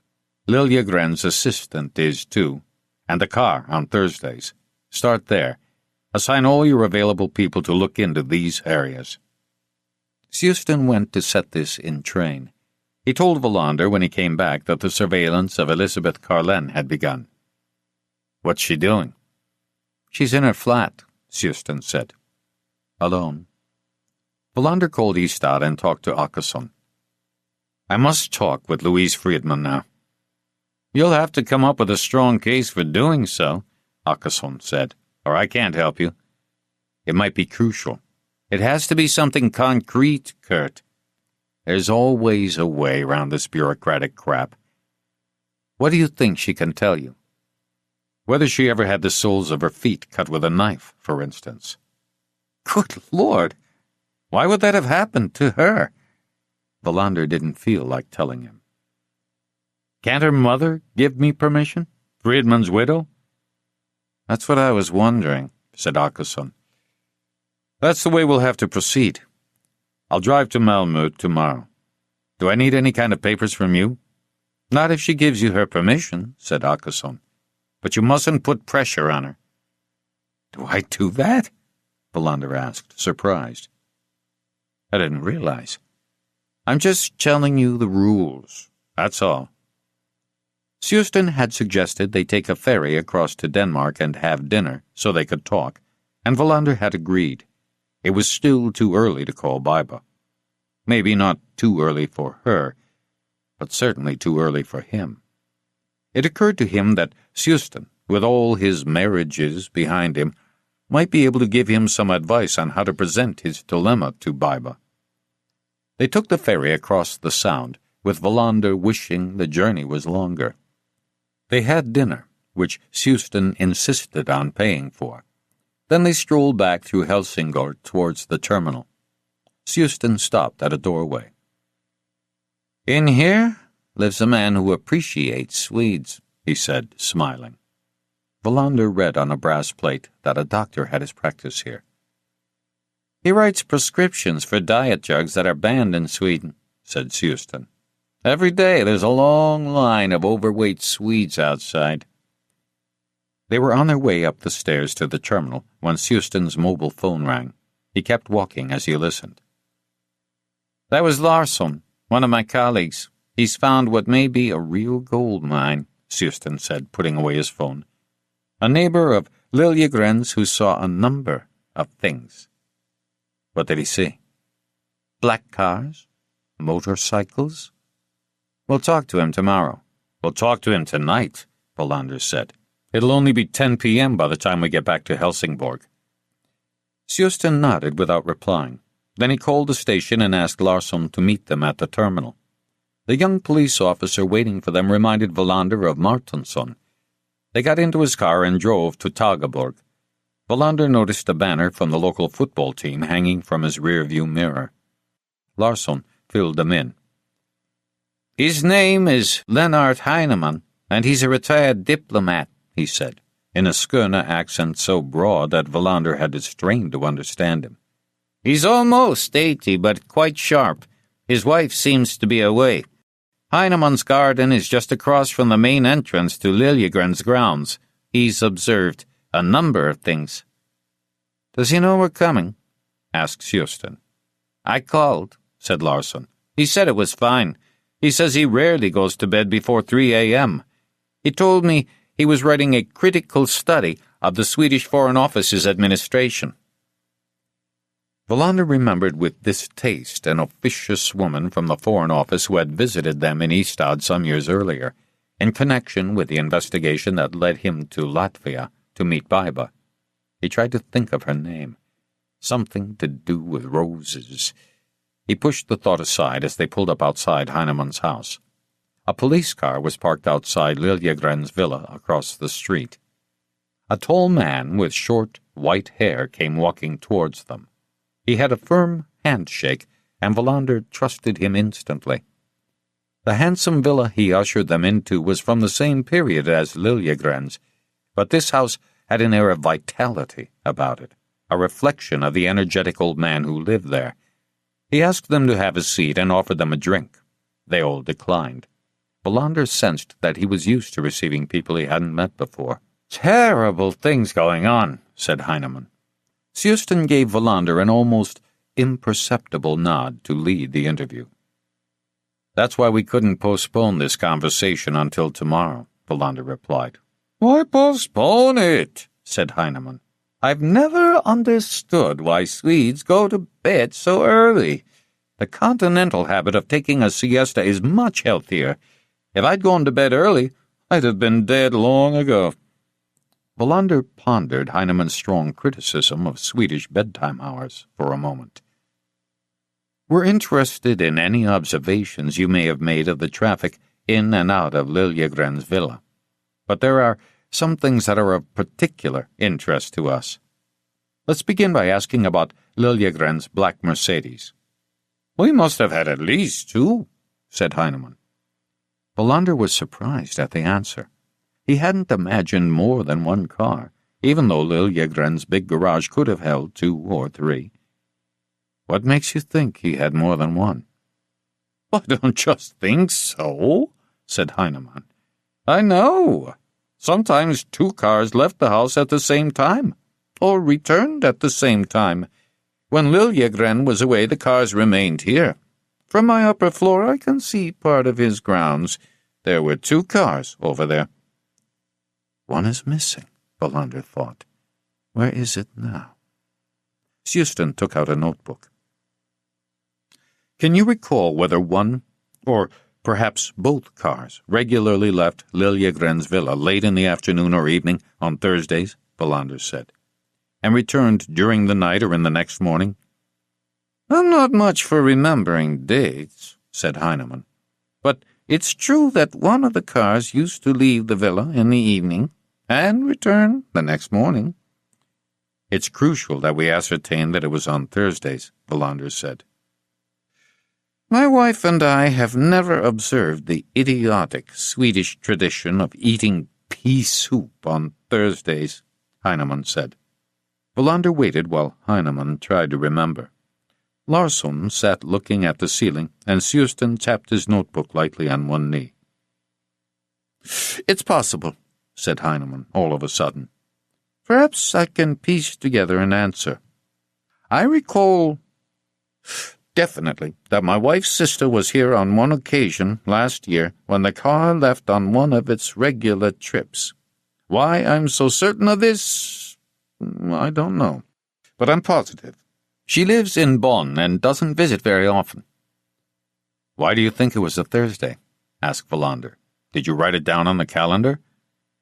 I've never had much use for calendars, Heinemann said with distaste. In all my years at the Foreign Office, I never wrote down a single meeting. But during 40 years of service, I never missed one either, unlike people who did nothing but write notes on their calendars. Why Thursday? Wallander repeated.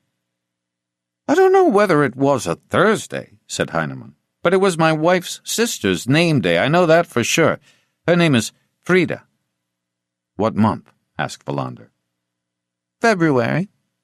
Or March. Wallander patted his jacket pocket. His pocket calendar didn't have the previous year in it. Suspense shook his head. Larsson couldn't help.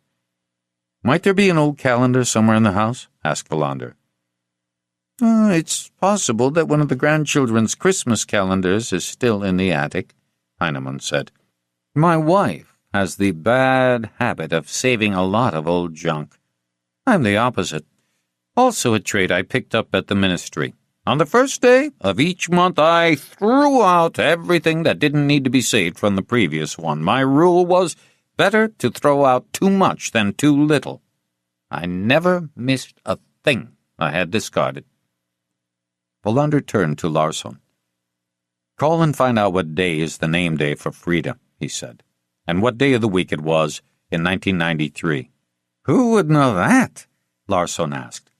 Damn it, said Suspense. Call the station. You have 5 minutes to get the answer. There's a telephone in the hall, said Heinemann. Larsson left the room. I must say that I appreciate it when clear orders are given, Heinemann said contentedly. That ability seems to have been lost. To fill in time, Suspense asked where Heinemann had been stationed abroad. It turned out that he had been posted to many places. It got better towards the end, he said. But when I started my career, the people who were sent overseas to represent this country were often of a deplorably low caliber. When Larsson reappeared, almost 10 minutes had passed. He was holding a piece of paper. Frida has her name day on February 17th, he said. In 1993, it fell on a Thursday. Police work was just a matter of refusing to give up until a crucial detail was confirmed in writing, Wallander thought. He decided to ask Heinemann the other questions he had for him later, but for appearance's sake he raised a few more queries. Whether Heinemann had observed that anything could have indicated a possible traffic in girls, as Wallander chose to describe it. There were parties, Heinemann said stiffly. From our top floor, seeing into some of the rooms was unavoidable. Of course there were women involved. Did you ever meet Aka Liljegren? Yes, replied Heinemann. I met him once in Madrid. It was during one of my last years as an active member of the Foreign Office. He had requested introductions to some large Spanish construction companies. We knew quite well who Liljegren was, of course. His shell company scam was in full swing. We treated him as politely as we could, but he was not a pleasant man to deal with. Why not? Heinemann paused for a moment. To put it bluntly, he was disagreeable. He treated everyone around him with undisguised contempt. Wallander brought the interview to an end. My colleagues will be contacting you again, he said, getting to his feet. Heinemann followed them to the gate. The police car opposite was still there. The house was dark. After saying goodbye to Heinemann, Wallander went across the street. One of the officers in the car got out and saluted. Wallander raised his hand in response to the exaggerated deference. Anything going on? He asked. All's calm here. A few curiosity seekers is about it. Larsson dropped them off at the station. Wallander started by calling Hansson, who told him that Ludvigsson and Hamren from the National Criminal Bureau had arrived. He had put them up at the Hotel Säckelgarden. They seem to be good men, said Hansson. Not at all as arrogant as I feared. Why would they have been arrogant? "Stockholmers," said Hansson. "You know how they are. Don't you remember that prosecutor who filled in for Per? What was her name? Bodine?" "Brolin," said Wallander. "But I don't remember her." In fact, Wallander remembered quite well. Embarrassment crept over him when he recalled totally losing control when drunk and making a pass at her. It was one of the things he was most ashamed of. And it didn't help that she had later spent the night with him in Copenhagen. "They're going to start working the airport tomorrow," said Hansson. Wallander told him what had happened at Heinemann's house. "So, we've got a break," said Hansson. "So, you think that Liljegren sent a prostitute to Vetterstedt in Ystad once a week?" "I do." "Could it have been going on with Karlman, too?" "Maybe not in the same way, but I should think that Karlman's and Liljegren's circles have overlapped. We still don't know where." "And Friedman?" "He's the exception. He doesn't fit in anywhere, least of all in Liljegren's circles, unless he was one of his enforcers. I'm going to go back to Malmö tomorrow to talk to his family. I especially want to meet his daughter." "Åkesson told me about your conversation. You'll have to tread carefully. We don't want it to end as badly as your meeting with Erika Karlman, do we?" "Of course not." "I'll get hold of Högland and Svedberg tonight," Hansson said. "You've finally found a real lead." "Don't forget Ludvigsson and Hamren," Wallander said. "They're also part of the team now." Wallander hung up. Suspen had gone to get coffee. Wallander dialed his own number in Ystad. Linda answered at once. "I just got home," she said. "Where are you?" "In Helsingborg. I'm staying here overnight." "Has something happened?" "We went over to Helsingborg and had dinner." "That's not what I meant." "We're working." "We are too," Linda said. "We rehearsed the whole thing again tonight. We had an audience, too." "Who?" "A boy who asked if he could watch. He was standing outside on the street and said he'd heard we were working on a play. I think the people at the hot dog stand must have told him about it." "So it wasn't anyone you know?" "He was just a tourist here in town. He walked home with me afterwards." Wallander felt a pang of jealousy. "Is he in the flat now?" "He walked me home to Mariagarten, then he went home." "I was only wondering." "He had a funny name. He said it was Hoover. But he was very nice. I think he liked what we were doing. He said he'd come back tomorrow if he had time." "I'm sure he will," Wallander said. Suspen came in with 2 cups of coffee. Wallander asked him for his home number, which he gave to Linda. "My daughter," he said, after he hung up. "The only child I have. She's going to Visby shortly to take a theater course." "One's children give life a glimmer of meaning," Suspen said, handing the coffee cup to Wallander. They went over the conversation with Heinemann. Wallander could tell that Suspen was not convinced that Vetterstedt's connection to Liljegren meant they were closer to finding the killer. "Tomorrow I want you to find all the material about the traffic in girls that mentions Helsingborg." "Why here, anyway? How did they get here? There must be an explanation. Besides, this vacuum surrounding Liljegren is unbelievable. I don't get it." "That stuff about the girls is mostly speculation," said Suspen. "We've never done an investigation of it. We simply haven't had any reason to. One time, Bergerson brought it up with one of the prosecutors, but he said we had more important things to do. He was right, too." "I still want you to check it out," Wallander said. "Do a summary for me tomorrow. Fax it to me in Ystad as soon as you can." It was late by the time they drove to Suspen's flat. Wallander knew he had to call Baiba. There was no escaping it. She would be packing. He couldn't postpone telling her the news any longer. "I have to make a phone call to Latvia," he said. "Just a couple of minutes." Suspen showed him where the phone was. Wallander waited until Suspen had gone into the bathroom before he dialed the number. When it rang the first time, he hung up. He had no idea what to say. He didn't dare tell her. He would wait until tomorrow night and then make up a story that the whole thing had come up suddenly, and now he wanted her to come to Ystad instead. He couldn't think of a better solution, at least for himself. They talked for another half hour over a glass of whiskey. Sustan made a call to check that Elizabeth Carlen was still under surveillance. "She's asleep," he said. "Maybe we ought to go to bed, too." Sustan gave him sheets, and Valander made up a bed for himself in a room with children's drawings on the walls. He turned off the light and was asleep immediately. He woke, drenched in sweat. He must have had a nightmare, although he remembered nothing. He had only slept for a couple of hours. He wondered why he'd woken and turned over to go back to sleep. But he was wide awake. Where the feeling came from, he had no idea.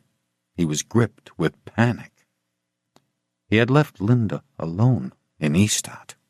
She shouldn't be there by herself. He had to go home. Without another thought, he got up, dressed, and quickly scribbled a note to Sustan. He drove out of town. Perhaps he should call her. But what would he say? She'd just be frightened. He drove as fast as he could through the light summer night. He didn't understand where the panic had come from, but it was definitely there, and it wouldn't let go. It was light when he parked on Maria Gotten. He unlocked the door carefully. The terror had not abated. Not until he pushed open Linda's door gently, saw her head on the pillow, and heard her breathing did he calm down. He sat on the sofa. Now, fear had been replaced by embarrassment. He wrote a note to her, which he left on the coffee table in case she got up, saying that his plans had changed and that he had come home. He set the alarm clock for 5 a.m., knowing that Sustan got up early to work on his boat.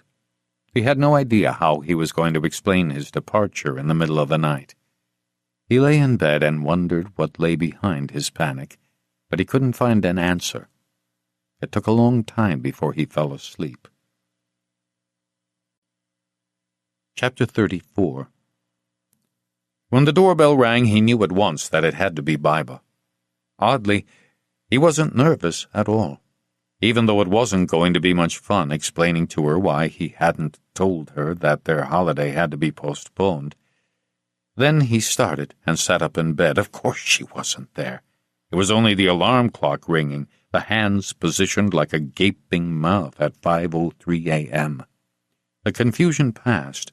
He put his hand over the alarm button and then sat motionless. Reality slowly dawned. The town was quiet. Few sounds other than birdsong penetrated his room. He couldn't remember whether he had dreamed about Baiba or not.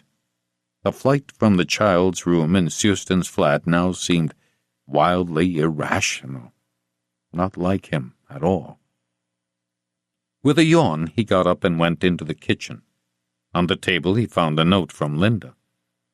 "I communicate with my daughter through a series of notes," he thought, "when she makes one of her occasional stops in Ystad." He read over what she had written and realized that the dream about Baiba, waking up and believing that she was standing outside his door, had contained a warning.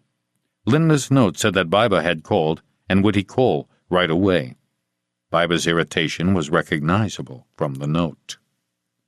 He couldn't call her. Not now. He'd call her tonight, or maybe tomorrow. Or should he have Martinsson do it? He could give her the unfortunate news that the man she was intending to go to Skagen with, the man she assumed would be standing at Kastrup Airport to meet her, was up to his neck in a hunt for a maniac who smashed axes into the heads of his fellow human beings and then cut off their scalps. What he might tell Martinsson to say was true, and yet not true. He could never explain or excuse the fact that he was too weak to do the decent thing and call Baiba himself. He picked up the phone, not to call Baiba, but Sustan in Helsingborg, to explain why he had left during the night. What could he possibly say? The truth was one option. Sudden concern for his daughter, a concern all parents feel without being able to explain. But when Suspense answered, he said something quite different, that he had forgotten about a meeting he had arranged with his father for early that morning. It was something that couldn't be revealed by accident, since Suspense and his father would never cross paths. They agreed to talk later, after Wallander had been to Malmö. Then everything seemed much easier. It wasn't the first time in his life he had started his day with a bunch of white lies, evasions, and self-deceptions. He took a shower, had some coffee, wrote a new note to Linda, and left the flat just after 6:30 a.m. Everything was quiet at the station. It was this early, lonely hour when the weary graveyard shift was on its way home, and it was still too early for the daytime staff, that Wallander took pleasure in. Life took on a special meaning in this solitude. He never understood why this was so, but he could remember the feeling from deep in his past, maybe as far back as 20 years. Rydberg, his old friend and mentor, had been the same way. Everyone has small but extremely personal, sacred moments, Rydberg had told him on one of the few occasions when they had sat in either his or Wallander's office and split a small bottle of whiskey behind a locked door. No alcohol was permitted in the station, but sometimes they had something to celebrate, or to grieve over, for that matter. Wallander sorely missed those brief and strangely philosophical times. They had been moments of friendship, of irreplaceable intimacy. Wallander read quickly through a stack of messages. In a memo, he saw that Dolores Maria Santana's body had been released for burial, and now rested in a grave in the same cemetery as Rydberg. This brought him back to the investigation. He rolled up his sleeves as though going out into the world to do battle, and skimmed as fast as he could through the copies of investigative material his colleagues had prepared. There were papers from Nyberg, laboratory reports on which Nyberg had scrawled question marks and comments, and charts of the tip-offs that had come in from the public. Tyrann must be an extraordinarily zealous young man, Wallander thought, without being able to decide whether that meant he would be a good policeman in the field in the future, or whether he was already showing signs that he belonged somewhere in the hunting grounds of the bureaucracy. Wallander read quickly, but nothing of value escaped him.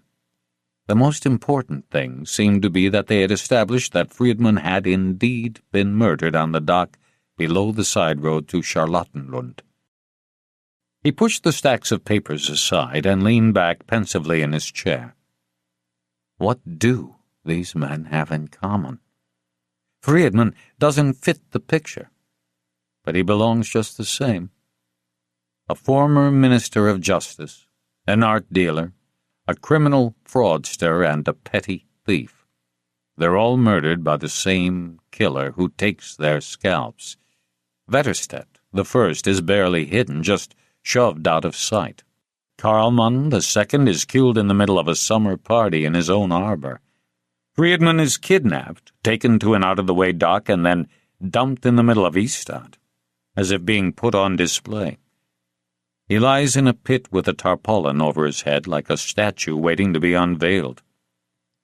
Finally, the killer moves to Helsingborg and murders Liljegren. Almost immediately, we pin down a connection between Wetterstedt and Liljegren. Now we need the links between the others. After we know what connected them, we have to discover who might have had reason to kill them. And why the scalps? Who is the lone warrior? Wallander sat for a long time thinking about Friedman and Liljegren. There was a similarity there. The kidnapping and the acid in the eyes on the one hand, and the head in the oven on the other. It hadn't been enough to kill these two. Why? He took another step. The water got deeper around him. The bottom was slippery. Easy to lose his footing. There was a difference between Friedman and Liljegren, a very clear one. Friedman had hydrochloric acid poured into his eyes while he was alive. Liljegren was dead before he was stuck in the oven. Wallander tried to conjure up the killer again. Thin, in good condition, barefoot, insane. If he hunts evil men, Friedman must have been the worst. Then Liljegren, Karlman and Vetterstedt in about the same category. Wallander got up and went to the window. There was something about the sequence that bothered him. Friedman was the third. Why not the first? Or the last? At least so far. The root of evil, the first or the last to be punished by a killer who was insane but canny and well-organized. The dock must have been chosen because it was handy. How many docks did he look at before he chose that one? Is this a man who is always near the sea? A well-behaved man, a fisherman, or someone in the Coast Guard? Or why not a member of the Sea Rescue Service, which had the best bench for meditating on in Ystad? Someone who also managed to drive Friedman away in his own van. Why did he go to all that trouble? Because it was his only way to get to him? They met somewhere. They knew each other. Peter Hjelm had been quite clear. Friedman traveled a lot and always had plenty of money afterwards. It was rumored that he was an enforcer. But Wallander only knew of parts of Friedman's life. They must try to bring the unknown past to light. Wallander sat down again. The sequence didn't make sense. What could the explanation be? He went to get some coffee. Svedberg and Högland had arrived. Svedberg had a new cap on. His cheeks were a blotchy red. Högland was more tanned, and Wallander was paler. Hansson arrived with Mats Ekholm in tow. Even Ekholm had managed to get a tan. Hansson's eyes were bloodshot with fatigue. He looked at Wallander with astonishment, and at the same time he seemed to be searching for some misunderstanding. Hadn't Wallander said he'd be in Helsingborg? It wasn't even 7:30 a.m. yet. Had something happened? Wallander shook his head almost imperceptibly. No one had misunderstood anything. They hadn't planned to have a meeting of the investigative team. Ludvigsson and Hamren had already driven out to Sturup. Högland was going to join them, while Svedberg and Hansson were busy with follow-up work on Vetterstedt and Karlman. Someone stuck in his head and said that Wallander had a phone call from Helsingborg. Wallander took the call on the phone next to the coffee machine. It was Houston who told him that Elizabeth Carlen was still sleeping. No one had visited her, and no one except some curiosity seekers had been seen near Liljegren's villa. "Did Liljegren have no family?" Martinsson asked angrily, as if he'd behaved inappropriately by not marrying. "He left behind only a few grieving, plundered companies," Svedberg said. "They're working on Liljegren in Helsingborg," Wallander said. "We'll get the information in time." Wallander knew that Hansson had been meticulous about passing on the latest developments. They agreed that it was likely that Liljegren had been supplying women to Vetterstedt on a regular basis. "He's living up to the old rumor about him," said Svedberg.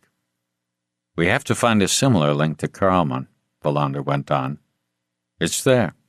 I know it is. Forget about Vetterstedt for the time being. Let's concentrate on Karlman." Everyone was in a hurry. The link that had been established was like a shot in the arm for the team. Wallander took Ekholm to his office. He told him what he had been thinking earlier that morning.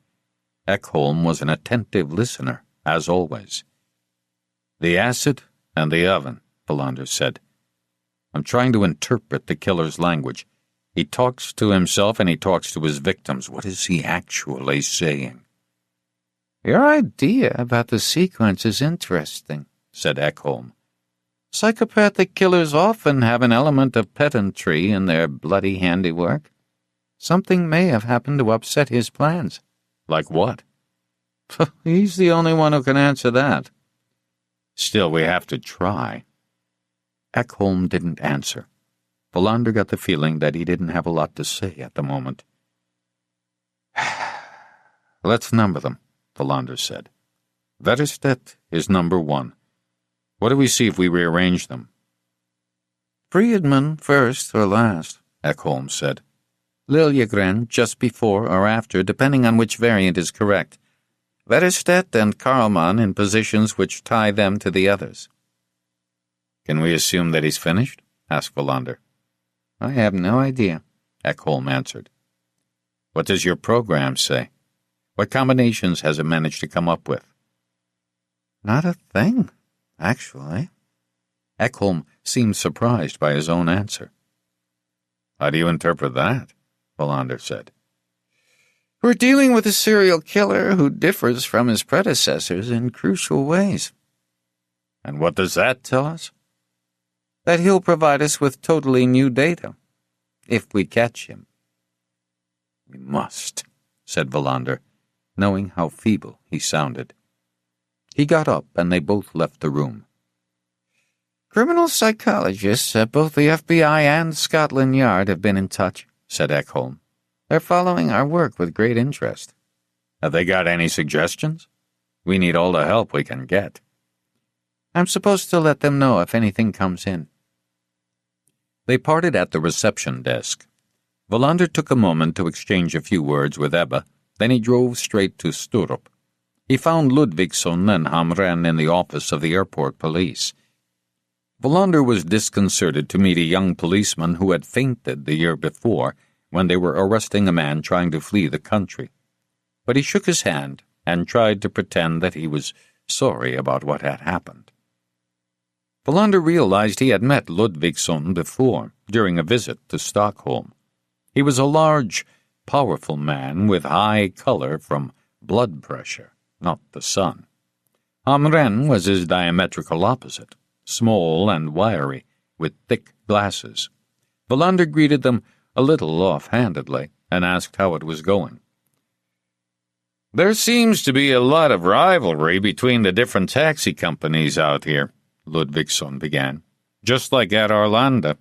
So far, we haven't managed to pin down all the ways he could have left the airport during the hours in question, and nobody noticed the motorcycle, but we've only just begun. Valander had a cup of coffee and answered a number of questions the two men had. Then he left them and drove on to Malmö. He parked outside the building in Rosengard. It was very hot. He took the lift up to the 5th floor and rang the doorbell. This time it wasn't the son, but Bjorn Friedman's widow who opened the door. She smelled of wine. At her feet, cowering close by, was a little boy. He seemed extremely shy. Or afraid, rather. When Valander bent down to greet him, he seemed terrified. A fleeting memory entered Valander's mind. He couldn't catch it, but filed the thought away. It was something that had happened before, or something someone had said that had been imprinted on his subconscious. She asked him to come in. The boy clung to her legs. Her hair wasn't combed, and she wore no makeup. The blanket on the sofa told him she had spent the night there. They sat down, Valander in the same chair for the 3rd time. Stefan, the older son, came in. His eyes were as wary as the last time Valander had visited. He came forward and shook hands, again, with adult manners. He sat down next to his mother on the sofa. Everything was as before. The only difference was the presence of the younger brother, curled up on his mother's lap. Something didn't seem quite right about him. His eyes never left Valander. I came about Louise, Valander said. I know it's hard to talk about a family member who's in a psychiatric hospital, but it's necessary. Why can't she be left in peace? The woman said. Her voice sounded tormented and unsure, as if she doubted her ability to defend her daughter. Valander would have liked to avoid this conversation more than anything. He was unsure of how to handle it. Of course she'll be left in peace, he said. But unfortunately, it's part of the duty of the police to gather all the information we can to help solve a brutal crime. She hadn't seen her father in many years, the woman said. She can't tell you anything important. Does Louise know that her father is dead? Why should she? It's not unreasonable, is it? Valander saw that she was about to break down. His distaste at what he was doing increased with each question and answer. Without wanting to, he had put her under a pressure she could hardly endure. Stefan said nothing. First of all, you have to understand that Louise no longer has any relationship to reality, the woman said, in a voice that was so faint that Valander had to lean forward to hear her. She has left everything behind. She's living in her own world. She doesn't speak. She doesn't listen. She's pretending that she doesn't exist. Valander thought carefully before he continued. Even so, it could be important for the police to know why she became ill. I actually came here to ask for your permission to meet her, speak to her. I realize now that it may not be appropriate, but then you'll have to answer my questions instead. I don't know what to tell you. She got sick. It came out of nowhere.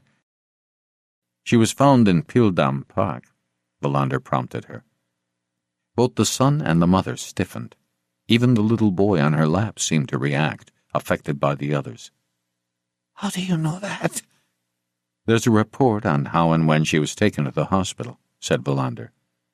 But that's all I know. Everything to do with her illness is confidential. I understand that she was having some difficulty in school before she got sick. She never had any trouble, but she was always very sensitive. I'm sure she was. Still, usually specific events trigger acute cases of mental illness. How do you know that? Are you a doctor? No, I'm a police officer, but I know what I'm talking about. Nothing happened. But you must have wondered about it, night and day. I've hardly thought about anything else. Valander felt the atmosphere becoming so intolerable that he wished he could break off the conversation and leave. The answers he was getting were leading him nowhere, though he believed they were mostly truthful, or at least partly so. Do you have a photograph of her I could look at? Is it necessary? Please. The boy sitting next to her began to speak, but checked himself instantly. Valander wondered why. Didn't the boy want him to see his sister? Why not? The mother got up with the little boy hanging on to her. She opened a drawer and handed him some photographs. Louise was blonde, smiling, and resembled Stefan, but there was nothing of that wariness he sensed now in the room, or that he'd seen in the family photograph in Friedman's flat. She smiled openly and trustingly at the camera. She was pretty. A nice-looking girl, he said. Let's hope she gets better someday. I've stopped hoping, the mother said. Why should I hope any more? Doctors can work wonders these days. One day Louise is going to leave that hospital, the boy said suddenly. He smiled at Valander. And it's vital that when she does, she has a family to support her, Valander replied, annoyed that he expressed himself so stiffly. We support her in every way, the boy went on. The police have to search for the person who killed our dad, not go bothering her. If I visit her at the hospital, it's not to bother her, Valander said. It's as part of the investigation. We'd prefer it if you left her in peace. Valander nodded. The boy was quite determined. If the prosecutor, the leader of the preliminary investigation, makes the decision, then I'll have to visit her, said Valander. And I presume that will happen. Very soon. Either today or tomorrow. But I give you my word that I won't tell her that her father is dead. Then why are you going there at all? To see her, said Valander. A photograph is still just a photograph. Although I'll have to take this with me. Why? The response was immediate. Valander was surprised by the animosity in the boy's voice. I have to show it to some people, to see whether they recognize her, that's all. You're going to give it to the newspapers, said the boy. Her face will be plastered all over the country. Why would I do that? Asked Valander. The boy jumped up from the sofa, leaned over the table, and grabbed the photographs.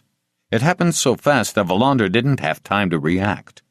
He regained his composure, but he was angry. I'm going to be forced to come back here with a warrant to make you hand over those pictures, he said, although this wasn't true. There's a risk that some reporters will hear about it and follow me here. I can't stop them. If I can borrow a picture now, this won't have to happen. The boy stared at Valander. His previous wariness had now evolved into something else. Without a word, he handed back one of the photos. I have only one more question, said Valander. Do you know if Louise ever met a man named Gustav Wetterstedt? The mother looked perplexed. The boy got up and stood, looking out of the open balcony door with his back to them. No, she said. Does the name Arne Karlman mean anything to you? She shook her head. Akka Liljegren? No. She doesn't read the papers, Valander thought. Under that blanket there's probably a bottle of wine. And in that bottle is her life. He got up from his chair. The boy by the balcony door turned round. Are you going to visit Louise? He asked again. It's a possibility. Valander said goodbye and left. When he got to the street, he felt relieved. The boy was standing in the 5th-floor window looking down at him. As he got into his car, he decided he would put off visiting Louise Friedman for the time being, but he checked straight away whether Elizabeth Carlen recognized her. He rolled down his window and called Sustan. The boy was gone from the window. As the phone rang, he searched for an explanation for the uneasiness he had felt at the sight of the frightened little boy, but he couldn't identify it. Valander told Sustan he was on his way to Helsingborg with something that he wanted Elizabeth Carlen to see. According to the latest report, she's lying on her balcony sunbathing, Sustan said. How's it going with Liljegren's employees? We're working on locating the one who was supposed to be his right-hand man. Name is Hans Logard. Did Liljegren have any family? Apparently not. We spoke with his lawyer. Strangely enough, he left no will, and there's no indication of direct heirs. Liljegren seems to have lived in his own universe. That's good, Valander said. I'll be in Helsingborg within the hour. Should I bring Elizabeth Carlen in? Do that, but be nice to her. I've got a feeling we're going to be needing her for a while. She might stop cooperating if it doesn't suit her anymore. I'll pick her up myself, said Sustan. How's your father? My father. You were going to meet him this morning? Oh, he's fine, Valander said. But it was very important that I saw him. He hung up. He glanced up at the window on the 5th floor. No one was there. Hoover went into the basement just after 1 p.m. The coolness from the stone floor permeated his whole body. The sunlight shone weakly through some cracks in the paint he had put on the window. He sat down and looked at his face in the mirrors. He couldn't allow the policeman to visit his sister. They were so close to their goal now, the sacred moment, when the evil spirits in her head would be driven out for good. He couldn't let anyone get near her. The policeman's visit had been a sign that now was the time to act. He thought about the girl it had been so easy for him to meet. She had reminded him of his sister, somehow. That was a good sign, too. Louise would need all the strength he could give her. He took off his jacket and looked around the room. Everything he needed was there. The axes and knives gleamed, laid out on the black silk cloth. Then he took one of the wide brushes and drew a single line across his forehead. Time was running out. Chapter 35.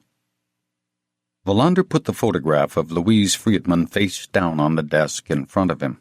Elizabeth Carlen followed his movements with her eyes.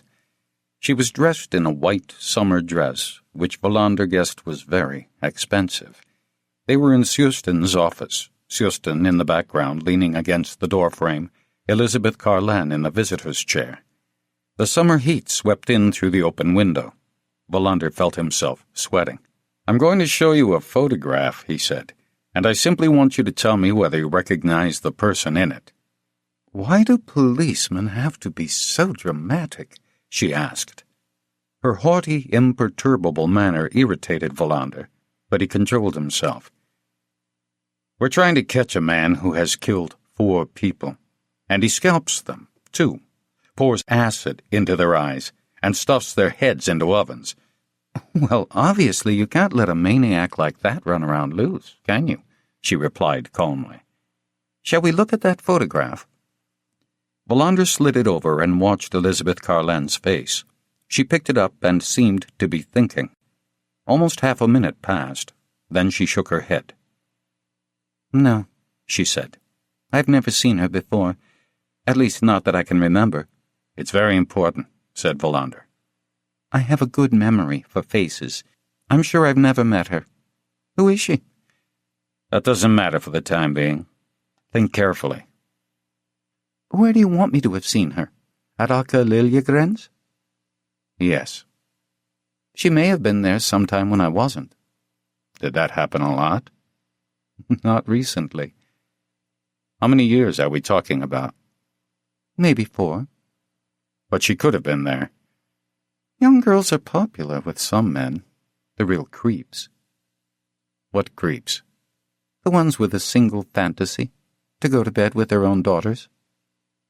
What she said was true, of course, but her indifference angered him. She was part of this market that sucked in innocent children and wrecked their lives. "If you can't tell me whether she was ever at any of Liljegren's parties, who could?" "Somebody else." "Give me a straight answer. Who? I want a name and address."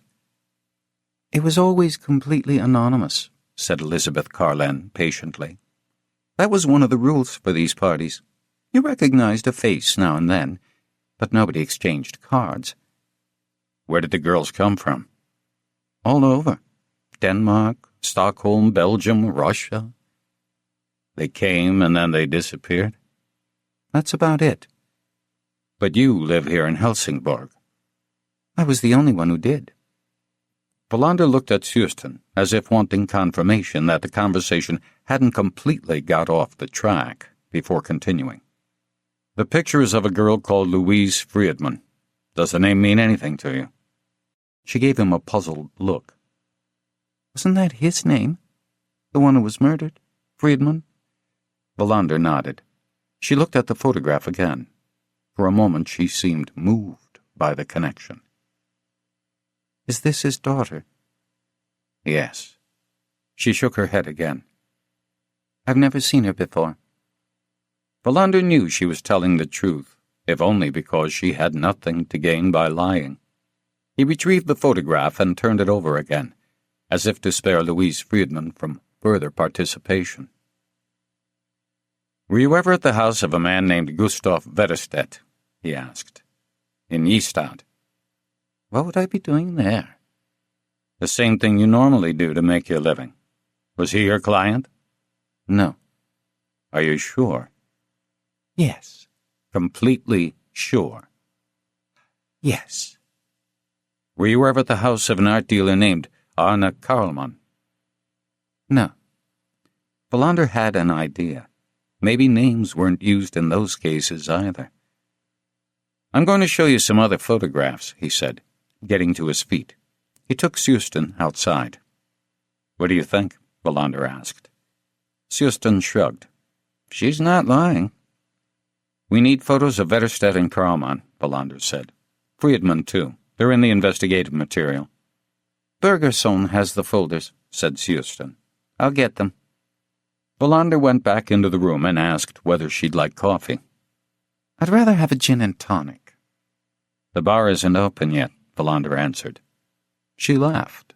His reply appealed to her. Belander went out into the hall. Elizabeth Carlen was very beautiful. Her body was clearly visible through her dress. Sjøsten came out of Bergerson's office with a plastic folder. They went back into the room. Elizabeth Carlen was sitting there smoking. Belander put a picture of Vetterstedt in front of her. I recognize him. From TV. Wasn't he the one who ran around with whores in Stockholm? He may have still been at it later on. Not with me, she replied calmly. And you've never been to his house? Never.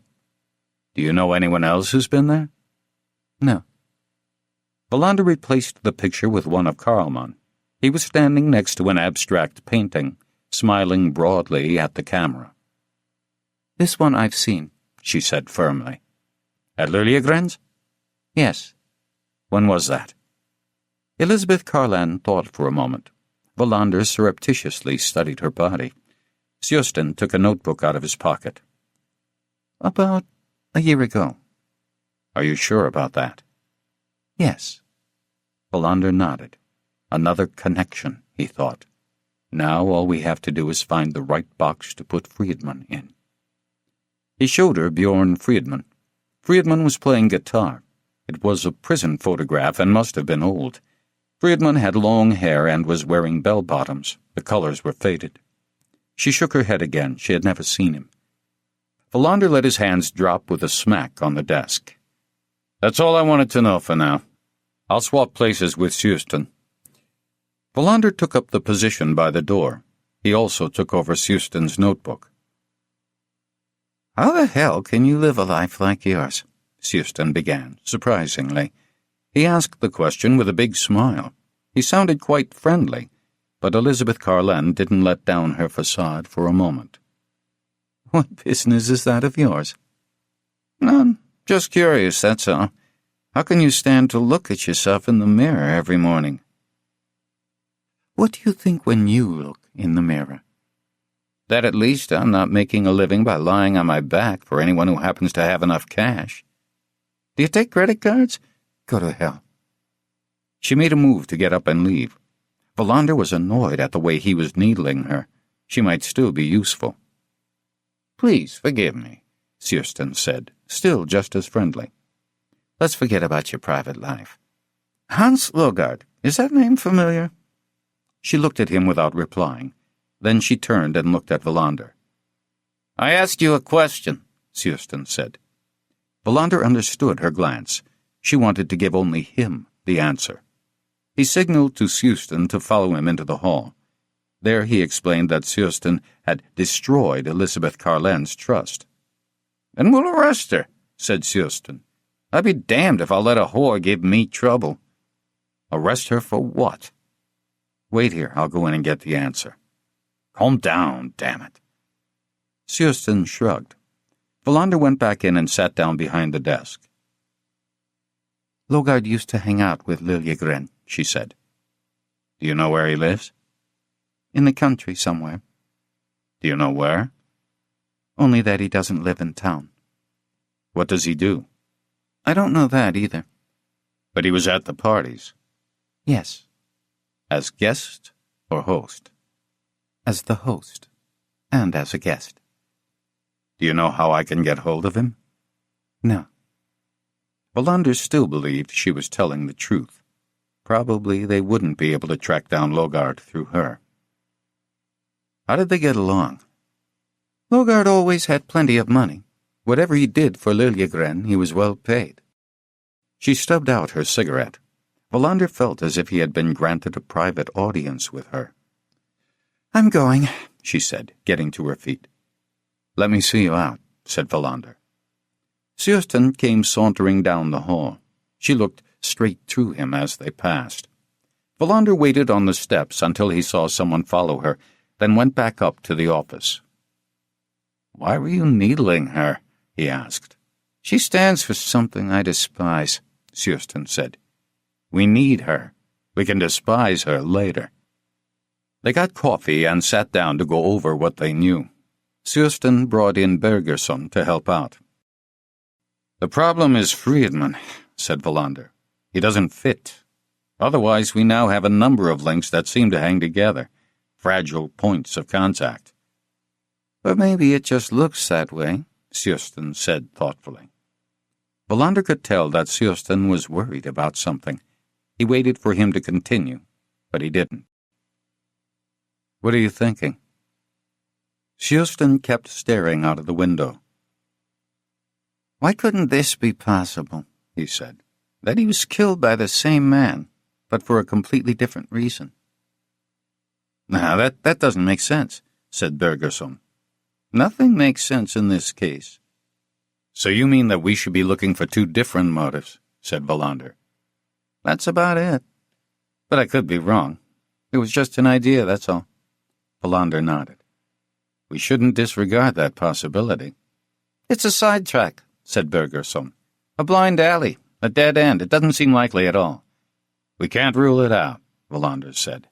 "We can't rule out anything. But right now we have to find Logard. That's the priority." "Liljegren's villa is a very strange place," said Suspense. "There wasn't one piece of paper there. No address book, nothing. And no one has had the opportunity to go in and clean up." "Which means we haven't searched hard enough," Wallander replied. "Without Logard, we're not going to get anywhere." Suspense and Wallander had a quick lunch at a restaurant next to the station and drove to Liljegren's villa. The cordons were still up. An officer opened the gates and let them in. Sunlight filtered through the trees. Suddenly the case seemed surreal.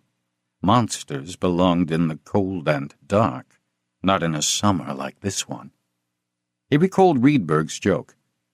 "It's best to be hunting insane killers in the autumn. In the summer, give me a good old-fashioned bomber." He laughed at the thought. Suspense gave him a funny look, but he didn't explain. Inside the huge villa, the forensic technicians had finished their work. Wallander took a look in the kitchen. The oven door was closed. He thought of Suspense's idea about Bjorn Friedman. A killer with two motives? Did such birds exist? He called Istad, and Ebba got hold of Ekholm for him. It was almost 5 minutes before he came to the phone. Wallander watched Suspense wandering through the rooms on the ground floor, drawing back the curtains from the windows. The sunlight was very bright. Wallander asked Ekholm his question. It was actually intended for Ekholm's program. Had there been serial killers who combined very different motives? Did criminal psychology have a collective view on this? As always, Ekholm found Wallander's question interesting. Wallander wondered whether Ekholm really was so charmed by everything he told him. It was beginning to remind him of the satirical songs about the absurd incompetence of the Swedish security police.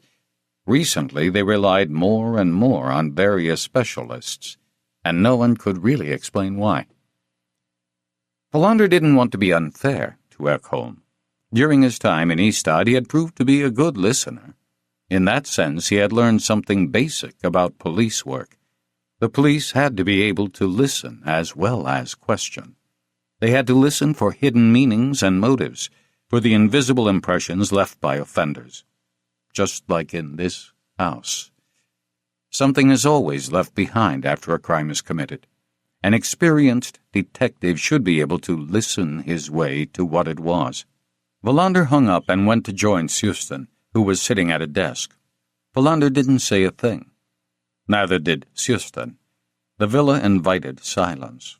Liljegren's spirit, if he had one, hovered restlessly around them. Wallander went upstairs and wandered through room after room. There were no papers anywhere. Liljegren had lived in a house in which emptiness was the most noticeable characteristic. Wallander thought back to what Liljegren had been famous or infamous for. The shell company scams, the looting of company finances, He had made his way in the world by hiding his money. Did he do the same thing in his private life? He had houses all over the world. The villa was one of his many hideouts. Wallander stopped by a door up to the attic. When he was a child, he had built a hideout for himself in the attic. He opened the door. The stairs were narrow and steep. He turned the light switch.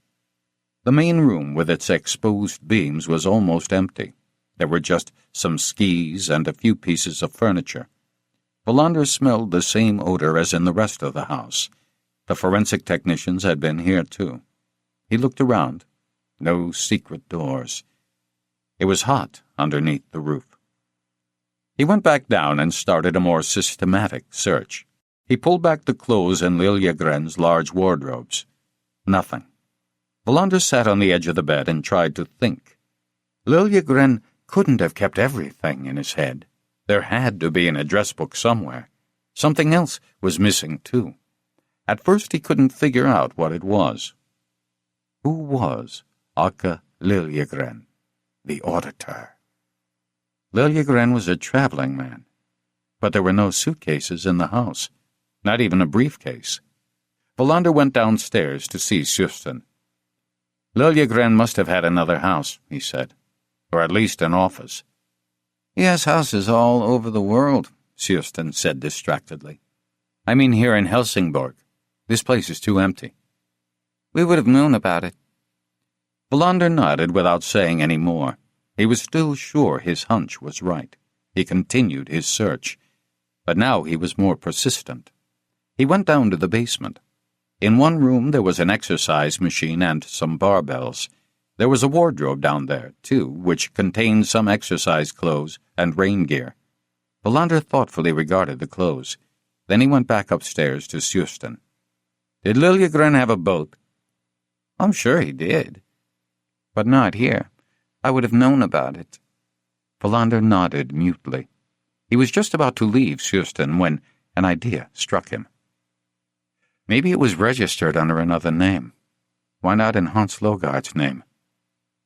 Why do you think Liljegren had a boat? There are clothes in the basement that look like they're for sailing.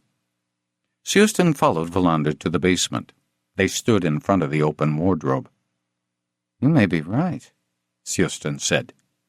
It's worth looking into, said Wallander. This house is too empty to be normal. They left the basement. Wallander opened the balcony doors and stepped into the sunshine. He thought of Baiba again and felt a knot in his stomach. Why didn't he call her? Did he still think it would be possible for him to meet her? He wasn't happy about asking Martinsson to lie for him, but now it was his only way out. He went back inside into the shadows with a feeling of utter self-loathing. Suspense was on the phone. Wallander wondered when the killer would strike next. Suspense hung up and dialed another number. Wallander went into the kitchen and drank some water, trying to avoid looking at the stove. As he came back, Suspense slammed the phone down. "You were right," he said. "There's a boat in Logard's name down at the yacht club. The same one I belong to." "Let's go," said Wallander, feeling the tension rise. A dock watchman showed them where Logard's boat was berthed. Wallander could see that it was a beautiful, well-maintained boat. The hull was fiberglass, but it had a teak deck. "A Comfortina," said Suspense. "Very nice. They handle well, too." He hopped on board like a sailor. The entrance to the cabin was locked. "Do you know Hans Logard?" Wallander asked the watchman. He had a weather-beaten face and wore a T-shirt advertising canned Norwegian fish balls. "He's not talkative, but we say hello to each other when he comes down here." "When was he here last?" "Last week, I think. But it's high summer, you know. Our busiest time, so I might be mistaken." Suspense had managed to pick the cabin lock. From inside he opened the two half-doors. Wallander clambered clumsily aboard, as though walking on newly polished ice. He crept down into the cockpit and then into the cabin. Suspense had had the foresight to bring along a torch. They searched the cabin without finding anything. "I don't get it," Valander said when they were back on the dock. Liljegren must have been running his affairs from somewhere. We're checking his mobile phones, said Sustan. Maybe that will produce something. They headed back. The man with the T-shirt followed them. I expect that you'll want to take a look at his other boat, too, he said, as they stepped off the long dock. Valander and Sustan reacted as one. Logard has another boat? Valander asked. The man pointed towards the furthest pier. The white one, all the way at the end. A Storu class. It's called the Rosmarine. Of course we want to look at it, Valander said. They ended up in front of a long, powerful, sleek launch. These cost money, said Sustan. Lots and lots of money. They went aboard. The cabin door was locked. The man on the dock was watching them. He knows I'm a policeman, Sustan said. We don't have time to wait, said Valander. Break the lock, but do it the cheapest way. Sustan managed it without breaking off more than a piece of the door frame. They entered the cabin. Valander saw at once that they had hit the jackpot. Along one wall was a whole shelf of folders and plastic binders. Find an address for Hans Logard, said Valander. We can go through the rest later. In a few minutes they had found a membership card to a golf club outside Engelholm with Logard's name and address on it. Buf, Sustan said. That's not far from here. As they were leaving the boat, Valander opened a cupboard. To his surprise, there was women's clothing inside. Maybe they had parties on board, too, Sustan said. I'm not so sure, Valander said pensively. They left the boat and went back to the dock. I want you to call me if Logard shows up, Sustan told the dock watchman. He gave him a card with his phone number on it. But I shouldn't let on that you're looking for him, right? The man asked excitedly. Sustan smiled. Right in one. Pretend that everything's normal, and then call me, no matter what time. There's nobody here at night, said the man. Then we'll have to hope he comes in the day. May I ask what he did? You can, said Sustan, but you won't get an answer. Should we take more men along? Sustan asked. Not yet, Valander replied. First we have to find his house and see if he's home. They drove towards Bjuv. They were in a part of Skåne that Valander didn't know. The weather had turned muggy. There would be a thunderstorm that evening. When's the last time it rained? He asked. Oh, around midsummer, Sustan said after thinking for a bit. And it didn't rain much. They had just reached the turn-off to Bjuv when Sustan's mobile phone rang. He slowed down and answered it. It's for you, he said, handing it to Valander. It was Ann-Britt Hugland. She got straight to the point. Louise Friedman has escaped from the hospital. It took a moment before Valander grasped what she said. Could you repeat that? Louise Friedman has escaped from the hospital. When? About an hour ago. How did you find out? The hospital contacted Åkesson. He called me. Valander thought for a moment. How did it happen? Someone came and got her. Who? No one saw it happen. Suddenly she was gone. God damn it to hell! Sustan hit the brakes. I'll call you back in a while, Valander said. In the meantime, find out absolutely everything you can. Above all, who it was that picked her up. Louise Friedman has escaped from the hospital, he told Sustan. How? Valander gave it some thought before he replied. I don't know. But this has something to do with our killer, I'm sure of it. Should I go back? No. Let's keep going. Now it's more important than ever to get hold of Logard. They drove into the village and stopped. Sustan rolled down the window and asked the way to the street. They asked 3 people and got the same answer. Not one of them knew the address they were looking for. Chapter 36. They were just on the point of giving up when they finally picked up the trail to Hans Logard and his address. Some scattered showers had started over Bjuv by that time, but the main thunderstorm passed by to the west. The address they had been looking for was Urdestigen. It had a Buve postal code, but they couldn't find it. Wallander went into the post office himself to check it. Logard didn't have a post office box either, at least not in Buve. Finally, there was nothing to do but think Logard's address was false. At that point, Wallander walked into the bakery and struck up a conversation with the two ladies behind the counter while he bought a bag of cinnamon rolls. One of them knew the answer. Hurdestigen wasn't a road. It was the name of a farm north of the village, a place that was hard to find if you didn't know the way. "There's a man living there named Hans Logard," Wallander told them. "Do you know him?" The two women looked at each other as if searching a shared memory, then shook their heads in unison. "I had a distant cousin who lived at Hurdestigen when I was a girl," said one of the women. "When he died, it was sold to a stranger. But Hurdestigen is the name of the farm, I know that. It must have a different postal address, though." Wallander asked her to draw him a map. She tore up a bread bag and drew the route on it for him. It was almost 6 p.m. They drove out of town, following the road to Huguenas. Wallander navigated with the bread bag. They reached an area where the farms thinned out. That's where they took the first wrong turn. They ended up in an enchantingly beautiful beech forest, but they were in the wrong place. Wallander told Houston to turn around, and when they got back to the main road, they started again. They took the next side road to the left, then to the right, and then left. The road ended in a field. Wallander swore to himself, got out of the car, and looked around for a church spire the ladies had told him about. Out there in the field, he felt like someone floating out to sea, searching for a lighthouse to navigate by. He found the church spire, and then understood, after a conference with the bread bag, why they had got lost. Houston was directed back.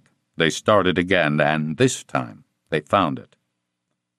Hurdestigen was an old farm, not unlike Arne Karlmann's, and it was in an isolated spot with no neighbors, surrounded by beech woods on two sides and gently sloping fields on the others.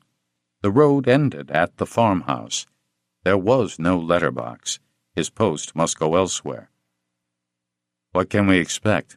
asked Wallander. "You mean, is he dangerous?" "He might be the one who killed Liljegren, or all of them. We don't know a thing about him." Houston's reply surprised Wallander. "There's a shotgun in the boot, and ammunition. You take that. I've got my service revolver." Houston reached under the seat. "Against regulations," he said, smiling. "But if you had to follow all the regulations that exist, police work would have been forbidden long ago by the health and safety watchdogs." "Forget the shotgun," Wallander said. "Have you got a license for the revolver?" "Of course I have a license," Houston said. "What do you think?" They got out of the car. Houston stuffed his revolver in his jacket pocket. They stood and listened. There was thunder in the distance. Around them it was quiet and extremely humid. No sign of a car or a living soul. The farm seemed abandoned. They walked up to the house, shaped like an L. "The third wing must have burned down," Houston said, "or else it was torn down. But it's a nice house, well preserved, just like the boat." Wallander went and knocked on the door. No answer. Then he banged on it hard. Nothing. He peered in through a window. Houston stood in the background with one hand in his jacket pocket. Wallander didn't like being so close to a gun. They walked around the house, still no sign of life. Wallander stopped, lost in thought. "There are stickers all over saying that the windows and doors are alarmed," Houston said. "But it would take a hell of a long time for anyone to get here if it was set off. We'll have time to go inside and get out of here before then." "Something doesn't fit here," said Wallander, as if he hadn't heard Houston. "What's that?" "I don't know." They went over towards the wing that served as a tool shed. The door was locked with a big padlock. Through the windows they could see all kinds of equipment and rubbish inside. "There's nobody here," said Houston flatly. "We'll have to put the farm under surveillance." Wallander looked around. Something was wrong. He was sure of it. He walked round the house again and looked in at several of the windows, listening. Sustan followed. When they had gone round the house for a second time, Wallander stopped by some black rubbish bags next to the house.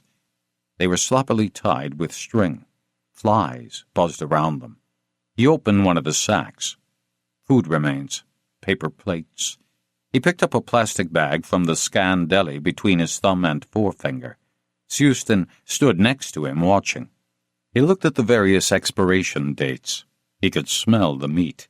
They hadn't been here many hours, not in this heat. He opened the other sack. It, too, was filled with frozen food containers. It was a lot of food to eat in a few days. Sustan stood next to Wallander, looking at the sacks. He must have had a party. Wallander tried to think. The muggy heat was making the pressure build in his head. Soon he would have a headache. He could feel it.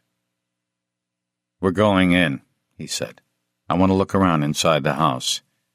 Isn't there any way to get around the alarm? Maybe down the chimney. Then I guess we'll have to take our chances. I've got a crowbar in the car, Sustan said. Wallander examined the front door of the house. He thought about the door he had broken down at his father's studio in Luderup. He went to the back of the house with Sustan carrying the crowbar. The door there seemed less solid. Wallander decided to prise it open. He jammed the crowbar between the hinges. He looked at Sustan, who glanced at his watch. Go, he said. Wallander braced himself and pushed on the crowbar with all his strength. The hinges broke off, along with some chunks of wall plaster and tile. He jumped to one side so the door wouldn't fall on him. The house looked even more like Karlmann's on the inside, if that were possible. Walls had been torn down, the space opened up. Modern furniture, newly laid hardwood floor. They listened again. Everything was quiet. Too quiet, Wallander thought, as if the house were holding its breath. Sustan pointed to a telephone and fax machine on a table. The light on the answer machine was blinking. Wallander nodded. Sustan pushed the play button. It crackled and clicked. Then there was a voice. Wallander saw Sustan jump. A man's voice asked Hans to call him as soon as possible. Then it was silent again. The tape stopped. That was Liljegren, Sustan said, obviously shaken. God damn. Then we know that message has been here for quite a while, Wallander said. So Logard hasn't been here since then? Not necessarily, Wallander said. He might have listened to the message but not erased it. If the power goes off later, the light will start blinking again. They may have had a thunderstorm here, we don't know. They went through the house. A narrow hall led to the part of the house at the angle of the L. The door there was closed. Wallander suddenly raised his hand. Sustan stopped short behind him. Wallander heard a sound. At first, he couldn't tell what it was. It sounded like a growling animal, then like a muttering. He looked at Sustan, who had heard it too. Then he tried the door. It was locked. The muttering had stopped. What the hell is going on? He whispered. I don't know, said Wallander. I can't break this door open with the crowbar. We're going to have the security company here in about 15 minutes. Wallander thought hard. He didn't know what was on the other side, except that it was at least one person, maybe more. He was feeling sick. He knew that he had to get the door open. Give me a revolver. Sustan took it out of his pocket. Get back from the door, Wallander shouted as loud as he could. I'm going to shoot it open. He looked at the lock, took a step back, cocked the gun, and fired. The blast was deafening. He shot again, then once more. The ricochets hit the far wall in the hall. He handed the revolver back to Sustan and kicked open the door, his ears ringing. The room was large. It had no windows. There were a number of beds and a partition enclosing a toilet, a refrigerator, glasses, cups, some thermoses. Huddled together in a corner of the room, obviously terrified, were 4 young girls clutching one another. 2 of them reminded Wallander of the girl he had seen from 20 meters away, in Salomonson's rape field. For a brief moment, with his ears ringing, Wallander thought he could see it all before him, one event after another, how it all fitted together and how everything suddenly made sense. But in reality he saw nothing at all. There was just a feeling rushing straight through him like a train going through a tunnel at high speed, leaving behind only a light shaking of the ground. "What the hell is going on?" Sustan asked. "We have to get some backup from Helsingborg," Wallander said, "as fast as we can."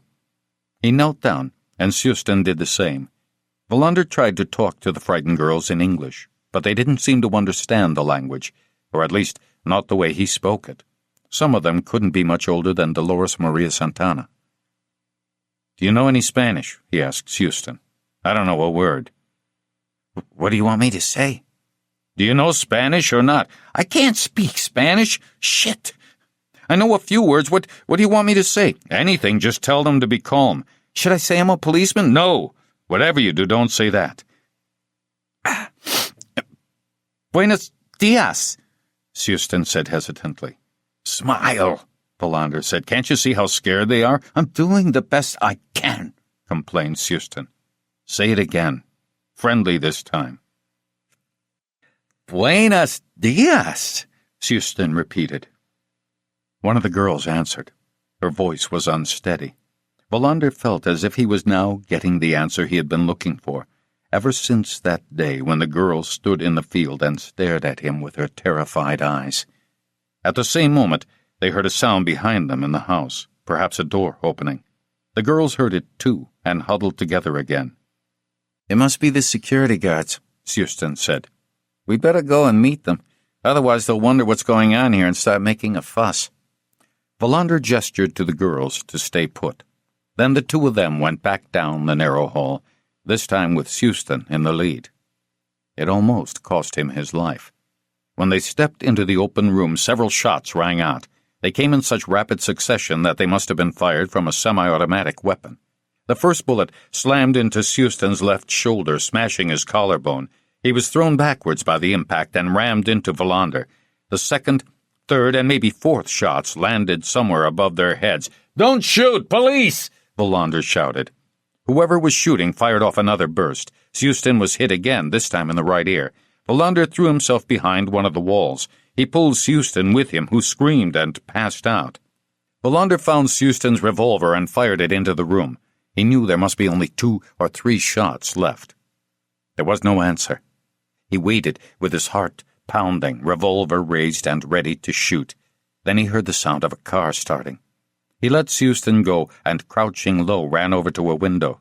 He saw the back end of a black Mercedes disappearing down the farm road, vanishing into the beech woods. He went back to Sustan, who was bleeding and unconscious. He found a pulse. It was fast. This was good. Better than too slow. Still holding the revolver in his hand, he picked up the phone and dialed 90,000. "Officer down!" he shouted when they answered. Then he managed to calm down, tell them who he was, what had happened, and where they were. He went back to Sustan, who had regained consciousness.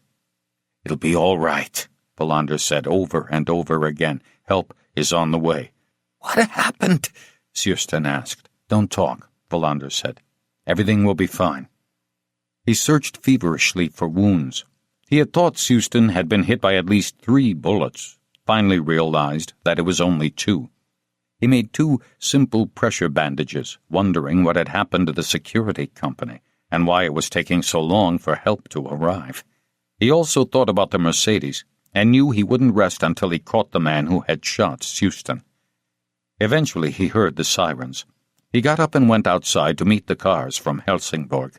First came the ambulance, then Bergerson and 2 other squad cars, and last, the fire department. All of them were shocked when they saw Wallander. He hadn't noticed how covered in blood he was, and he still had Sustan's revolver in his hand. "How is he?" Bergerson asked. "He's inside. I think he'll be okay." "What the hell happened?" "There are 4 girls locked up here," said Wallander. "They're probably some of the ones being taken through Helsingborg to brothels in southern Europe." "Who shot at you?" "I never saw him, but I assume it was Logard. This house belongs to him." A Mercedes crashed into a car from the security company down by the main road, Bergerson said. No injuries, but the driver of the Mercedes stole the security guard's car.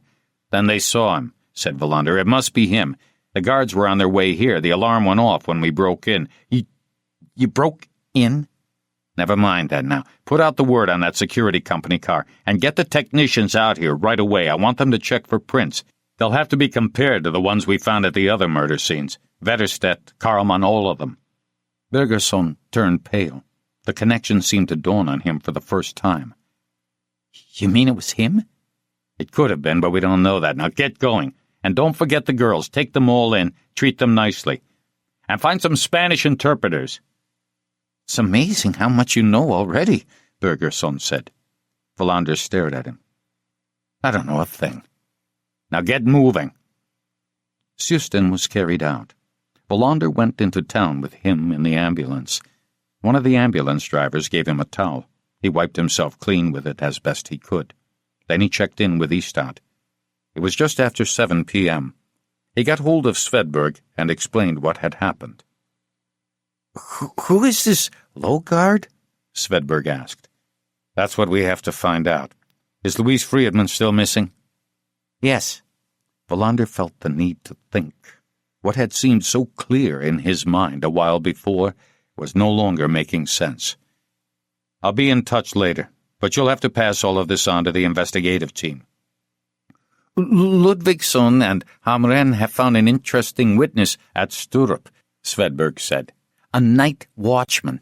He saw a man on a moped. The timetable fits. A moped? Yep.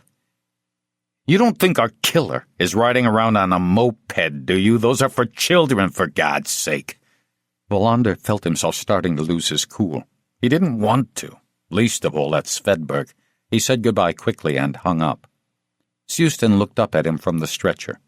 Valander smiled. It's going to be fine. It was like getting kicked by a horse, moaned Susten. Twice. Don't talk, said Valander. We'll be at the hospital soon.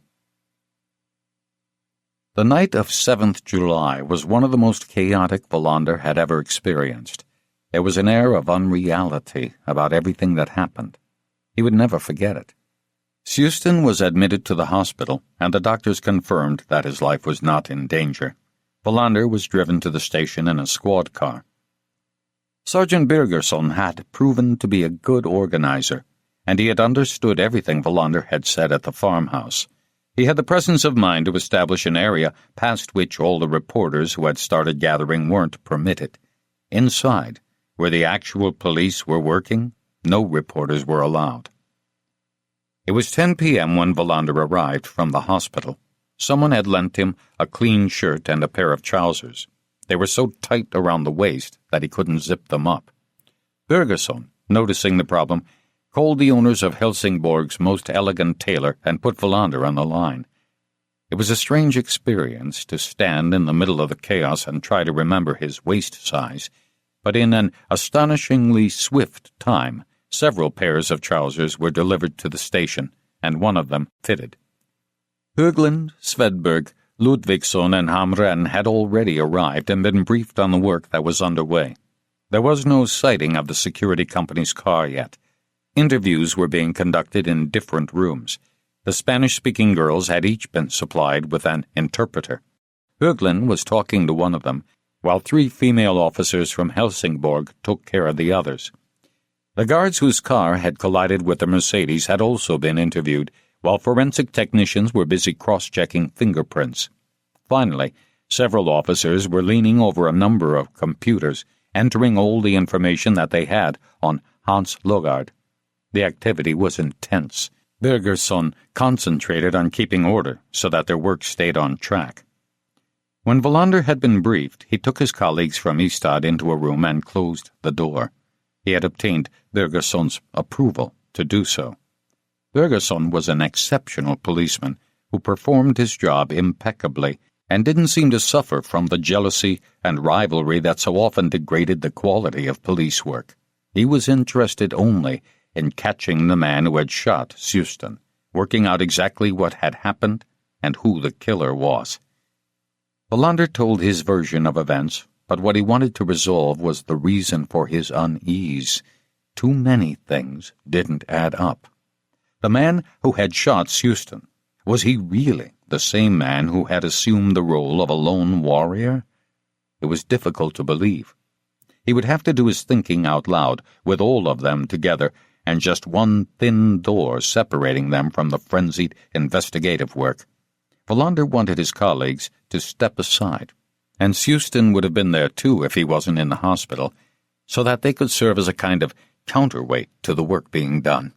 Wallander looked around and wondered why Ekholm wasn't there.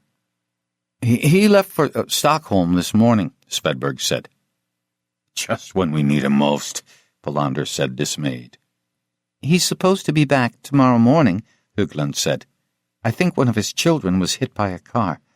Nothing serious, but even so, Wallander nodded. The phone rang. It was Hansson for Wallander. Baiba Liepa has called several times from Riga, he said. She wants you to call her right away. I can't right now, said Wallander. Explain to her if she calls again. If I understood her correctly, you're supposed to meet her at Kostrup on Saturday to go on a holiday together? How were you planning to pull that off? Not now, Wallander said. I'll call you later. No one except Högland seemed to notice that the conversation with Hansson was over a personal matter. Wallander caught her eye. She smiled, but didn't say a word. Let's continue. We're searching for a man who shot at both Houston and me. We find some girls locked up inside a farmhouse in the countryside near Bjuv. We can assume that Dolores Maria Santana once came from such a group, passing through Sweden on the way to brothels and the devil knows what else in other parts of Europe. Girls lured here by people associated with Liljegren, in particular a man named Hans Logard, if that's his real name. We think he was the one who shot at us, but we aren't sure. We don't have a picture of him. Maybe the guards can give us a usable description, but they're pretty shaken up. They may have seen nothing but his gun. Now we're hunting for him. But are we actually tracking our killer? The one who killed Wetterstedt, Karlman, Friedman, and Liljegren? I'm doubtful. We must catch this man as soon as possible.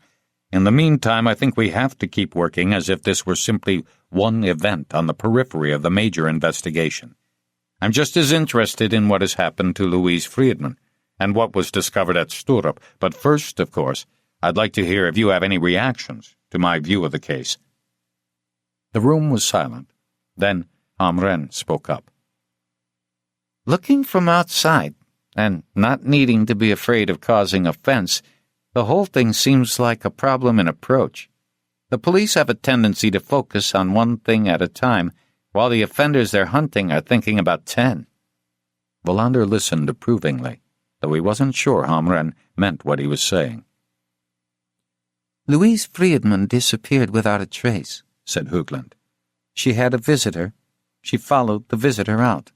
The name written in the visitor's book was illegible. Because there were only summer temps working, the normal system had almost fallen apart. Someone must have seen the person who came to get her, Wallander said. Someone did, Högland said. An assistant nurse named Sarah Peterson. Did anyone talk to her? She's left on holiday. Where to? She's bought an Interrail card. She could be anywhere. Damn! We can trace her through Interpol, Ludvigsson said. That'll probably work. Yes, said Wallander. I think we should do that. And this time we won't wait. I want someone to contact Akkusen about it tonight. This is Malmö's jurisdiction, Svedberg pointed out. I don't give a shit whose jurisdiction we're in. Do it. It'll have to be Akkusen's headache. Högland said she would get hold of him. Wallander turned to Ludvigsson and Hamren. I heard rumors about a moped. A witness who saw something at the airport? That's right, Ludvigsson said. The timing fits. A moped drove off towards the E65 on the night in question. Why is that of interest? Because the night watchman is sure that the moped was driven off just about the same time Bjorn Friedman's van arrived. Wallander recognized the significance of this. We're talking about a time of night when the airport is closed, Ludvigsson went on. Nothing's happening.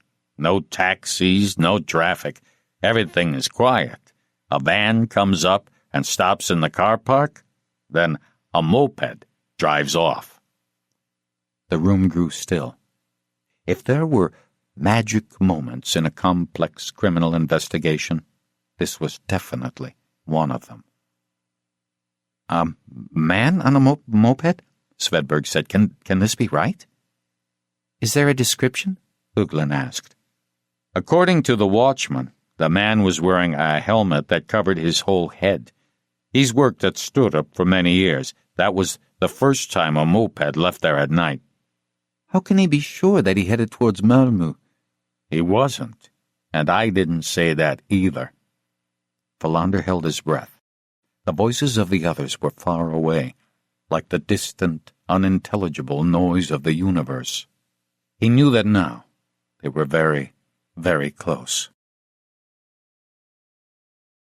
Chapter 37. Somewhere in the distance, Hoover could hear thunder. He counted the seconds between the lightning and the thunder. The storm was passing far away.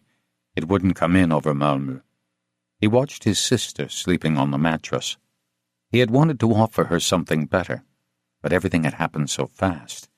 The policeman, whom he now hated, the cavalry colonel with the blue trousers, whom he had christened Perkins, and the man with the great curiosity, when he drummed his message to Geronimo, had demanded pictures of Louise. He had also threatened to visit her. Hoover had realized that he had to change his plans right away. He would pick up Louise even before the row of scalps and the last gift, the girl's heart, were buried. That's why he had only managed to take a mattress and a blanket down to the basement. He had planned to do something quite different. There was a big, empty house in Limhamn. The woman who lived there alone went to Canada every summer to see her family. She had been his teacher, and he sometimes ran errands for her, so he knew she was away. He had copied a key to her front door long ago. They could have lived in her building while they planned their future, but now Perkins had got in the way. Until he was dead, and that would be soon, they would have to settle for the mattress in the basement. She was asleep. He had taken medicine from a cabinet when he went to get her. He had gone there without painting his face, but he had an axe and some knives with him in case anyone tried to stop him. It had been strangely quiet at the hospital, with almost no one around. Everything went more smoothly than he could have imagined. Louise hadn't recognized him at first, but when she had heard his voice, she put up no resistance. He had brought some clothes for her. They walked across the hospital grounds and then took a taxi, without any problem. She didn't say a word, never questioning the bare mattress, and she fell asleep almost at once. He had lain down and slept a while beside her. They were closer to the future than ever before. The power from the scalps had already started working. She was on her way back to life again. Soon, everything would be changed. He looked at her. It was evening, past 10 p.m. He had made his decision. At dawn, he would return to Ystad for the last time. In Helsingborg, a great crowd of reporters besieged Bergerson's outer perimeter. The chief of police was there. At Wallander's stubborn insistence, Interpol was trying to trace Sarah Peterson. They had contacted the girl's parents and tried to put together a possible itinerary. It was a hectic night at the station. Back in Ystad, Hansson and Martinsson were handling the incoming calls. They sent over materials when Wallander needed them. Åkesson was at home, but was willing to be reached at any time. Although it was late, Wallander sent Höglund to Malmö to talk to the Friedman family. He wanted to make sure they weren't the ones who had taken Louise from the hospital. He would rather have gone there himself, but he couldn't be in two places at once. She had left at 10:30 p.m., after Wallander had phoned Friedman's widow. He estimated she'd be back by 1 a.m. "Who's taking care of the children while you're away?" he had asked. Do you remember my neighbor who has children of her own? She asked. Without her, I couldn't do this job. Wallander called home. Linda was there. He explained as best he could what had happened. He didn't know when he'd be home, maybe sometime that night, maybe not until dawn. Will you get here before I leave? She asked. Leave? Did you forget I'm going to Gotland? Kajsa and I? And you're going to Skagen? Of course I didn't forget. Did you talk to Baiba? Yes, Wallander said, hoping she couldn't hear that he was lying. He gave her the number in Helsingborg. Then he wondered whether he ought to call his father, but it was late. They were probably already in bed. He went to the command center where Bergerson was directing the manhunt. 5 hours had passed, and no one had seen the stolen car. Bergerson agreed with Wallander that it could only mean that Logard, if it was him, had taken the car off the road. He had 2 boats at his disposal, Wallander said, and a house outside Buve that we could barely locate. I'm sure he has other hideouts. We've got a man going over the boats, said Bergerson, and Hurdestigen. I told them to look for other possibilities. Who is this damned Logard, anyway? Wallander said. They started checking the prints, Bergerson said. If he's ever had a run-in with the police, we'll know very soon. Wallander went over to where the 4 girls were being interviewed. It was a laborious process, since everything had to go through interpreters. Besides, the girls were terrified. Wallander had told the officers to explain that they weren't accused of a crime, but he wondered how frightened they were. He thought about Dolores Maria Santana, about the worst fear he had ever seen. But now, at midnight, a picture had finally begun to take shape. The girls were all from the Dominican Republic. They had each separately left their villages and gone to the cities to look for work as domestic helps or factory workers. They had been contacted by men, all very friendly, and offered work in Europe. They had been shown pictures of beautiful houses by the Mediterranean and were promised wages 10 times what they could hope to earn at home. They had all said yes. They were supplied with passports, but were never allowed to keep them. First, they were flown to Amsterdam. At least, that was what they thought the city was called. Then they were driven to Denmark.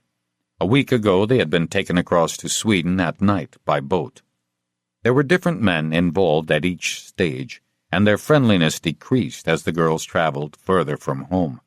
The fear had set in earnest when they were locked up at the farm. They had been given food, and a man had explained in poor Spanish that they would soon be traveling the last stretch of the way. But by now they had begun to understand that nothing would happen as promised. The fear had turned to terror.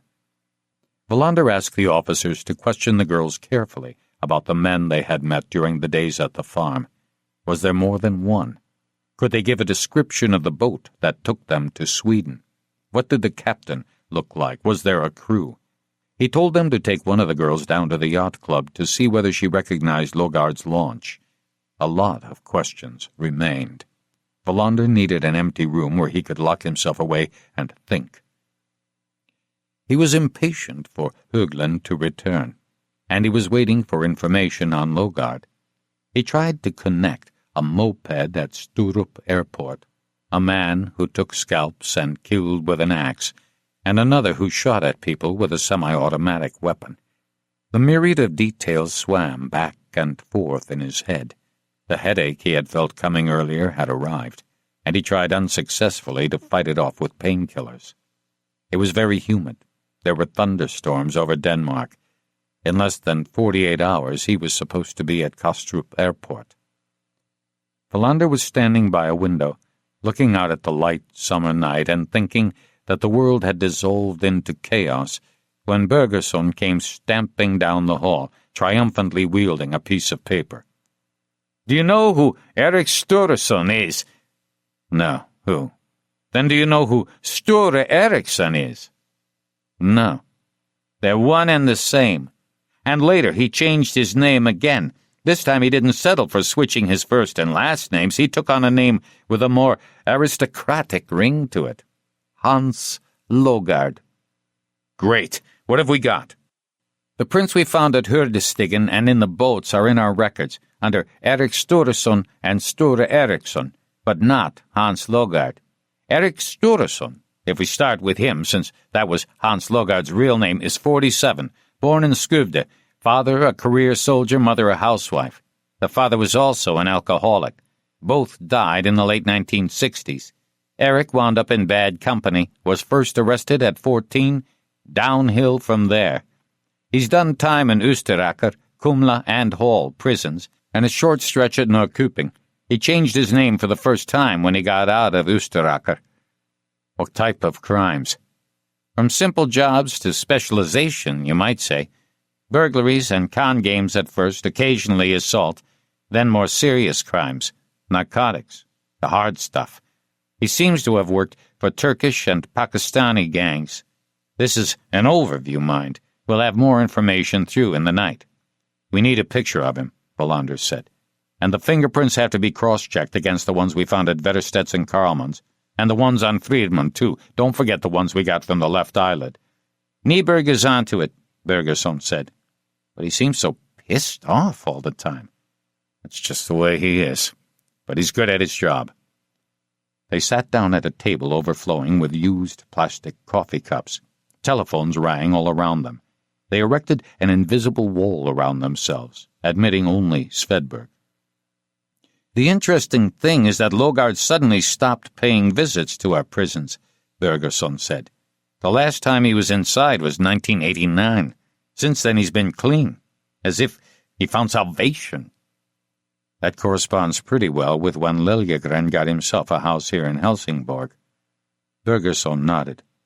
We're not too clear on that yet, but it seems that Logard bought Hurdestigen in 1991. That's a gap of a couple of years, but there's nothing to prevent him from having lived somewhere else in the meantime. We'll need an answer to that one right away, Wallander said, reaching for the phone. What's Elizabeth Carlen's number? It's on Houston's desk. Have we still got her under surveillance, by the way? Bergerson nodded again. Wallander made a quick decision. Pull them off. Someone put a piece of paper in front of him. He dialed the number. She answered almost immediately. This is Inspector Wallander, he said. I won't come to the station at this time of night. I don't want you to. I just have one question.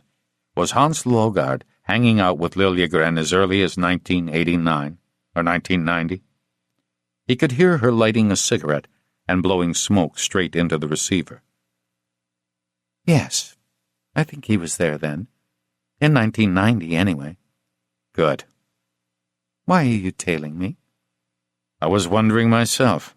We don't want anything to happen to you, of course, but we're lifting the surveillance now. Just don't leave town without telling us. I might get mad. Fair enough. I bet you can get mad. She hung up. Logard was there, said Wallander. It seems he appeared at Liljegren's in 1989 or 1990. Then he acquired Hurdestigen. Liljegren seems to have taken care of his salvation. Wallander tried to fit the different pieces together. And about then the rumors of the trade in girls surfaced. Isn't that right? Bergerson nodded. Does Logard have a violent history? Wallander asked. A few charges of aggravated assault, Bergerson said. But he's never shot anyone, that we know of. No axes? No, nothing like that. In any case, we've got to find him, said Wallander, getting up. We'll find him, Bergerson said. Sooner or later he'll crawl out of his hole. Why did he shoot at us? Wallander asked. You'll have to ask him that yourself, Bergerson said as he left the room. Svedberg had taken off his cap. Is this really the man we're looking for? I don't know. Frankly, I doubt it, although I could be wrong. Let's hope I am. Svedberg left the room. Wallander was alone again. More than ever, he missed Rydberg. There's always another question you can ask. Rydberg's words, repeated often. So what was the question he hadn't asked yet? He searched and found nothing. All the questions had been asked. Only the answers were missing. That was why it was a relief when Högland stepped into the room. It was just before 1 a.m. They sat down together. "Louise wasn't there," she said. "Her mother was drunk, but her concern about her daughter seemed genuine. She couldn't understand how it had happened. I think she was telling the truth. I felt really sorry for her." "You mean she actually had no idea?" "Not a clue, and she'd been worrying about it." "Had it happened before?" "Never." "And her son?" "The older or the younger one?" "The older one, Stefan." "He wasn't there." "Was he out looking for his sister?" "If I understood the mother correctly, he stays away occasionally. But there was one thing I did notice. I asked to have a look around, just in case Louise was there. I went into Stefan's room. The mattress was gone from his bed. There was just a bedspread. No pillow or blanket either." "Did you ask her where he was?" "I don't think she would have been able to tell me." "Did she say how long he'd been gone?" She thought about it and looked at her notes. "Since midday." "Not long before Louise disappeared." She looked at him in surprise. "You think he was the one who went and got her? Then where are they now?" 2 questions, 2 answers. I don't know. I don't know. Wallander felt a deep unease creep over him. He couldn't tell what it meant. "Did you happen to ask her whether Stefan has a moped?" He saw that she immediately understood where he was heading. "No." Wallander gestured towards the phone. "Call her. Ask her. She drinks at night. You won't wake her up." It was a long time before she got an answer. The conversation was very brief. She hung up again. "He doesn't have a moped. Besides, Stefan isn't 15 yet, is he?" It was just a thought. We have to know. Anyway, I doubt that young people today pay much attention to what is permitted or not. "The little boy woke up when I was about to leave," she said. "He was sleeping on the sofa next to his mother. That's what upset me the most." That he woke up? I've never seen such frightened eyes in a child before.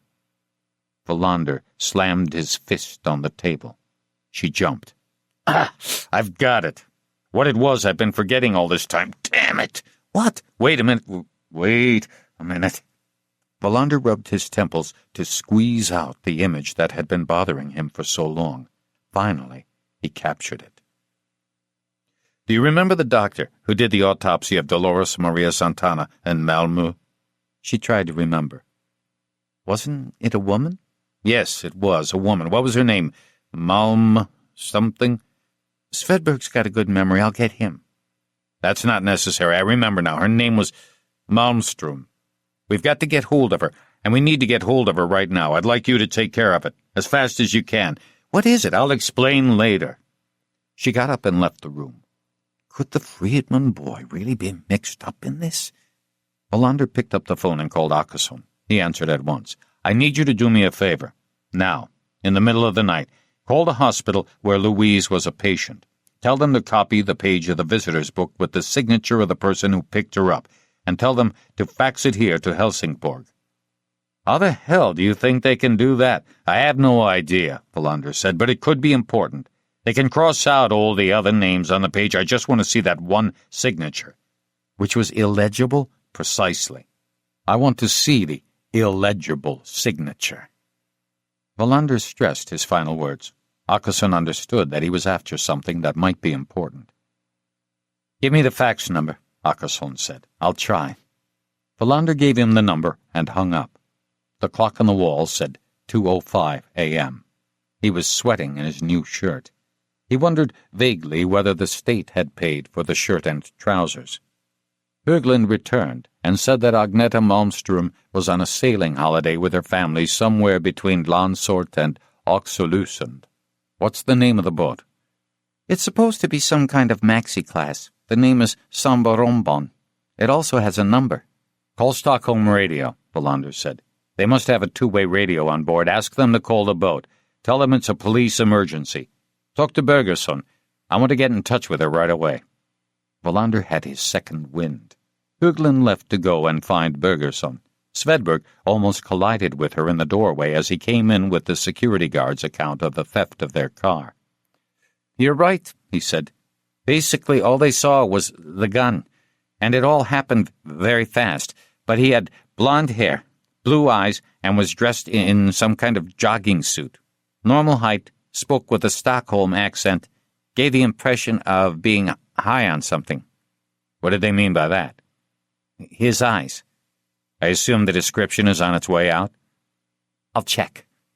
As Svedberg left, excited voices came from the hall.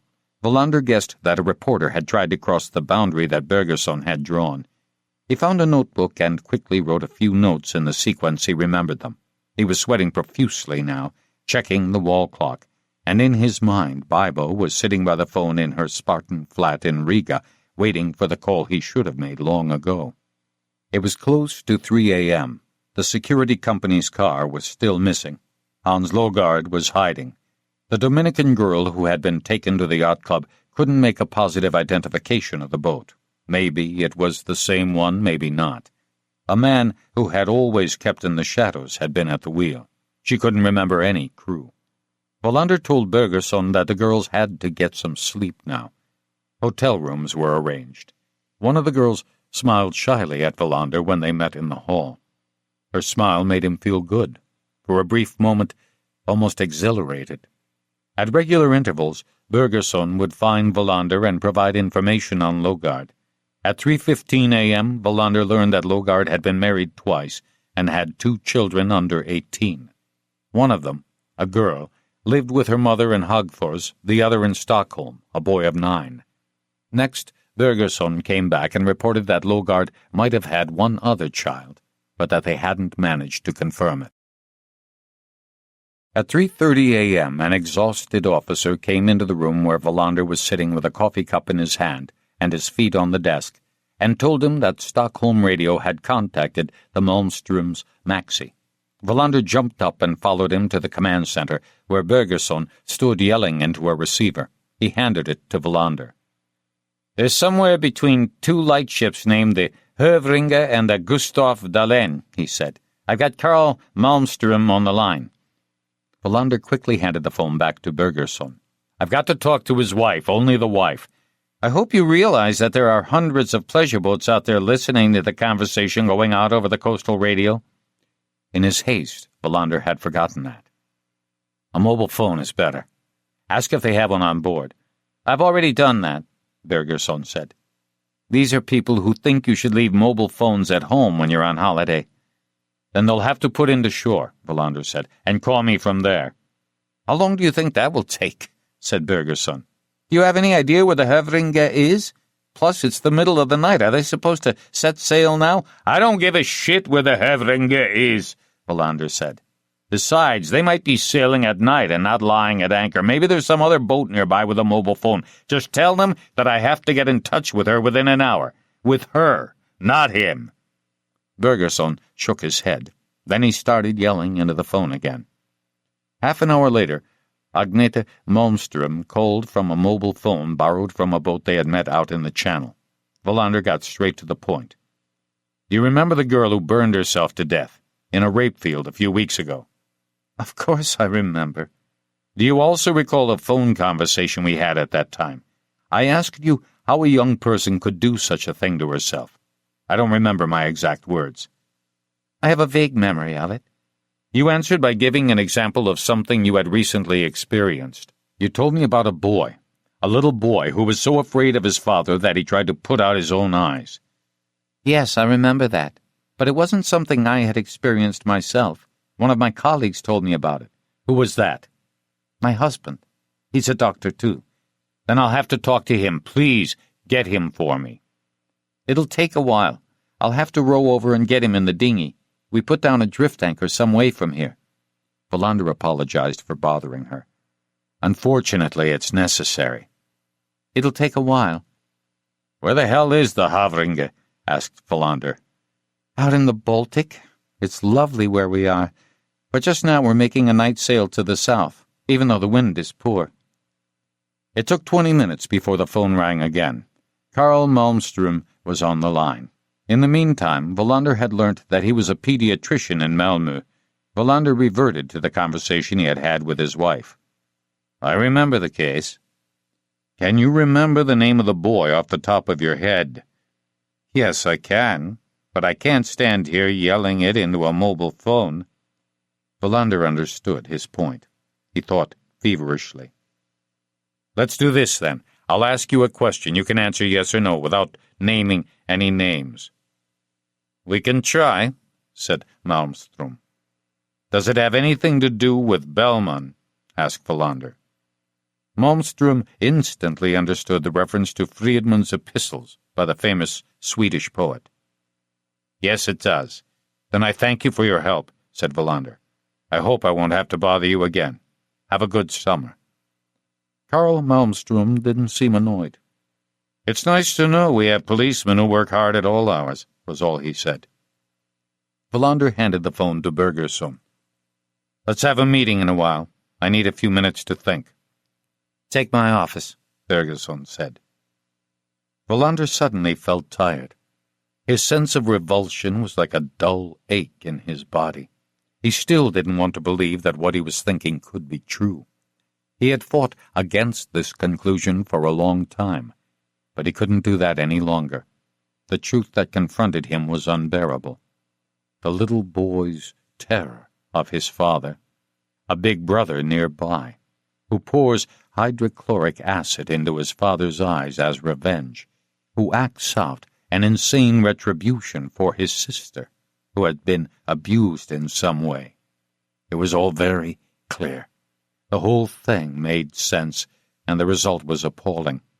He also thought that his subconscious had seen it long ago, but he had pushed the realization aside.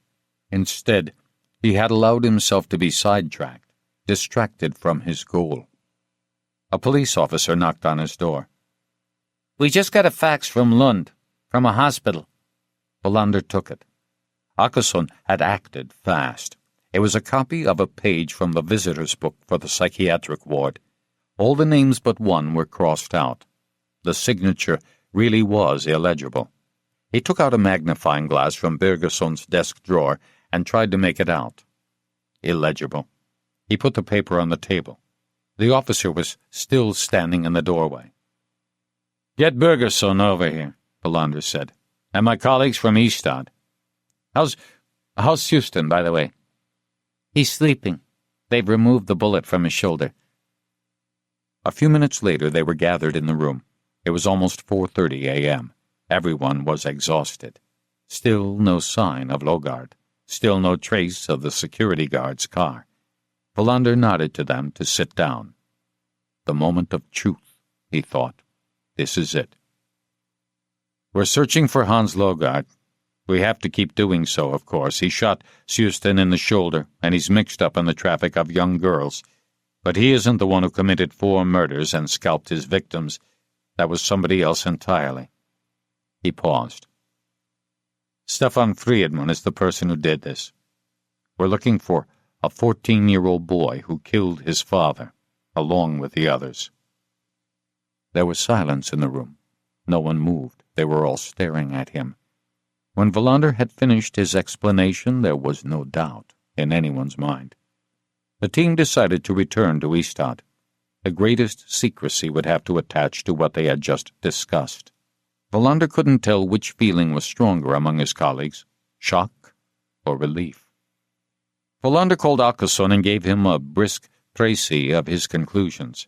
As he did so, Svedberg stood next to him, staring at the facts that had come from Lund.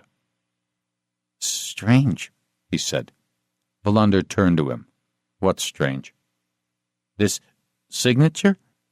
It looks as if he signed himself Geronimo." Wallander grabbed the facts out of Svedberg's hand. He was right. Chapter 38. They said goodbye in the dawn outside the station in Helsingborg. Everyone looked haggard, but more than anything they were shaken by what they now realized was the truth about the killer they had been hunting for so long. They agreed to meet at 8 a.m. at the Ystad police station. That meant they would have time to get home and shower, but not much else. They had to keep working. Wallander had been blunt in outlining his conclusions. He believed that the murders had happened because of the sick sister, but they couldn't be sure. It was possible that she herself was in danger. There was only one approach to take, to fear the worst. Svedberg went in Wallander's car. It was going to be another beautiful day. They spoke very little during the trip. Svedberg discovered that he must have left his keys somewhere. It reminded Wallander that his own keys had never shown up. He told Svedberg to come home with him. They reached Maria Gatten just before 7 a.m. Linda was asleep. After they had each taken a shower and Wallander had given Svedberg a clean shirt, they sat in the living room and had coffee. Neither of them noticed that the door to the cupboard next to Linda's room, which had been closed when they arrived, was ajar. Hoover had arrived at the flat at 6:50 a.m. He was on his way into the policeman's bedroom with the axe in his hand when he heard a key turn in the lock. He hid in the cupboard. He heard two voices. When he could tell that they were in the living room, he opened the door a crack. Hoover assumed that the other man was a policeman, too. He gripped the axe the whole time, listening to them talking softly. At first, Hoover didn't understand what they were talking about. The name Hans Logard was mentioned repeatedly. The policeman whom he had come to kill was clearly trying to explain something to the other man. He listened carefully and finally understood that it was Holy Providence, the power of Geronimo, that had started working again. Hans Logard had been Aka Liljegren's right-hand man. He had smuggled girls in from the Dominican Republic, and maybe from other parts of the Caribbean, too.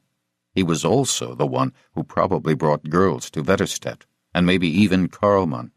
He also heard the policeman predict that Logard was on the death list that must exist in Stefan Friedman's mind.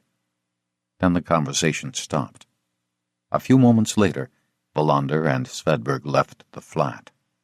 Hoover emerged from the cupboard and stood, utterly still. Then he left, as soundlessly as he had come. He had gone to the empty shop where Linda and Kaisa had held their rehearsals. He knew they wouldn't be using it again, so he had left Louise there while he went to the flat on Maria Gatten to kill Perkins and his daughter. But as he stood in the cupboard, the axe ready in his hand, and heard the conversation, he started to have doubts. There was one more person he had to kill, a man he had overlooked, Hans Logard. When the policeman described him, Hoover understood that he must have been the one who had brutally raped and abused his sister. That was before she had been drugged and taken to both Gustav Vetterstedt and Arne Karlman, events that had forced her into the darkness. All of it was written down in the book he had taken from her, the book that contained the words that controlled him. He had assumed that Hans Logard was someone who didn't live in Sweden, a foreign visitor, an evil man. Now he knew that he had made a mistake. It was easy to get into the empty shop. Earlier he had seen Kaisa hide the key. Since he was moving around in broad daylight, he hadn't painted his face. He didn't want to frighten Louise, either. When he came back, she was sitting on a chair, staring blankly into space. He had already decided to move her, and he knew where. Before he went to Maria Gatten, he went on the moped to see that the situation was as he had thought. The house he had selected was empty, but they weren't going to move there until evening. He sat down on the floor at her side and tried to work out how to find Logard before the police did. He turned inward and asked Geronimo for advice, but his heart was strangely still this morning. The drums were so faint that he couldn't hear their message.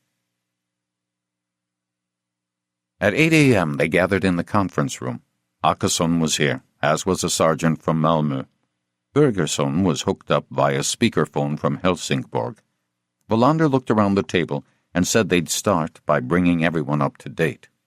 The sergeant from Malmö was looking for a hiding place they assumed Stefan Friedman had access to.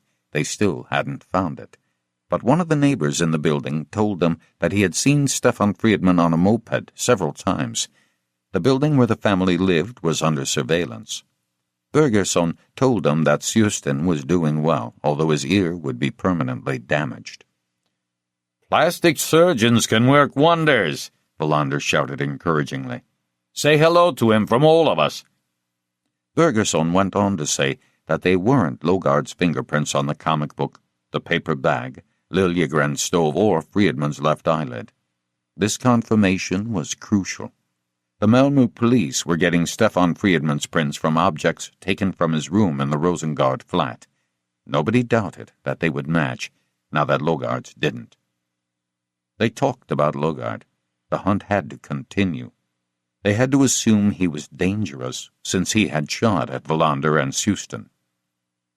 "Stefan Friedman is only 14, but he is dangerous," Wallander said. "He may be crazy, but he's not stupid. He's very strong, and he reacts fast. We have to be careful." "This is all so damn disgusting," Hansson exploded. "I still can't believe it's true."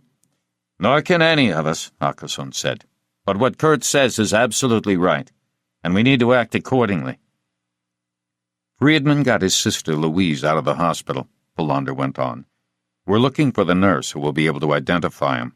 Let's assume it'll be a positive identification. We still don't know whether he intends to hurt Louise.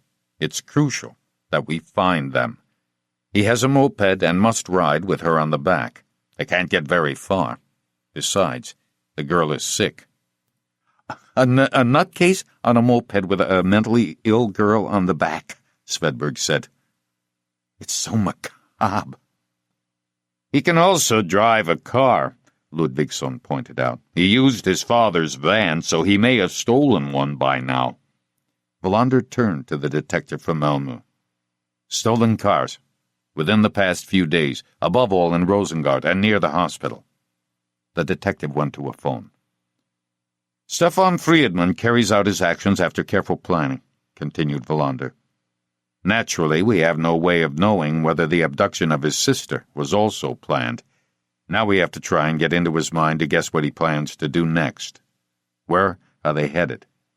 It's a shame Ekholm isn't here when we need him most."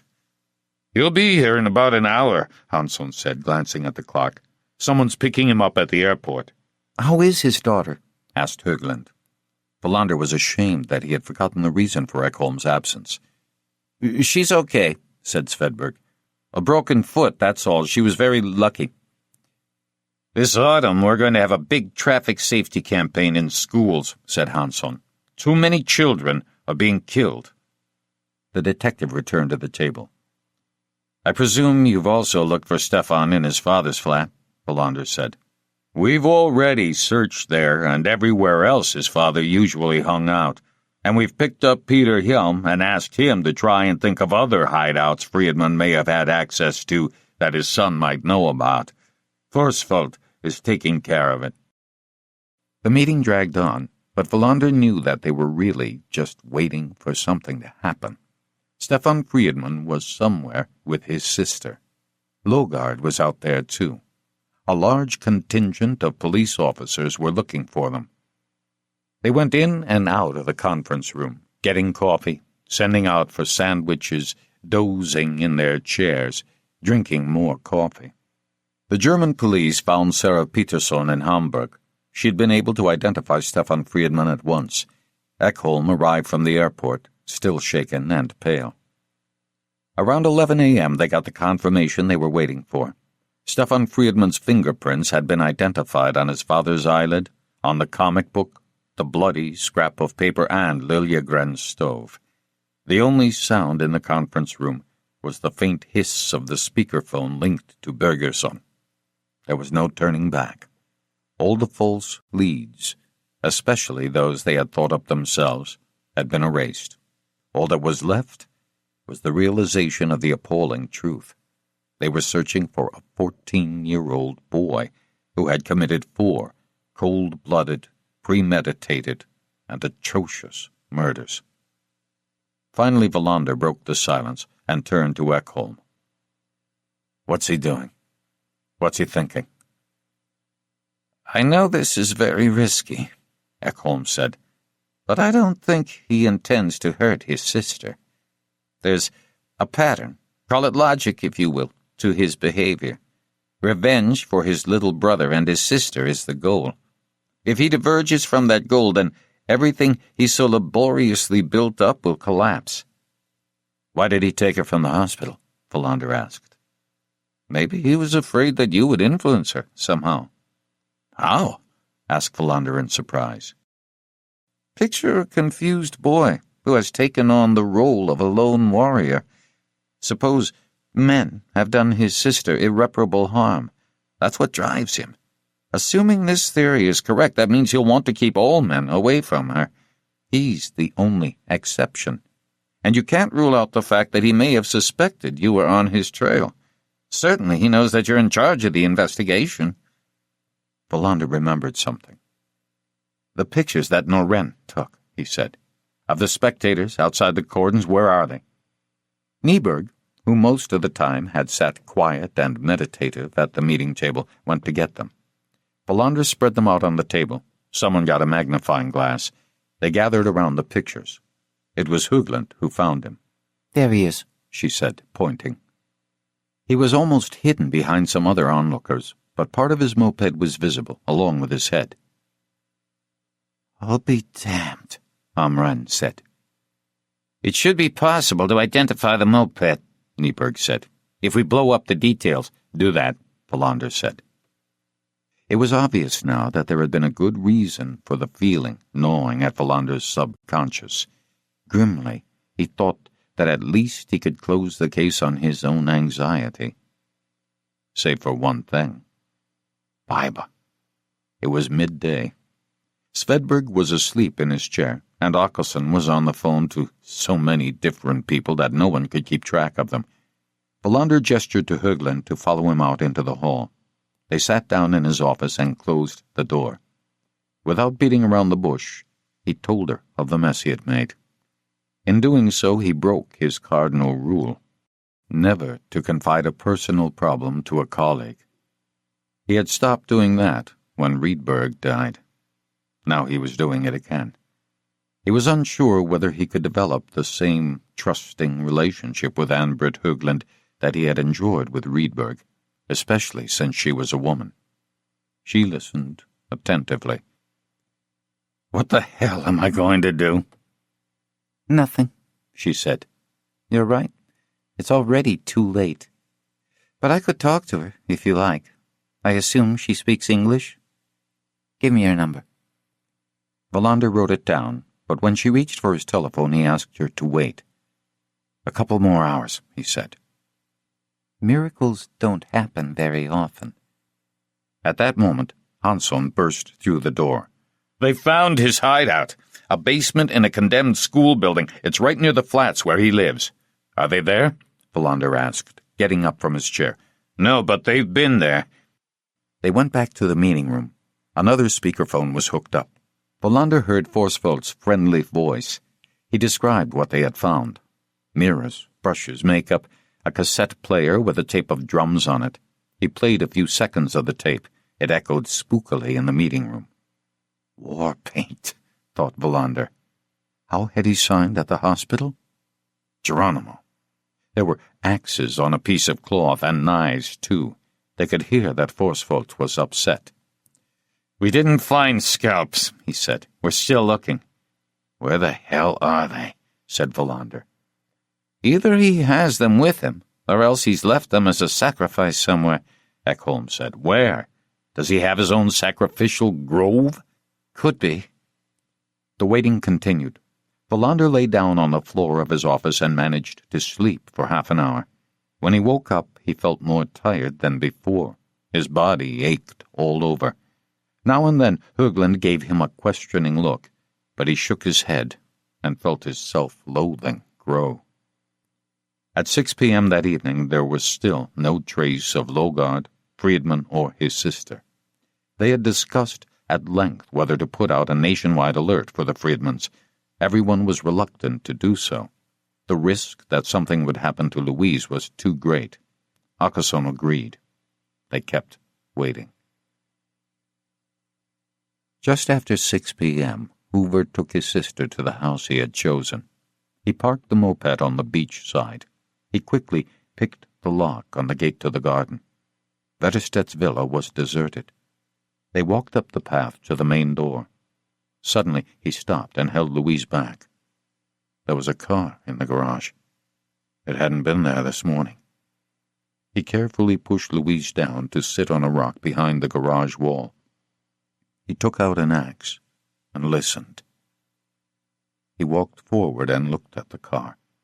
It belonged to a security company. One of the front windows was open. He peered inside.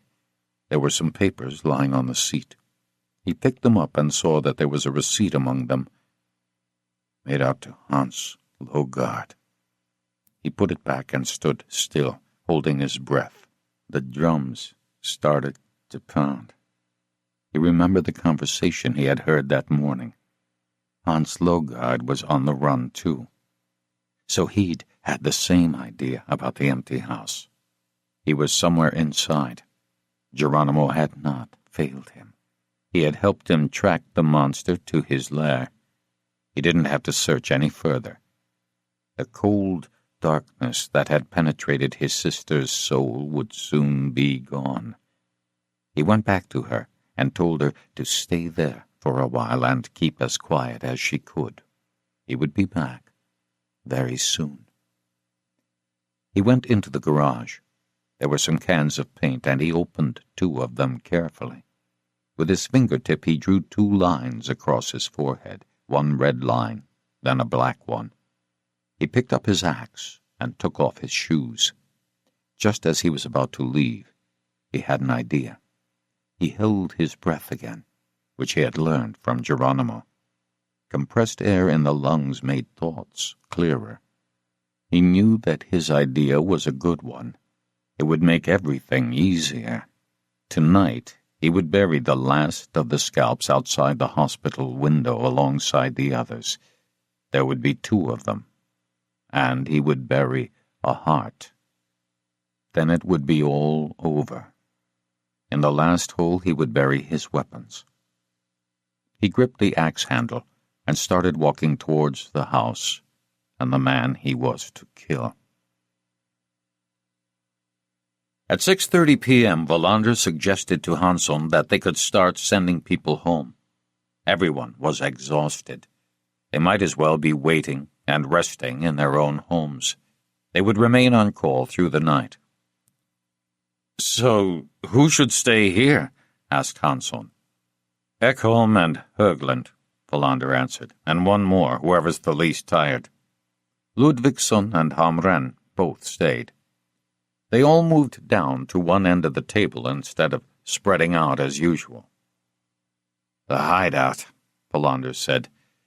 "What would be a secret and impregnable fortress? What would an insane boy who transforms himself into a lone warrior seek?"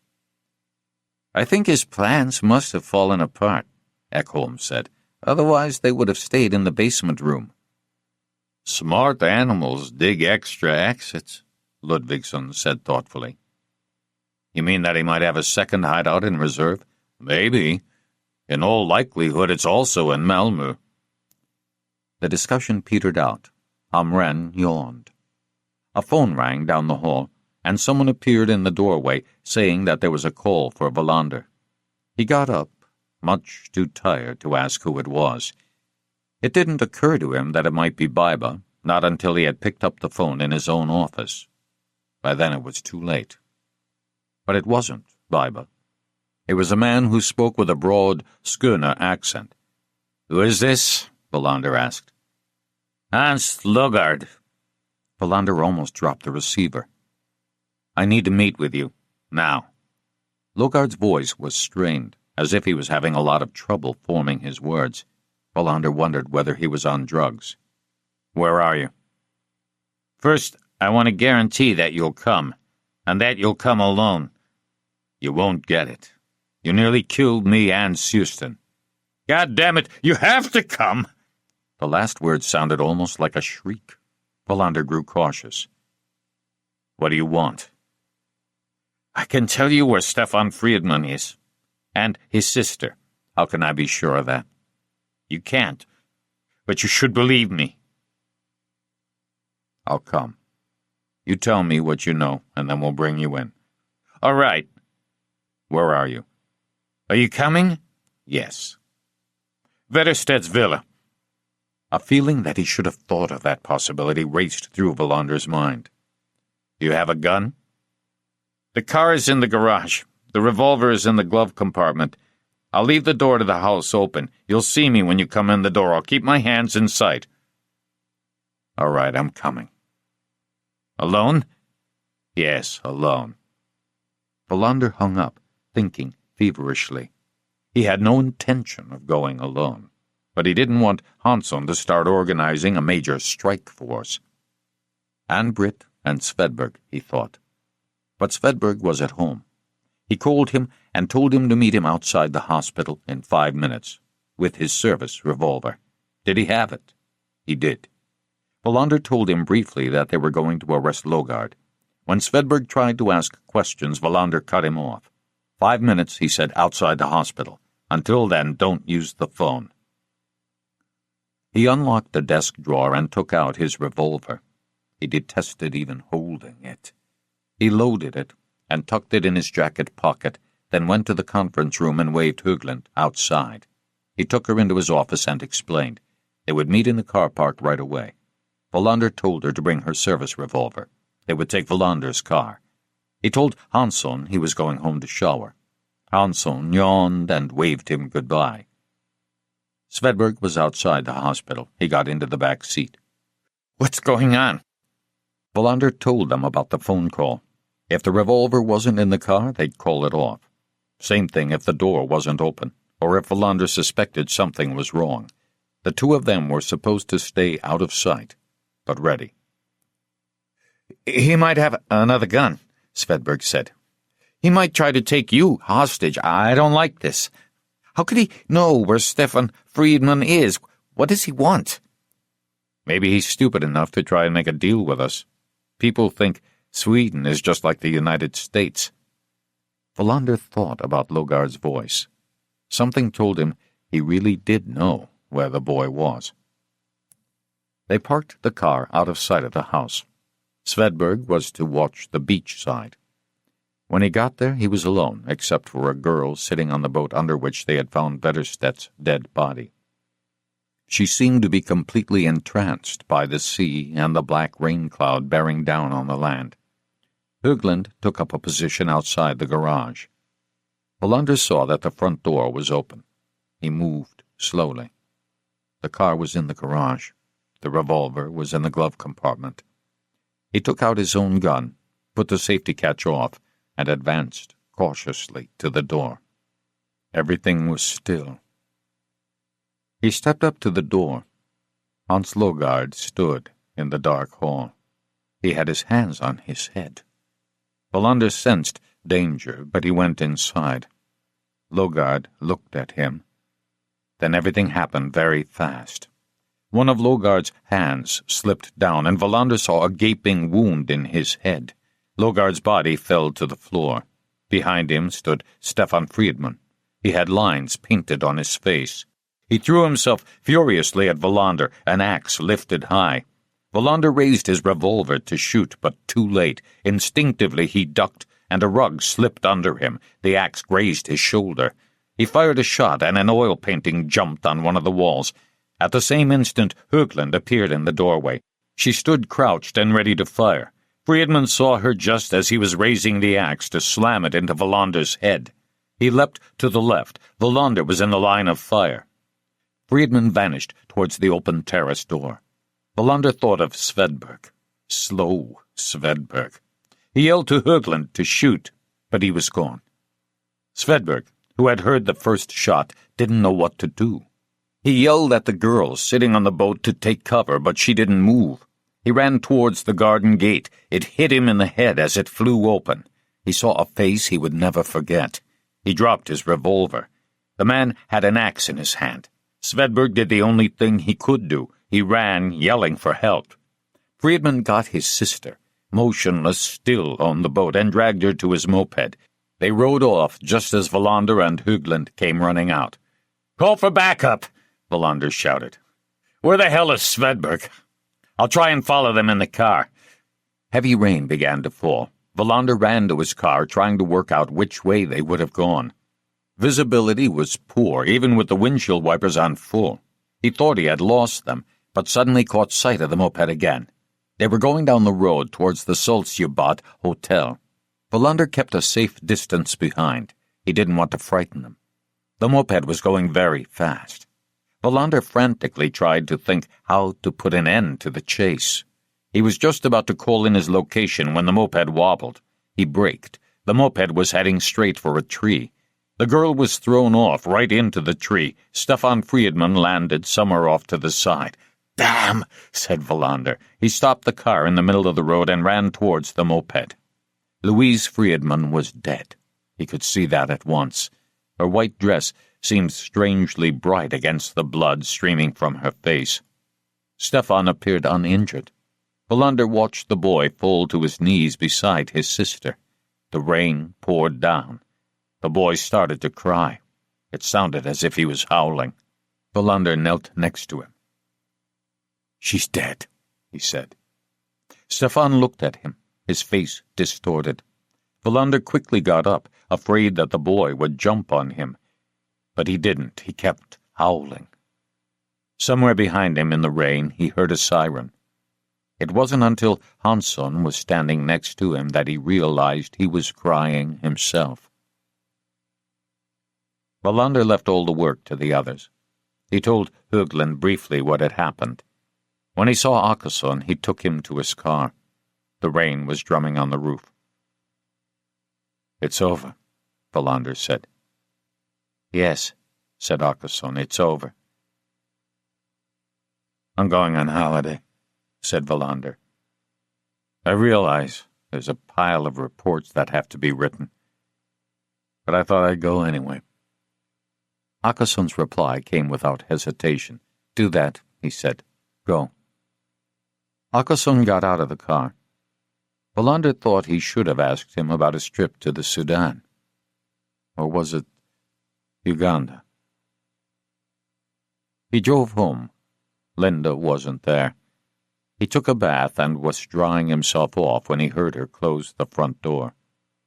That evening he told her what had really happened and how he felt. Then he called Baiba. "I thought you were never going to call," she said, keeping her anger in check. "Please forgive me," Wallander said. "I've had so much to do lately." "I think that's a pretty poor excuse." "It is, I know, but it's the only one I've got." Neither of them said anything else.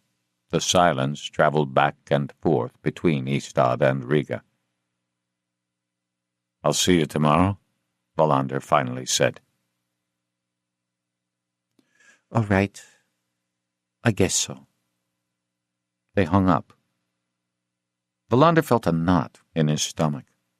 Maybe she wouldn't come. After supper, he and Linda packed their bags. The rain stopped just after midnight.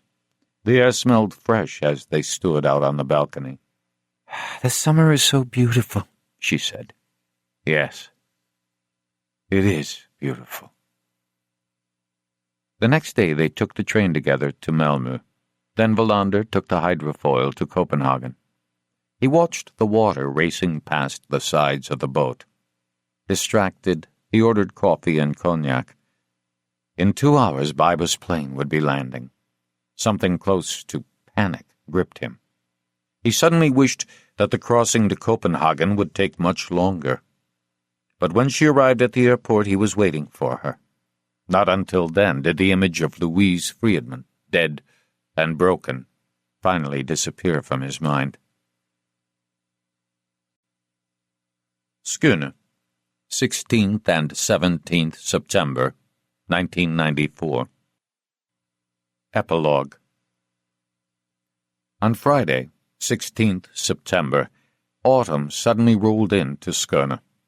Kurt Wallander woke up early that morning. His eyes flew open in the dark, as if he had been cast violently out of a dream. He lay still and tried to remember, but there was only the echo of something that was gone and would never return. He turned his head and looked at the clock next to the bed.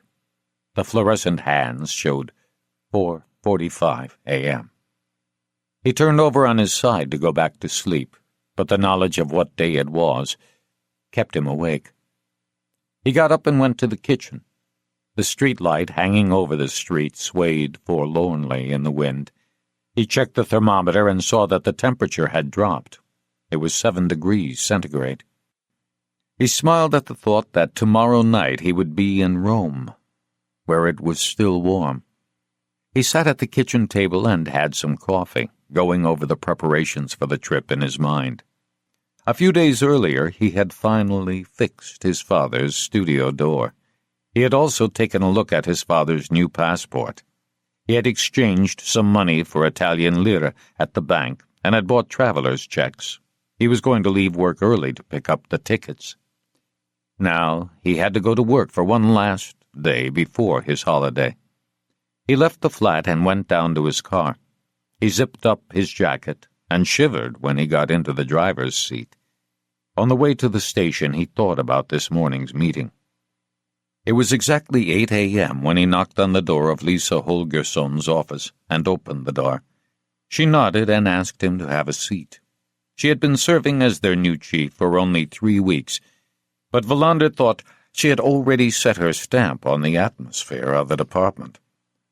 Many had been skeptical about a woman who came from a police district in Småland, and Wallander was surrounded by colleagues who still believed that women weren't even suited to be police officers. How could one be their chief?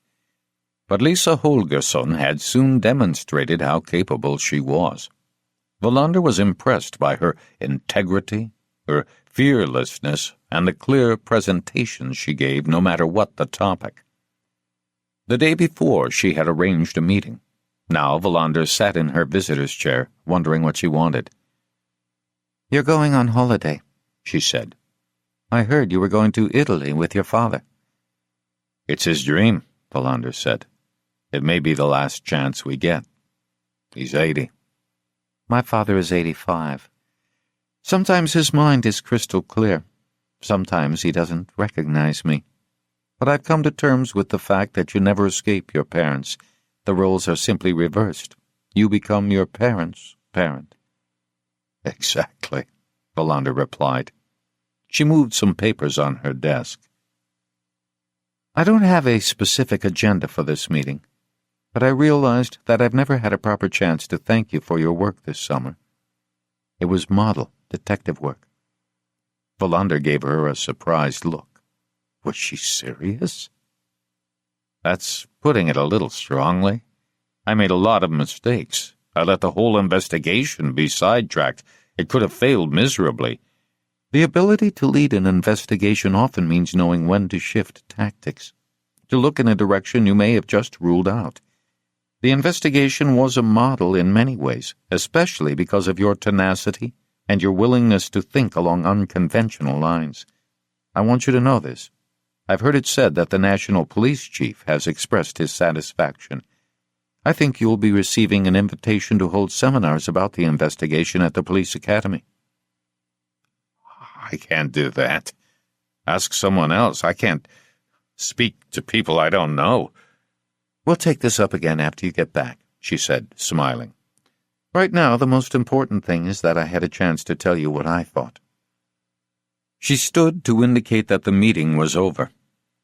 Wallander walked down the hall thinking that she had meant what she said. He tried to dismiss it, but the appreciation made him feel good. It would be easy to work with her in the future. He got some coffee from the canteen and exchanged a few words with Martinsson about one of his daughters who had tonsillitis. When he got to his office, he made an appointment for a haircut. He had made a list the day before, which was on his desk. He had planned to leave the station as early as midday so that he could deal with all his errands, but it was 4:15 p.m. by the time he left to go to the travel agency. He also stopped at the state off-license and bought a bottle of whiskey. When he got home, he called Linda. He promised to send her a postcard from Rome. She was in a hurry, and he didn't ask why. The conversation was over much sooner than he would have liked. At 6 p.m. he called Luder up and asked Gertrude if everything was in order. She told him that his father had such travel fever that he could hardly sit still. Wallander walked into the center of town and ate dinner at one of the pizzerias. When he got back to Maria Gotten, he poured himself a glass of whiskey and spread out a map of Rome. He had never been there, and didn't know a word of Italian. But there are two of us, he thought. My father has never been there either, except in his dreams, and he doesn't speak Italian either. We're heading into this dream together, and we'll have to guide each other. On impulse, he called the tower at Sturup and asked one of the air traffic controllers, who he knew from an old case, what the weather was like in Rome. It's warm. Right now it's 21 degrees centigrade, even though it's evening. Light winds from the southeast. Light fog, too. The forecast for the next 24 hours is for more of the same. Wallander thanked him. Are you going away? I'm going on holiday with my father. Oh, that sounds like a good idea. Are you flying Alitalia? Yes, the 1045. I'll be thinking of you. Have a nice trip. Wallander went over his packing one more time, checking his money and travel documents. He tried to call Biba, then remembered that she was visiting relatives. He sat down with a glass of whiskey and listened to La Traviata. He thought about the trip he had taken with Biba in the summer. Tired and disheveled, he had waited for her in Copenhagen. He stood there at Kastrup Airport like an unshaven ghost. He knew she was disappointed, though she said nothing. Not until they had reached Skagen and he had caught up on his sleep did he tell her everything that had happened. After that, their holiday had started, in earnest. On one of the last days, he asked her if she would marry him. She had said no. Not yet, at any rate. Not now. The past was still too close. Her husband, Police Captain Carlis, whom Wallander had worked with, was still alive in her memory. His violent death followed her like a shadow. Above all, she doubted she could ever consider marrying another policeman. He understood. But he wanted some kind of assurance. How long would she need to think about it? She was fond of him, he knew, but was that enough? What about him? Did he really want to live with someone else? Through Biba he had escaped the loneliness that haunted him after his divorce from Mona. It was a big step, a great relief. Maybe he should settle for that, at least for the time being. It was late when he went to sleep, questions swirling in his head. Gertrude picked him up the next morning. It was still raining. His father was in the front, dressed in his best suit. Gertrude had given him a haircut. "We're off to Rome," his father said happily. "To think, we're actually going." Gertrude dropped them in Malmö at the terminal. On the ferry, his father insisted on tottering around the rain-swept deck. He pointed to the Swedish mainland, to a spot south of Malmö. "That's where you grew up, do you remember?" "How could I forget?" "You had a very happy childhood." "I know." "You had everything." Everything. Wallander thought about Stefan Friedman, about Louise, about the brother who had tried to put out his own eyes, about all they lacked or had been deprived of. But he pushed the thoughts away. They would still be there, lurking in the back of his mind. They would return. For now he was on holiday, with his father. That was the most important thing. Everything else would have to wait. The plane took off as scheduled. His father had a window seat and Wallander sat on the aisle. It was the first time his father had been in a plane. Wallander watched him press his face to the window as the plane gathered speed and slowly lifted off. Wallander could see him smiling, the smile of an old man who had been granted, one last time in his life, the chance to feel the joy of a child.